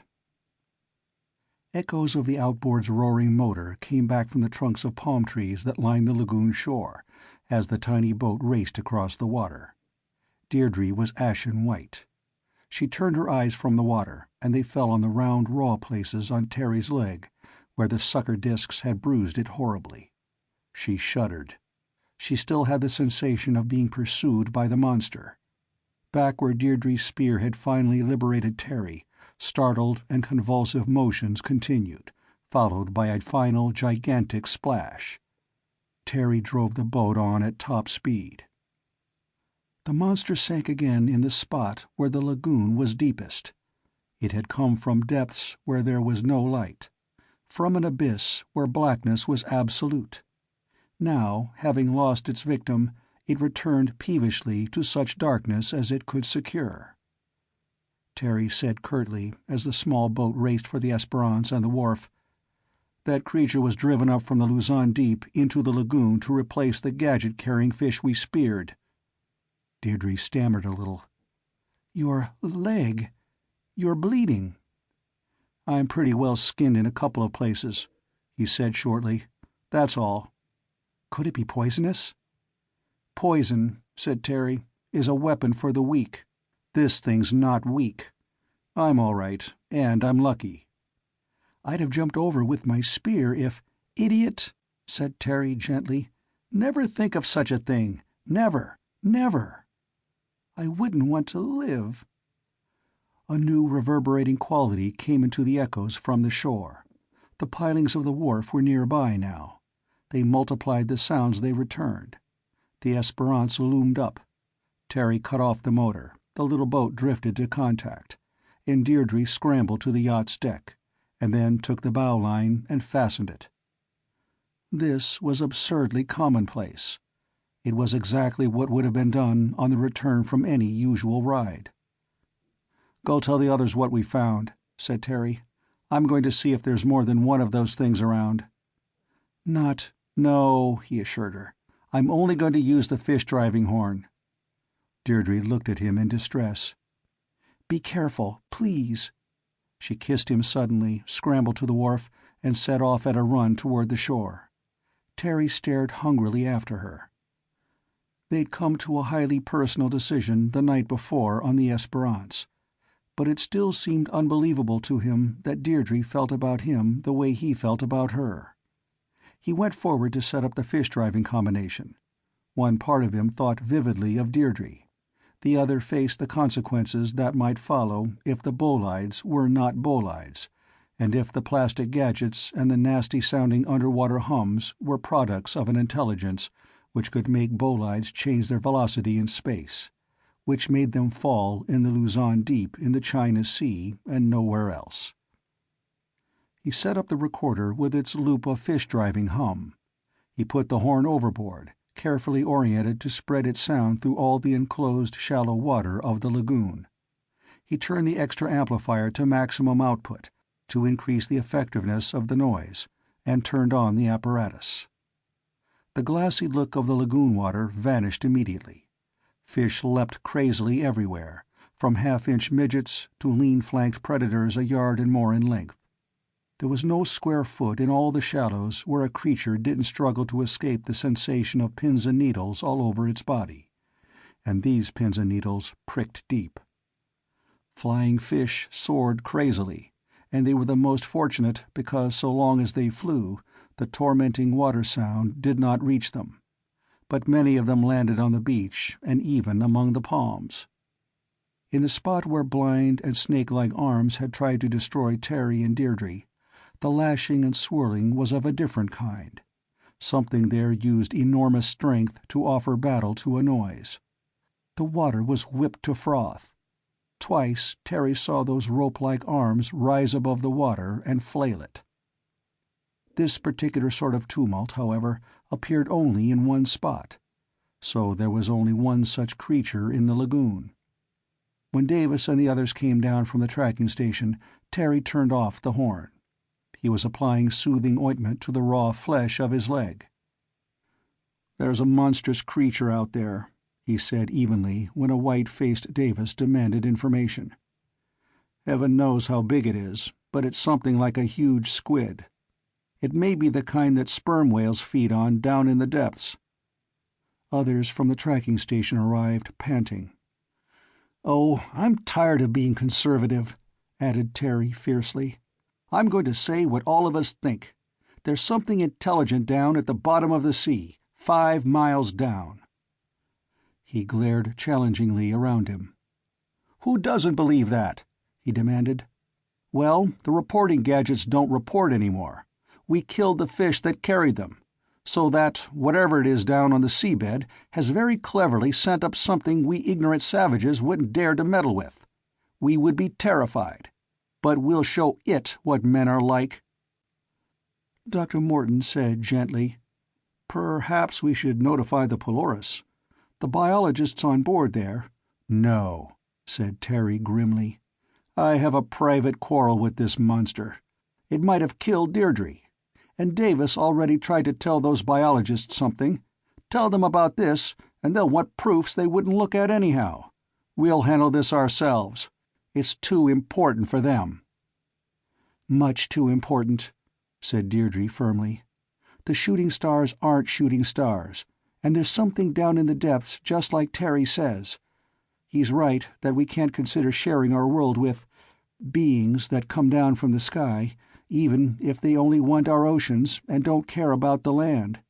He says that we wouldn't get along with creatures that know more than we do, and we would especially resent any spaceships coming uninvited to start colonies on our world while we're not advanced enough to stop them. If that's what they're doing, they have to be fought from the very first instant to the very last moment there's one of them hiding in our seas. Terry's right." "I haven't heard him say any of those things, young lady," said Morton dryly. "But they're true. And I don't like the idea of a sea monster being in the lagoon anyhow, especially one that tries to kill people. Still, fighting it—" "There are a couple of bazookas on the Esperance," said Terry sharply. He looked at Davis. "If you're willing to risk the yacht, we can drive the beast aground, or at least to shallow water with the submarine horn. Then the bazooka should be able to destroy it. Will you take the risk?" "Of course you'll use the Esperance," said Davis. "Of course." "Then I'll want," said Terry, unconsciously taking command, "somebody at the engine and somebody at the wheel. I'll run the horn. But frankly, if that monster lays one sucker arm on the Esperance, it may be goodbye. Any volunteers?" In minutes the Esperance, her engine rumbling, pulled away from the dock. She had on board all her original company except Deirdre, firmly left ashore by her father and Terry, and in addition she carried Dr. Morton and the most enthusiastic amateur photographer of the tracking station staff. He was shaky but resolute, and was hanging about with an imposing array of cameras, for both still and motion pictures. The Esperance's sails were furled, and she went into battle under bare poles. Davis was busy manufacturing improvised hand grenades for himself and Morton. The sun was nearly overhead. Terry asked Morton questions about the lagoon. They finally chose a minor inlet as the place to which the creature must be driven, if possible. There it could be immobilized by the intolerable sound from the recorder. There it could be destroyed. "I wonder," said Morton wryly, "if I can present a dead giant squid as part of the explanation for my computed orbits for the last 2 bolides." The Esperance moved steadily toward the place where Terry had nearly been killed. The enterprise was risky. The Esperance was 65 feet long.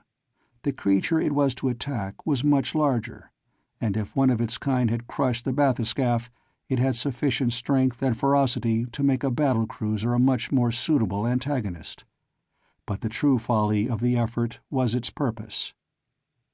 It all started when a fishing boat, La Rubia, went to sea and caught remarkable quantities of fish, of which 4 specimens had had plastic artifacts fastened to them.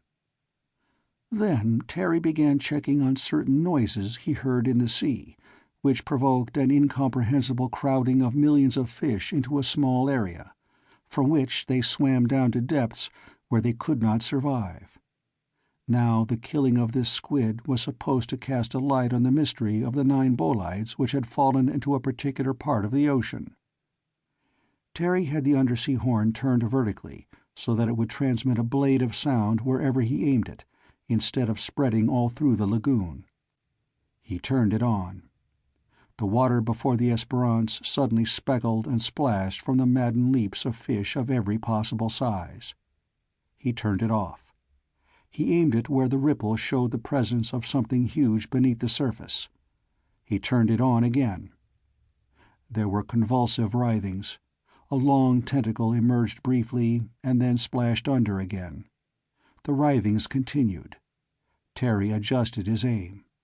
Crazy leapings of smaller creatures showed the line of the sound beam, as tracer bullets showed the paths of bullets from a machine gun. He cut off the sound for an instant and turned it on again at full volume, pointing where the monster must be. There was explosive tumult underwater. Huge arms flailed above the surface, but once again the creature fled. The Esperance followed slowly now. The monster had reacted to the stinging sound beam as if cowed. But it was a deep-sea creature. It did not know how to move when squeezed into a shallow water which hampered its movements. It seemed frightened to discover itself trapped between the lagoon bottom and the surface. And it was dazzled by the brightness to which it had been driven. Left unattacked, even for an instant, it tried to burrow away from the light, and again it made a dense cloud of mud from the bottom. Then it became quiet, as if hiding. Grimly, Terry lanced it with the painful noise. The water frothed. Monstrous tentacles appeared and disappeared, and once part of the creature's body itself emerged.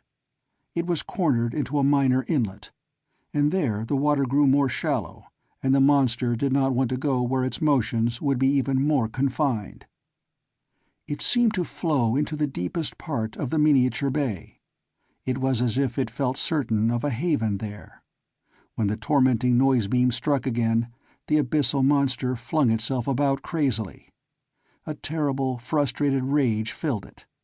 Its arms fumbled here and there, above water and below. It hauled itself upright, so that a part of its torpedo-shaped body broke through the surface. The monster was mad with fury. It plunged toward the Esperance, not swimming now, but crawling with all its 8 legs in water too shallow to submerge it. Its effort was desperate. It lifted everything from the water and splashed everything down again, all the while crawling toward its enemy. Terry saw Nick and Jug steady the aim of their bazookas. Davis ran toward the bow with hand grenades. The huge squid came crawling, and with every foot of advance, the pain noise grew more unendurable. Suddenly, the creature uttered a mooing cry and retreated.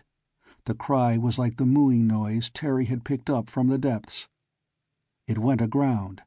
It struggled to climb ashore, to do anything to escape its tormentors.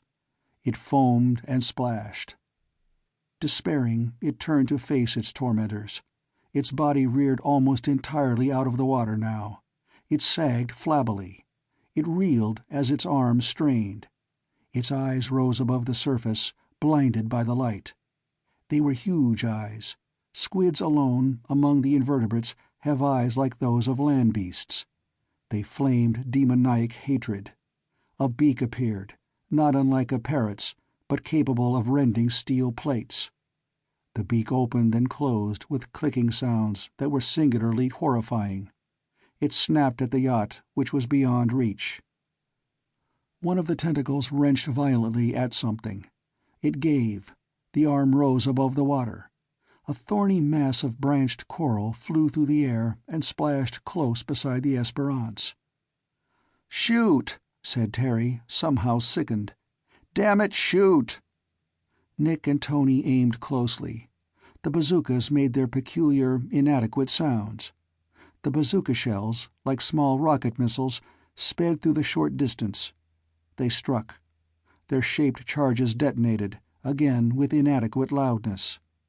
They did not explode in a fashion to tear the creature to bits. Instead, they sent lancing flames 1,000 times more deadly than bullets into the squid's flesh. It fought insanely. It uttered shrill cries. Its arms tore at its own wounds, at the water, at the lagoon bed, as if it would rend and shatter all the universe in its rage. The bazookas fired again and again. It was the 8th missile from the bazooka which ended the battle. Then the enormous body went limp. Its horny beak ceased to try to crush all creation. But the long, thick, sucker-disked arms thrashed aimlessly for a long time. Even when they ceased to throw themselves about, they quivered and rippled for a considerable period more. And when it seemed that all life had left the gigantic beast, and the men from the satellite tracking station stepped on the monstrous body, it suddenly jerked once more, in a last attempt to murder. The squid's body, without the tentacles, was 35 feet long. The largest squid, the Atlantic variety, captured before, had a mantle no longer than 20 feet. That relatively familiar creature, Architeuthis princeps, came to a maximum total length of 52 feet. Counting the 2 longest arms of this one, it reached 80. It could not possibly swim in water less than 6 yards deep. It did not belong in a coral lagoon, but it was there. It was close to sunset when the last tremors of the great mass of flesh were stilled. Terry was in no mood for eating afterward. He skipped the evening meal altogether and paced up and down the veranda of the dining hall at the satellite tracking station. Inside there was a clatter of dishes and a humming of voices. Outside there was a soft, warm, starlit night. The surf boomed on the reef outside the lagoon. Deirdre came out and walked quickly into Terry's arms. She kissed him and then drew back. "Darling," she said softly. Her voice changed. "How is your leg? Does it still hurt?" "It's nothing to worry about," said Terry. "I'm worried about something else. 2 things, in fact." "Name one," said Deirdre, smiling. "I'd like to get married soon," said Terry ruefully. "To whom?" she asked jokingly. "But I have to have a business or an income first. I think, though, that with a little hard work I can start up my Especialidades Electronicas y Physicas again, and if you don't mind skimping a little—" "I'll adore it," said Deirdre enthusiastically. "What else would I want? What's the other thing you worry about?" "That monster," said Terry with some grimness. "Poof," said Deirdre. "You've killed it." "I don't mean that one," said Terry more grimly. "I mean the one that sent it. I wish I knew what it is and what it intends to do." "You've already found out more than anybody else even dared to guess," she protested. "But not enough. We've stirred it up. It sent small fish in the lagoon here and elsewhere to report back to it. We can't guess what the fish reported, but we know some of it was about human beings. Whatever is down at the bottom of the sea must be interested in men. Remember, it made a patch of foam that swallowed up one ship and all its crew. It's interested in men, all right." "True, but—" "We dropped the dredge, which implied that we were interested in it. The bathyscaphe indicated more interest on our part. To discourage that interest, or perhaps in self-defense, it wrecked the bathyscaphe." "It, Terry?" asked Deirdre. "Or Eos, they?" "They," he corrected himself coldly. "We killed the fish that were reporting men's doings from here. That was insolence on our part. So the hum at the lagoon entrance went off, and after 2 nights started again. And then this huge squid was found in the lagoon. It should have been able to defend itself against us. It was sent up here because it was capable of defending itself. But we've killed it just the same. So, now what will come up out of the depths, and what will it do?" Deirdre said firmly, "You'll be ready for it when it comes." "Maybe," said Terry. "Your father once mentioned an instrument he'd like to have to take a relief map of the ocean bottom. Changed around a little, it might be something we need very badly indeed. The horn we've got is good, but not good enough. I'll talk to the electronics men here." There was a noise of scraping chairs inside the dining hall. People came out, talking cheerfully. There was much to talk about on Thrawn Island today. The killing of a giant squid had been preceded by a specific guess that linked it to meteoric falls in the Luzon Deep. Logically, the excitement had grown. Terry found his electronics specialists and explained to them the type of apparatus he was interested in. He asked if it was included in the island's technical stores. He wanted to assemble something capable of emitting underwater noises of special quality and unprecedented power. There is not much power involved in sound through the air. A cornet player manages with much effort to convert 4/10 of a watt of power into music. A public address system for a large area may give out 15 watts of noise. Terry described a device which could use a small amount of power, serving as a sonar or a depth-finding unit, and then, with the throw of a switch, turn kilowatts into vibrations underneath the sea. If powerful and shrill enough, such vibrations could be lethal. A technical argument ensued. Terry's demands were toned down to fit the equipment at hand. Then 3 men went with him to the island's workshop. They took off their coats and set to work.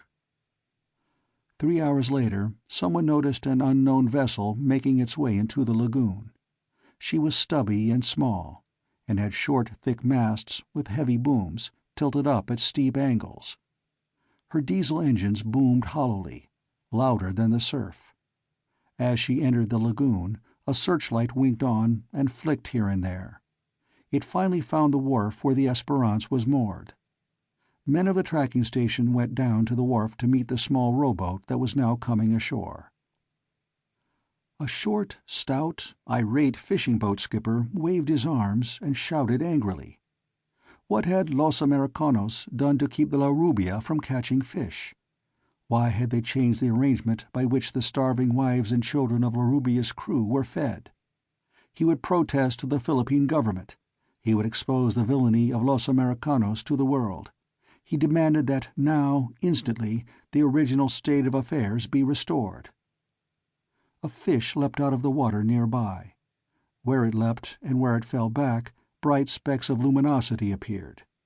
Even the ripples of the splashes glowed faintly as they spread outward. The skipper of La Rubia stared. And now the people of the island realized that the look of the water was not altogether commonplace. Little bluish flames under the surface showed that many fish darted there. There were more fish than usual in the lagoon. Many more. The lagoon had suddenly become a fine place to catch fish. Some care would be needed, of course. There were doubtless coral heads in plenty. But still. The skipper of La Rubia abruptly returned to his fury and his protests. La Rubia had gone to the place where she always found fish. Always.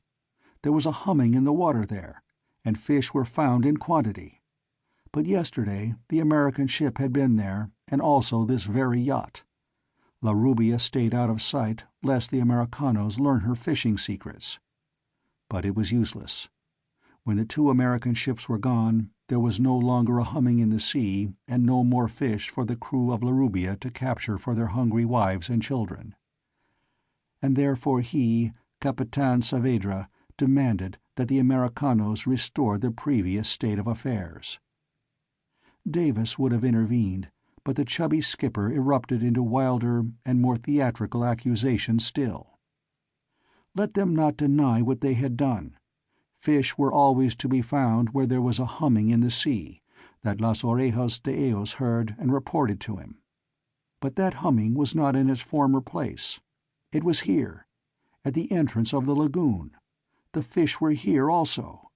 Los Americanos had moved the fish so the crewmen of La Rubia could not feed their wives and children. Los Americanos wished to take all the fish for themselves. But fish were the property of all men, especially fishermen with starving wives and children. So he, Capitan Saavedra, would fish in this lagoon, and he defied anyone to stop him. "Certainly," said Terry. "Seguramente," he added in Spanish. "We'll lend you a shortwave contact with Manila to make any complaints you please. I'm sure all the other fishing boats will be glad to hear where you've been catching fish, and where you found the fish have moved to. Calm yourself, Capitan, and help yourself to the fish of the lagoon, and any time you want to call Manila, we'll arrange it." He moved away. He went back to the electronics shop, while Morton and Davis and the others talked encouragingly to Capitan Saavedra. Presently they suggested that he accept their hospitality, and the Capitan and his oarsmen went up to the dining hall, where they were served dinner and a more friendly mood developed. In time, the Capitan said happily that he would wait until sunrise to lower his nets, because he didn't want to risk losing them on the coral heads. A few drinks later, the Capitan boasted about his own system of fishing, as practiced by La Rubia. The starving condition of his crew's wives and children ceased to be mentioned. In the presence of so accomplished a liar, nobody of the tracking station staff mentioned a giant squid hauled partly, but only partly, out of the water. They suspected that he would not believe it. They were sure that he would top their real feat by an imaginary one. So the 4 crew-cuts listened politely, and fed him more drinks, and learned much. In the workshop, the most unlikely device Terry described took form. In effect, it was an underwater horn which was much more powerful than it looked. Submerged, and with power from a group of amplifiers in parallel, it would create a tremendous volume of underwater noise. That sound would run through a tube shaped like a gun barrel. It would travel in a straight line, spreading only a little. The same projection tube could also send out the tentative beep-beep-beep of sonar gear, or the peculiar noise a depth finder makes. So the instrument could search out a distance, or find a target, and then fling at it a beam of humming torment equal to bullets from a machine gun. It would have taken Terry alone a long time to build, but he had 3 assistants, 2 of whom were very competent. By dawn they had it ready to be mounted upon the Esperance. It was placed hanging from the bow, mounted on gimbals, so that it could point in any direction. It was firmly fixed to the yacht's planking. There was plenty of activity on La Rubia, too, at daybreak. That squat and capable fishing boat prepared to harvest the fish in the lagoon. She got her nets over. She essayed to haul them. She got caught on the coral heads rising from the lagoon's bottom toward the surface. Capitan Saavedra swore and untangled them. He tried again. Again coral heads balked the enterprise. The nets tore. A helicopter came rattling into view from the south. It grew in size and loudness, and presently hovered over the tracking station. Then it made a wide, deliberate circuit of the lagoon. At the inlet where the squid lay almost entirely in the water, but fastened by ropes lest it drift away, above that spot the helicopter hovered for a long time. It must have been taking photographs. Presently it lowered one man by a line to the ground. Obviously, the man could not endure any delay in getting at so desirable a biological specimen. Then the helicopter went droning and rattling to the tracking station, and landed with an air of weariness. La Rubia continued to try to catch fish. They were here in plenty. But the coral heads were everywhere. Nets tore. Ropes parted. Capitan Saavedra waved his arms and swore. The Esperance rumbled and circled away from the wharf, and headed for the lagoon entrance. The singular contrivance built during the night was in place at her bow. She passed La Rubia, on whose deck men frantically mended nets. The Esperance passed between the small capes, and the first of the ocean swells raised her bow and rocked her. She proceeded beyond the reef. The bottom of the sea dropped out of sight. Terry switched on the submarine ear and listened. The humming sound was to be expected here. It had stopped. It was present yesterday, and even during the night, when La Rubia came into the lagoon. But now the sea held no sound other than the multitudinous random noises of fish and the washing, roaring booming of the surf. Deirdre was aboard, of course. She watched Terry's face.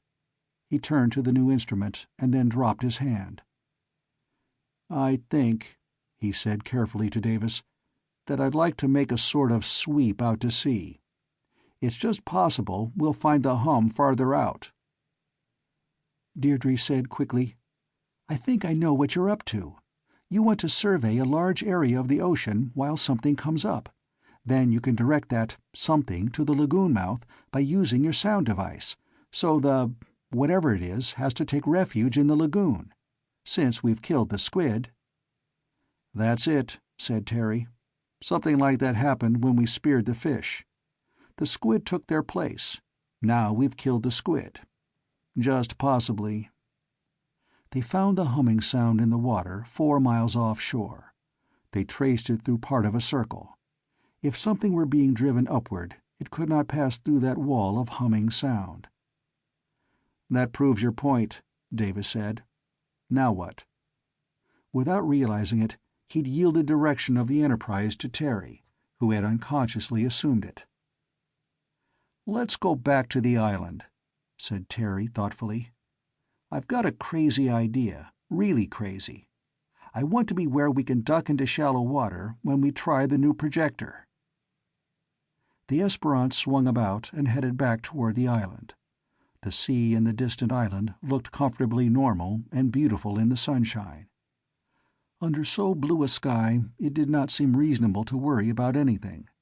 Events or schemes at the bottom of the sea seemed certainly the last things to be likely to matter to anyone. Terry had the Esperance almost between the reefs before he tried the new contrivance. If it worked, it should be possible to make a relief map of the ocean bottom with every height and depth on the seabed plotted with precision. He started to operate the new instrument. First, he traced the steep descent from the flanks of the submarine mountain whose tip was Thrawn Island. He traced them down to the abyss which was the Luzon Deep. Then he began to trace the ocean bottom at its extreme depth, on what should have been submarine plains at the foot of the submerged mountain. The instrument began to give extraordinary readings. The bottom, in a certain spot, read 4,500 fathoms down. But suddenly there was a reading of 2,500. There was a huge obstruction 12,000 feet above the bottom of the sea, more than 20,000 feet below the surface. The instrument scanned the area. Something else was found 1,800 fathoms up. These were objects of enormous size, floating, or perhaps swimming in the blackness. They were not whales. Whales are air-breathers. They cannot stay too long in deep waters, motionless between the top and the bottom of the sea. The instrument picked up more and more such objects. Some were 2,500 fathoms from the bottom and 2,000 from the surface. Some were 2,200 up and 2,300 down. There were 1,800 fathom readings, and 21, and 24, and 19. The readings were of objects bigger than whales. They rose very slowly, and appeared to rest, then rose some more, and rested. Blank faces turned to Terry. He licked his lips and looked for Deirdre. Then he said evenly, "We go into the lagoon, and if we come out again, we leave Deirdre ashore, unless these readings have been cleared up. There are chances I am not willing to take." The Esperance headed in. It was not possible for the new instrument to tell what the large objects were. They could be monstrous living creatures, perhaps squids, and one could only guess that their errand was to deal with the surface creatures, men who speared fish and giant squids and set off explosions in the Luzon Deep. Or the rising objects could be, say, bolides which had dived into the deep from outer space and were now coming to the surface to make sure that the natives of the Earth did not again disturb the depths taken over by beings from another planet. Chapter 9. The sun rose high in the sky as the Esperance returned to the wharf. Davis went ashore and held lengthy conversations with Manila by shortwave radio. The biologists essayed to investigate the squid. La Rubia still attempted to catch fish. All efforts seemed to tend toward frustration. When Terry walked over to see his victim at close range, he found the biologists balked by the mere huge size of the squid. There were literally tens of tons of flesh to be handled. Squid have no backbone, but a modified internal shell is important to biologists for study. The biologists wanted it. The gills needed to be examined, and their position under the mantle noted, and their filaments counted. The nervous system of the huge creature must have its oddities. But the actual preservation of the squid was out of the question. The mere handling of so large an object was an engineering problem. Terry consulted the frenziedly swearing Capitan Saavedra, who was ready to weep with sheer rage as he contemplated torn nets, and fish he could not capture. Squids were an article of commerce. Terry took the Capitan to view this one. His crew would help the biologists get at the scientifically important items, and for reward they would have the rest of the giant, more than they could load upon La Rubia. This would make their voyage profitable, and the Capitan would have the opportunity to tell the most stupendous story of his capture and killing of the giant. With the evidence he'd have, people might believe him.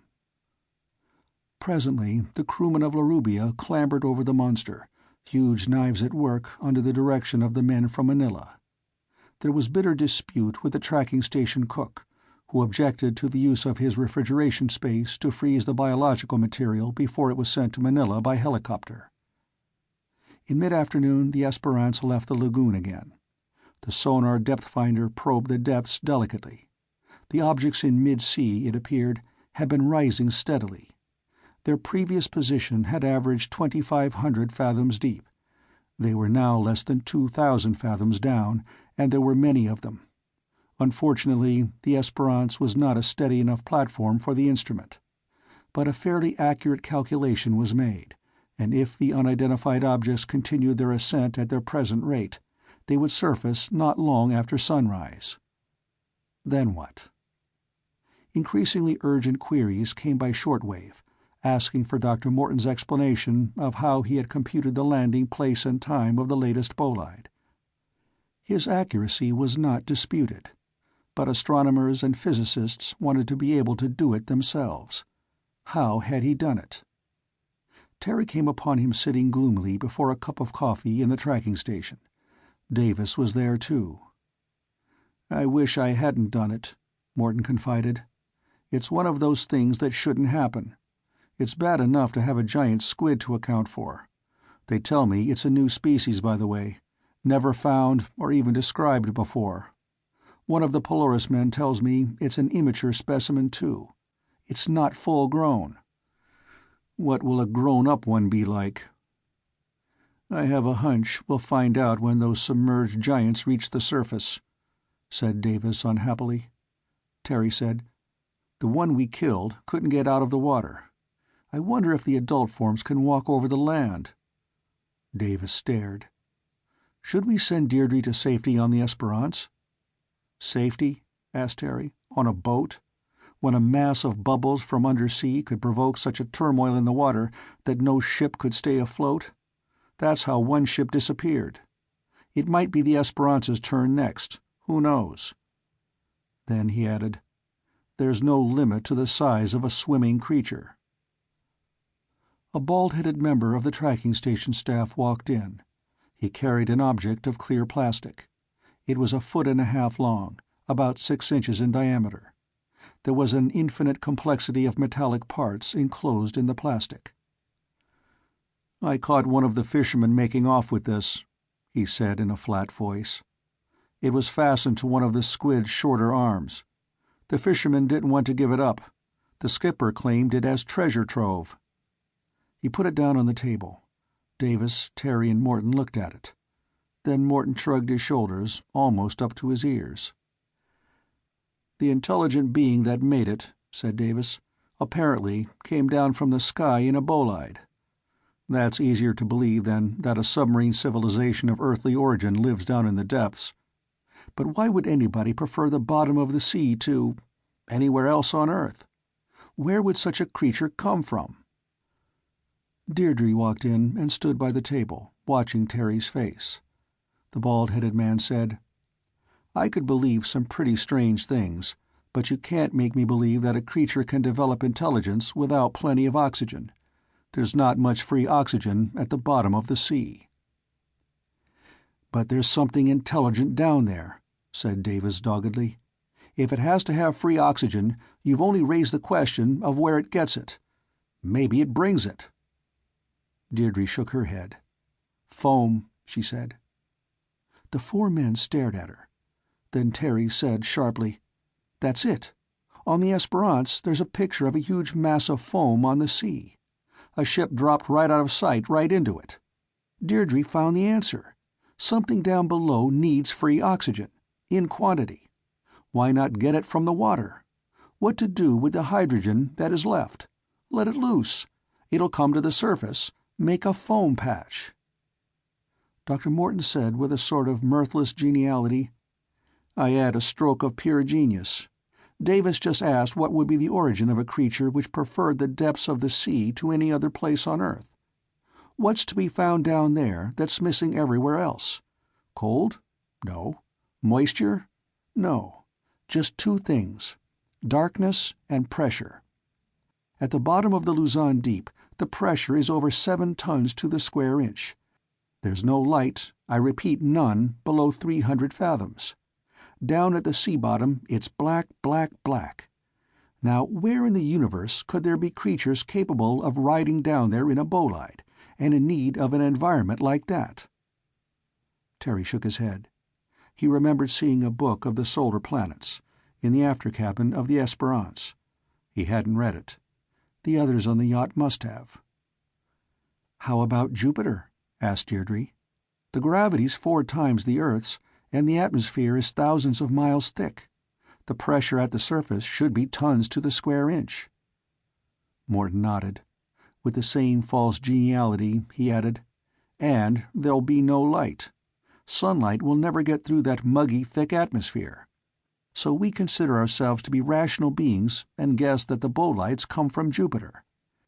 But I must admit that the last bolide was headed inward toward the sun, and from the general direction of Jupiter. So, do we warn the world that creatures from Jupiter are descending in spaceships and are settling down underwater at a depth of 4,500 fathoms? Like hell we do."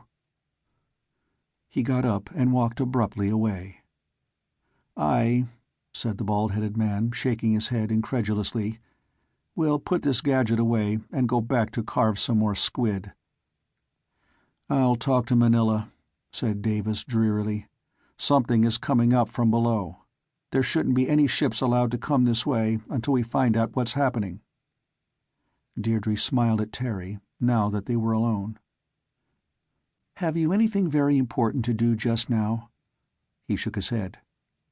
"If the things that are coming up are spaceships, we can't fight them. If they're anything else, they can't very well fight us. If we wanted to attack something at the bottom of the sea, we'd have to fumble at the job.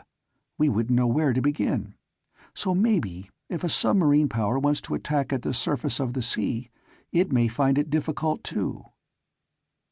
He frowned. Deirdre said, "Let's go look at the sea and think things over." She very formally took his arm, and they walked out. Presently they stood at the white coral beach on the outer shore and talked. Terry's mind came back now and then to how inadequate his previous guesses about the impending menace had been. It seemed now that the menace must be much worse than he had imagined. But there were many things he wanted to say to Deirdre. As they talked, they were disturbed. The helicopter, which had left before noon loaded down with the biological material for Manila, was approaching again. It landed by the tracking station. Then they were alone again. When night fell, they were astonished at how quickly time had passed. They went back to the station. The helicopter was on the ground. The biologists had stopped their work, exhausted but very excited by their discovery of a new species of squid, of which an immature specimen measured 80 feet. It had offered extremely interesting phylogenetic material for the cephalopoda in general. The photographs they'd taken were invaluable, from a scientific viewpoint. The crew of Larubia had returned to their boat. The Esperance had been out beyond the reef once more. The unidentified objects were still rising. They had risen to less than 1,000 fathoms from the surface, well before sundown. At this same rate of rise, they would reach the surface some time after midnight. What would happen after that? "What will happen depends," said Terry, "on how accurate their information about us is. It depends on their instruments, really.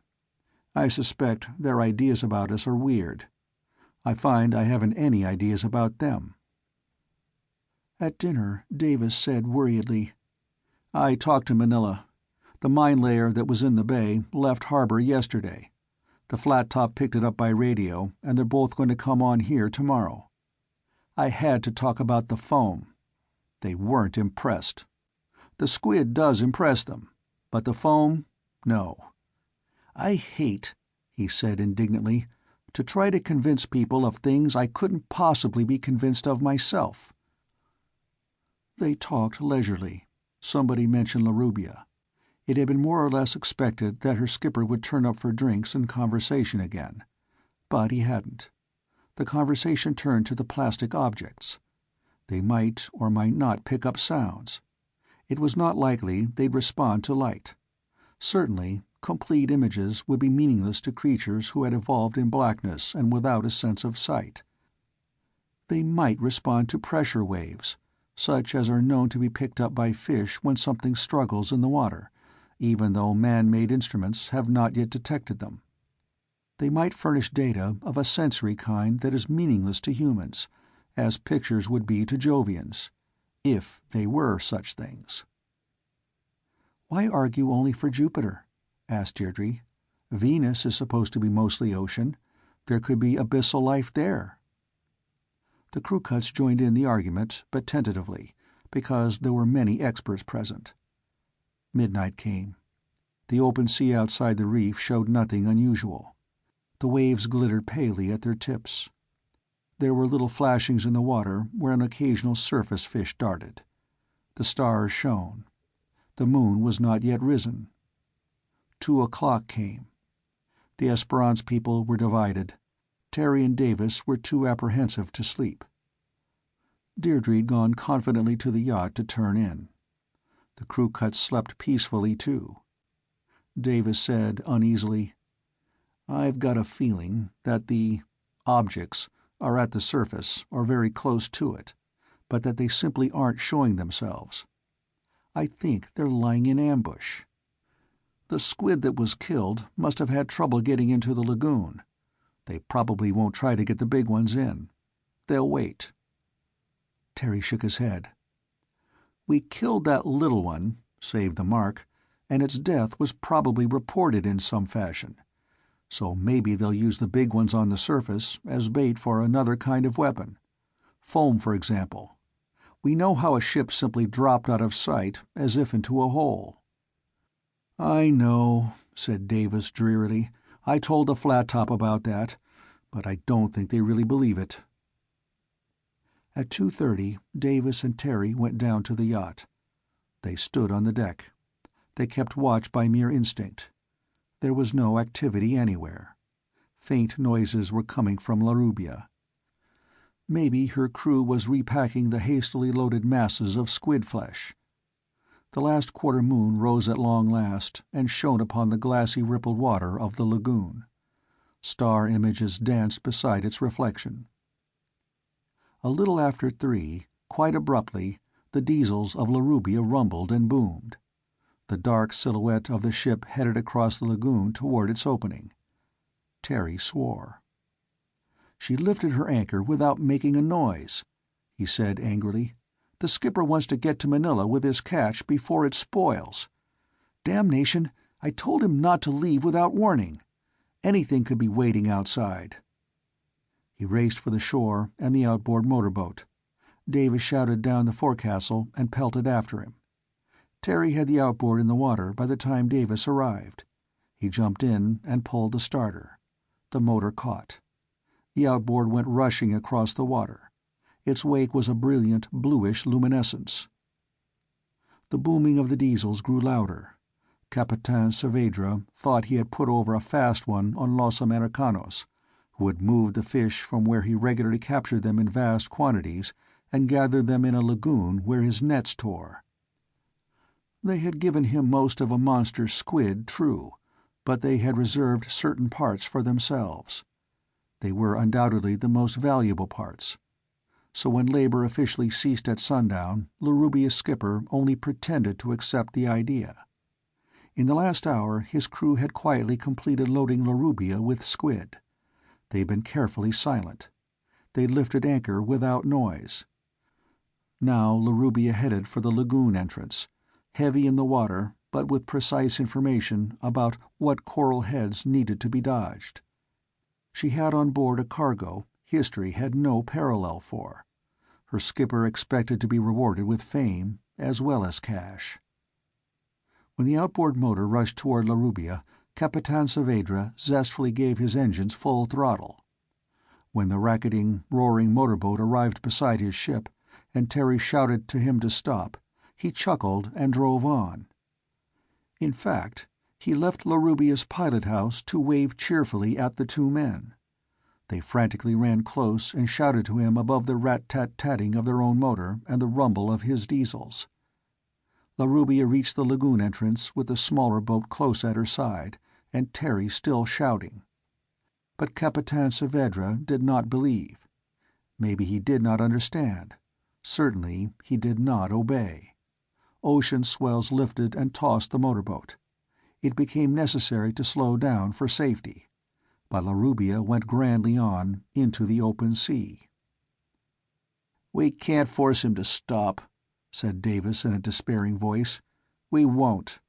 I only hope we're wrong and he gets through." The outboard stayed where it was, and swells tossed it haphazardly. Larubia switched on her navigation lights. She drove zestfully to the southward. She sailed on, dwindling in size, as the drone of her diesels diminished in volume. Looking back, Terry saw the Esperance approaching from the lagoon, dark figures on her deck. Terry shouted, cries answered him, and the Esperance came to a stop as the motorboat drew alongside. Terry and Davis scrambled to her deck while one of the crew cuts led the smaller boat astern and tethered it. "We're safe enough here," Terry said bitterly, "and since you've come, we can stay and watch if anything happens. If only she keeps on going." But Larubia did not. Her light showed that she had changed course. She changed course again. Her masthead light began to waver from side to side. She waddled in such a way that it was clear she was neither on course nor in motion any longer. Nobody gave orders, but the Esperance's engine roared. The action from this point on became an automatic and quick response to an emergency. The schooner yacht plunged ahead at top speed. Terry switched on the recorder and the ultra-powerful sound projector. Davis bent over the searchlight. Two of the crew cuts readied the bazookas. Suddenly, a flare went off on Larubia's deck. Her stubby masts and spars became startlingly bright.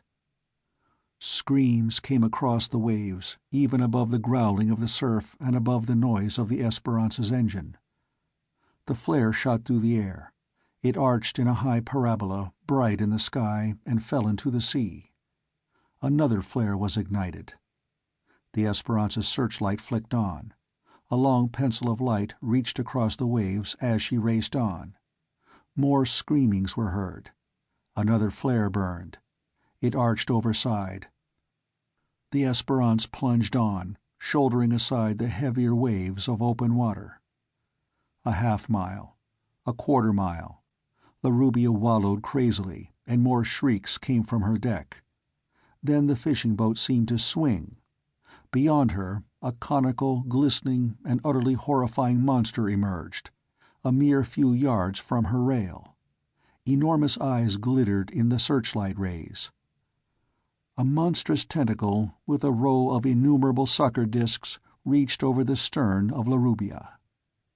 Another flare swept from the fishing boat's deck in the direction of the giant squid. It fell upon the wetted, shining flesh. The monster jerked, and Larubia was shaken from stem to stern. Hurriedly, Terry pressed the power feed button, and the sound projector was on. Its effect was instantaneous. The monster began to writhe convulsively. It was gigantic. It was twice, 3 times the size of the squid captured in the lagoon.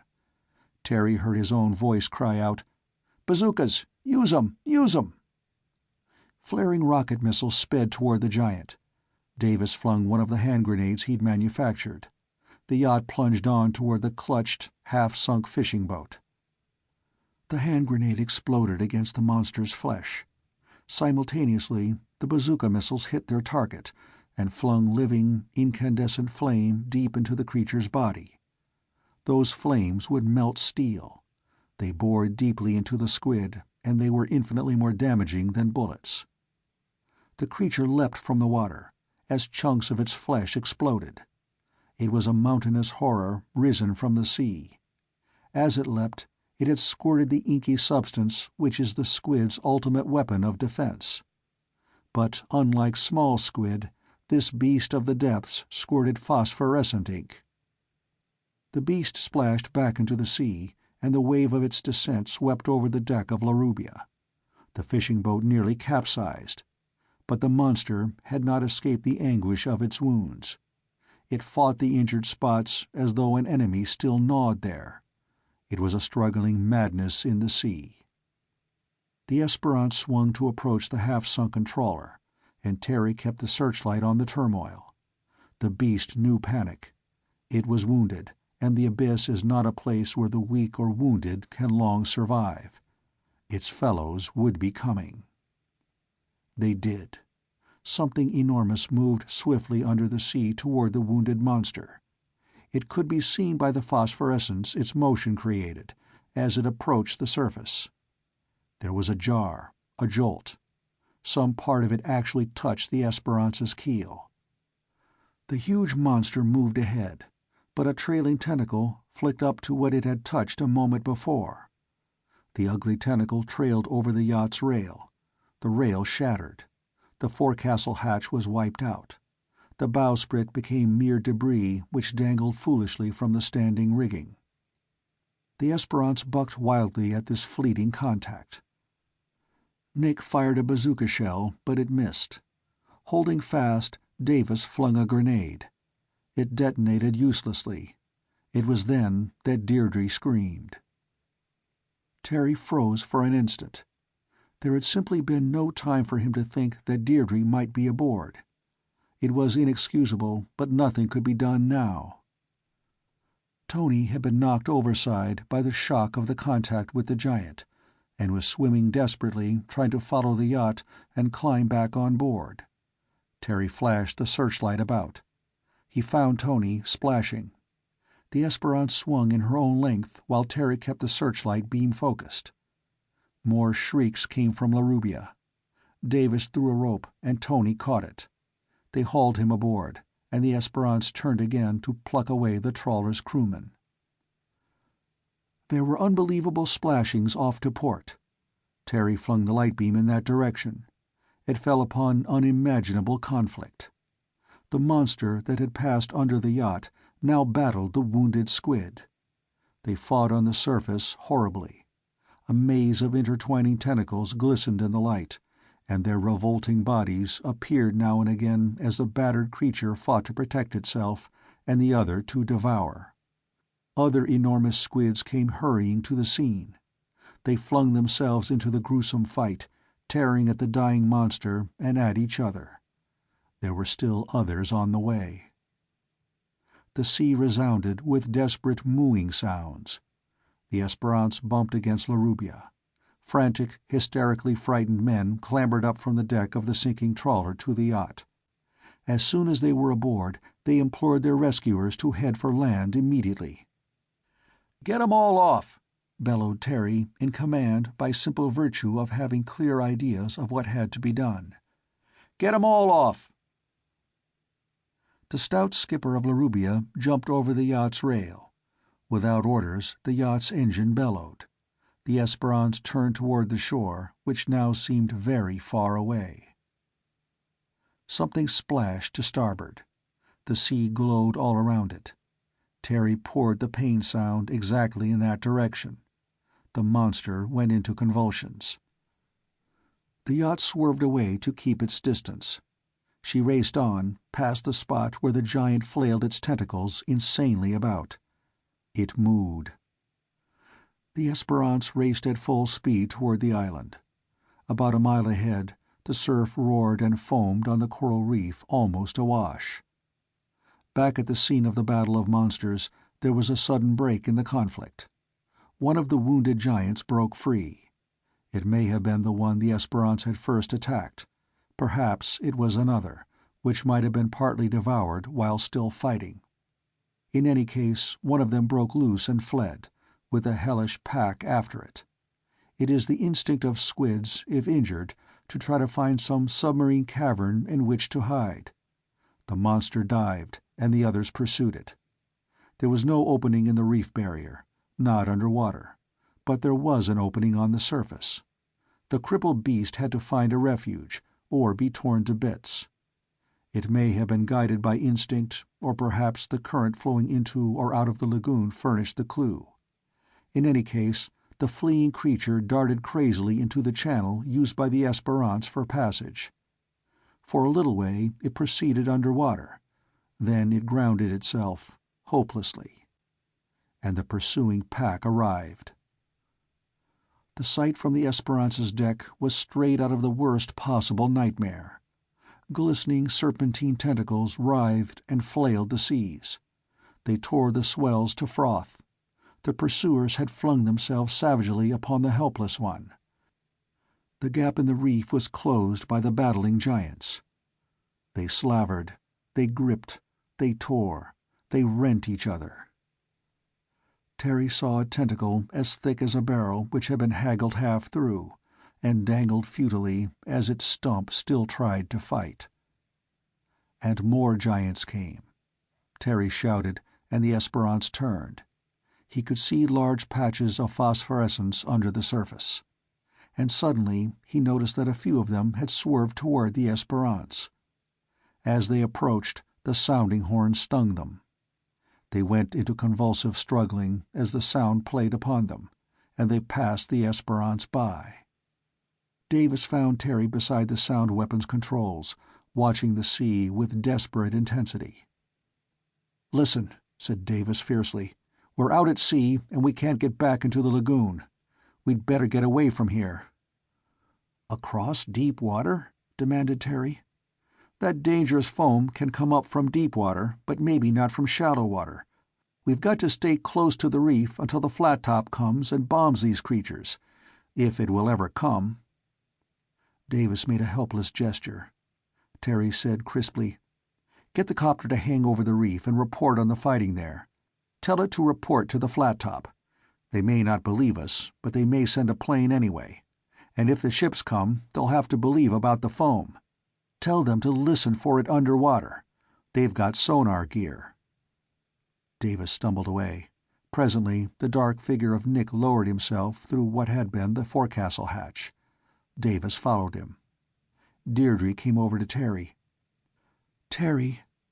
"I'm going to beat in the heads," said Terry, "of those idiots who came after your father and me without throwing you on the wharf first." "They'd have wasted precious time," said Deirdre calmly. "I wouldn't have let them. Do you think I want to be ashore when you—" There was the faintest of palings of the horizon to the east. Terry said grimly, "I'm going to try to find a passage through the surf to get you ashore.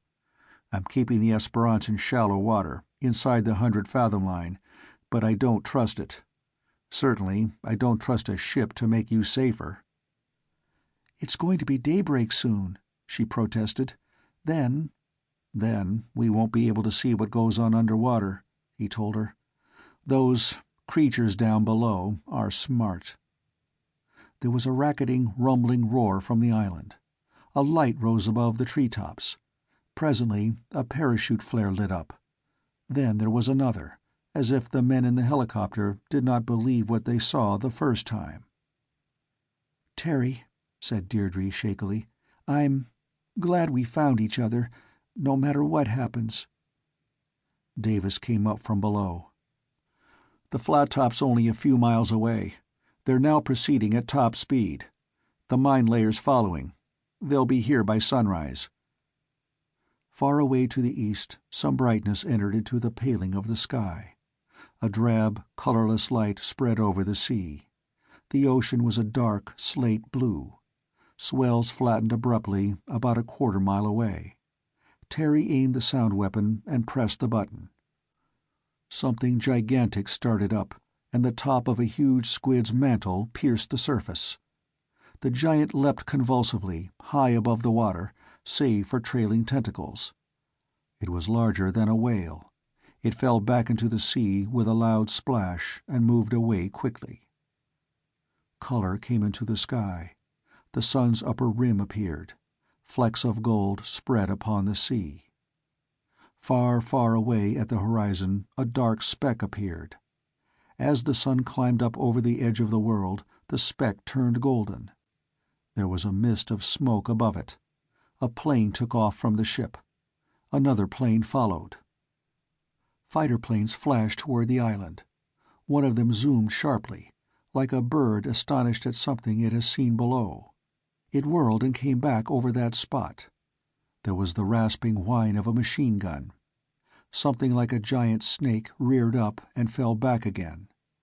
And now more planes appeared. Sunrise was suddenly complete. Terry stared out over the sea, and he could not believe his eyes, accustomed as he was to the highly unlikely now. Giant squids were afloat at the surface. He saw one here, and another there, and another, and another. They were emerging by tens, by scores. "They've been sent up," said Terry very grimly, "by an entity that didn't evolve on the Earth.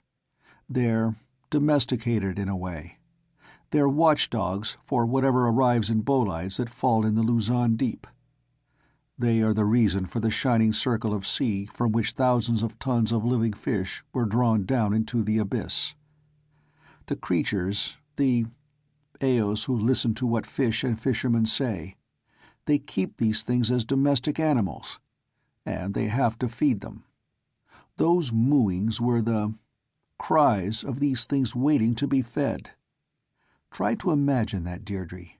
In the blackness of the pit, in the abyss, at the bottom of the sea." A tentacle broke surface. Terry swung the sound beam. A mantle reared above the waves. A bazooka shell hit it. Something huge and stupid and monstrous fought the impalpable thing that hurt it. Davis approached. "These," he said absurdly, "aren't the creatures who made the plastic objects. Maybe we ought to try to open communication with their masters. Why should we fight? If we prove we can defend ourselves—" "I suspect," said Terry, "that all intelligent beings think the same way, intelligently. If we landed on another planet, on some part of that planet that the natives didn't use but we could, it wouldn't be sensible for those natives to welcome us. Trade with us, perhaps. But let us settle down? No." There was a bomb explosion out at sea. A plane had dropped a 100-pound bomb on a monster at the surface. The flat top was now distinct. Golden, almost horizontal sunlight struck upon it. Off to the west, a plane dived steeply. Something dropped from it, and the plane leveled off. A 300-foot fountain erupted from the surface. Then there came absolute proof that intelligence lay behind all this. It was not human intelligence, to be sure. Men are tool-using creatures nowadays. They imagine robots for fighting, and nowadays they make them. But many centuries ago, men ceased to try to use animals as combatants in war. The creatures under the sea had not. They'd send up giant squids to do battle with men, as men once sent elephants against the Macedonian army. It was naive. But the generals, the tacticians, the strategists of the deep did not remain wedded to the one weapon. Already they saw that beasts could be fought by men. So their instruments of battle changed. Doubtless orders were given, and 5 miles under the sea, something men could not have duplicated, began the transformation of seawater into gas, in quantities past imagining. Tiny, tiny bubbles were produced by some unguessable engine, and rose toward the surface, in a steady stream. At the bottom, they were under a pressure of tons to the square inch. But the pressure lessened as they rose, and as they rose, they swelled. A bubble which was pinhead size at the seabed grew to be the size of a basketball a half-mile up, and would have been the size of a house a mile up, except that then it separated into smaller ones. They rose and expanded and separated. 5 miles up from their origin, at a little more than atmospheric pressure, they made a rising column of insubstantiality. At the surface they became foam. But under the foam there was more foam, and under that still more.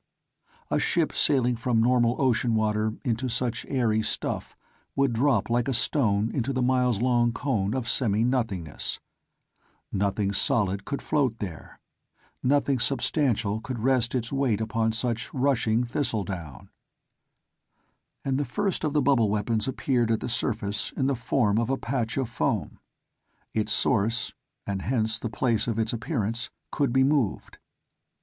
It could be shifted under any ship, though there would be a time interval always before the foam at the surface was exactly above the gas-generating engine below. It could be moved to anticipate the movements of a ship, but there was always that time lag. The Esperance headed back toward the heap of monsters at the break in the reef. Other giant squids emerged and joined the pack. A plane came over and bombed it. The Esperance turned away. The mine layer from Manila appeared at the horizon. The flat top made a sudden violent turn, and more foam appeared upon the water. It curled and writhed, and piled up to be 10, 20, 30 yards in height.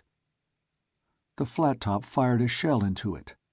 There was a gigantic flash and flame, and for an instant there was no foam, but only peculiarly pock-marked ocean surface, instantly covered by more foam which piled up as before. "Gas," said Terry grimly. "Hydrogen. You guessed right, Deirdre." Now the flat top shot off plane after plane, as if they were projectiles. They swung in the air and flew low to drop bombs in the now wobbling, moving, sweeping patch of white stuff. It was a huge discoloration of the ocean surface. It was almost in diameter as the flat top's length. Now the carrier dodged it warily. There were dull concussions everywhere. Giant squids writhed in death agonies. White foam patches appeared here and there, but somehow haphazardly, as if fumbling for the ships. One patch swept close to La Rubia, and that small derelict seemed to tremble. And then the fishing boat touched the very edge of the white stuff and was engulfed in it. She vanished instantly, as if she had fallen into a hole in the sea. When the foam patch passed on, the sea was empty. The effect of the foam, actually, was that of a gigantic slavering, blind gullet straining to devour. It moved erratically over the surface. Terry called to Deirdre, "Have Nick tell the flat top that the foam only comes up from deep water. If they can get inside the 100-fathom curve, they're safe. Maybe even 500, maybe more. But the foam only comes up from deep water." The mine layer came on from the horizon at topmost speed. Apparently they had received warning from the carrier, because the ship suddenly began to zigzag. The carrier itself adopted the unpredictable change of course system which had been originally designed to frustrate submarines lying in wait. Both ships adopted it just in time. A ravening area of foam appeared directly before the mine layer's bow just as she turned aside. The mine layer dumped a mine. Terry saw it go overboard. But it would have 5 miles to sink before it hit bottom. Terry called Davis and jerkily explained that the mines would have to be armed when they went overboard, set so that they would explode when they hit bottom. He explained that depth bombs might be useful against squids, but if they went off at a fixed depth, they would be harmless against the enemy which deployed the squids. The carrier, in the middle of a 90-degree zigzag turn, found her bow projecting into a foam patch. The bow sank deep. The carrier's propellers were out of the water as her bow pointed downward. Had the foam stayed still for 2 seconds, the carrier would have slid into the column of gigantic ascending bubbles and plunged to destruction. But the foam swerved sidewise. The carrier escaped, and was infinitely cautious after that. She made short, swift, unpredictable dashes this way and that. Her anti-aircraft guns rumbled and rattled at things upon the surface. Presently, her depth finder discovered an underwater extension of the island's mountain foundation, and the ship took refuge where the water was less than 100 fathoms deep. There she lay, shooting off planes and retrieving them, her guns flashing at whatever targets appeared. Twice, as it happened, snaky, monstrous arms flung themselves up and heaved at the flat top as if the giant squids hoped to overturn even an aircraft carrier by their weight. But those arms were blasted to nothingness. The only damage they did was that a 20-foot section of tentacle, writhing independently on the flight deck, broke the landing gear of a returning plane which collided with it. The mine layer plowed across the sea. From time to time she heaved something overboard. Nothing seemed to happen. But each mine was, nevertheless, so adjusted that it could explode any time it touched something underwater. They did not allow the usual time so that the mine layer could get away. The mine layer had ample time, because the mines had to go slowly spinning down 5 long miles to the bottom of the Luzon Deep.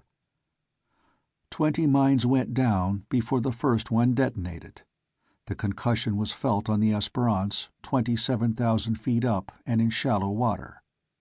Then another, and another, and another. The mine layer continued to sow her destructive seed. Far behind her, a monstrous spouting of gas and spume rose up hundreds of feet. There was another concussion, and another. The Esperance quivered, and Terry said grimly to Deirdre, "We set off 5 pounds of explosive down the deep, and the bathyscaphe returned all smashed. What will the creature do now? I wish we could get some mines down to the bottom there." Davis came up beaming, but shaking. "The carrier's sending some planes down to drop eggs on the spot where the fish were dragged down," he said zestfully. Gigantic, terrifying masses of gas leapt skyward where the gases released by the exploding mines finally reached the surface. The mine layer zigzagged and dropped a mine. She zigzagged again and dropped another. Presently she took refuge beside the carrier. The Esperance drove over and came to a stop between the 2 armed vessels. Someone shouted down by megaphone from the carrier's deck, "What happened to you? What hit your bowsprit?" Terry shouted back, "You shot those beasts. We've been wrestling with them." An enormous eruption of gas. Then the underwater ear began to emit an unprecedented sound. It was a rushing sound, but it was only vaguely like the noise of whatever had come up from the depths last Tuesday night. This was powerful beyond imagining. "Something's coming up," roared Terry. "Better alert for a real fight now." Deirdre said with a little gasp, "The real creatures are coming up. Terry, the things that come in the bolides." He said savagely, "They've been shaken up badly by the concussions underwater. They resented 5 pounds of explosive. There's been 400 pounds in every mine. If they try to fight after what they've taken down below—" The rushing sound from underwater was a loud, throbbing hum which had no relationship with the humming sound that drove fish. 2 spoutings of gas from mine explosions shot up. There were more concussions in the water. Then something broke surface. It was huge, and looked like a rocket. It leapt. No, it dashed upward, toward the sky. It flashed skyward, accelerating as it rose. Something else broke the surface and headed for the heavens. This one was globular. There were dull concussions coming from far underwater, and more rockets broke surface and shot skyward. Anti-aircraft guns were fired. Shell bursts came close, but not close enough. Not less than 20 enormous rockets leapt out of the water and shot up toward the sky. Some observers claimed there were more than 30. Down to southward, where the bathyscaphe had been crushed, the planes that were dropping mines reported that 4 other objects broke loose from the ocean and fled for empty space at speeds too great to be estimated. Terry looked suddenly astonished. "But, of course," he told Deirdre. "When you need high pressure, of course you've got a weakness. You can't take concussions. Anything underwater is completely vulnerable to bombs. Whatever was down there has found out that the natives, we aborigines, have a weapon they can't face. Primitive stuff. Explosives. Chemical explosives. And creatures that can travel between planets, and undoubtedly have atomic power, and who knows what else, can't fight back if we drop submarine mines on them." A last object broke surface and hurtled skyward. Behind it, deep, deep down, there was a titanic explosion. "Ah," said Terry, "that was a time bomb. They've gone home for good." A task force of a private yacht, a fishing boat, a satellite tracking station, an airplane carrier, and a mine layer had driven off an invasion of Earth. But the public could not be told that the Earth had been invaded. The people who had been involved in this secret adventure had to be satisfied with the realization that they had saved mankind. After a jubilant dinner, Terry and Deirdre sat in the veranda.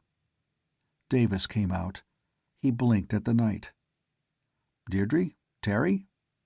"Here," said Terry. Davis joined them. They had drawn apart a little.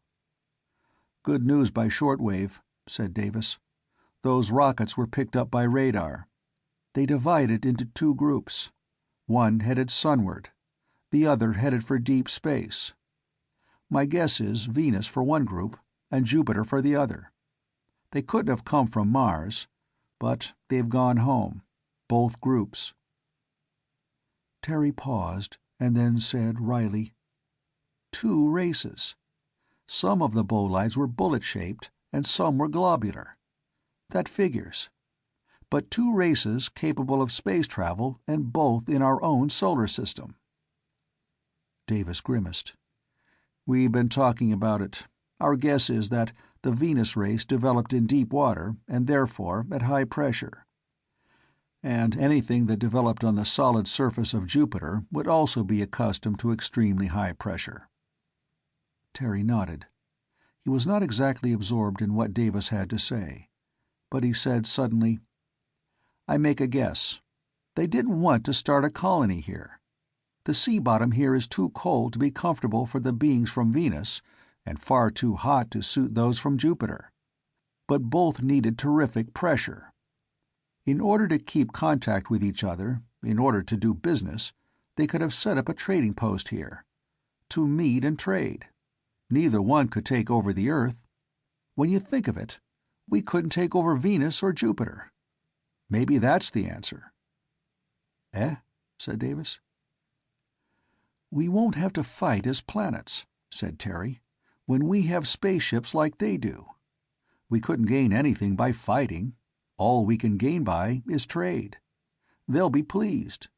It must have been horribly inconvenient to have set up a trading post here on Earth. There were always the natives, you know. Lately, they've noticed that we've been getting restless. We have been. I imagine that now they'll wait for us to make spaceships and start up interplanetary trade." Davis said, "Very true.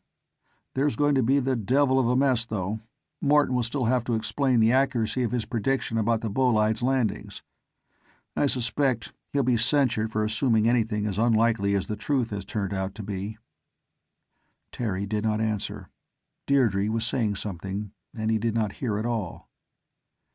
"There are still loose ends," added Davis. "For instance, how do you suppose they controlled those squids down below? What did they use for eyesight? How the devil would Jovians and Venusians agree on a meeting place in our oceans?" Terry answered what Deirdre'd said. She smiled at him. They'd forgotten that Davis was there.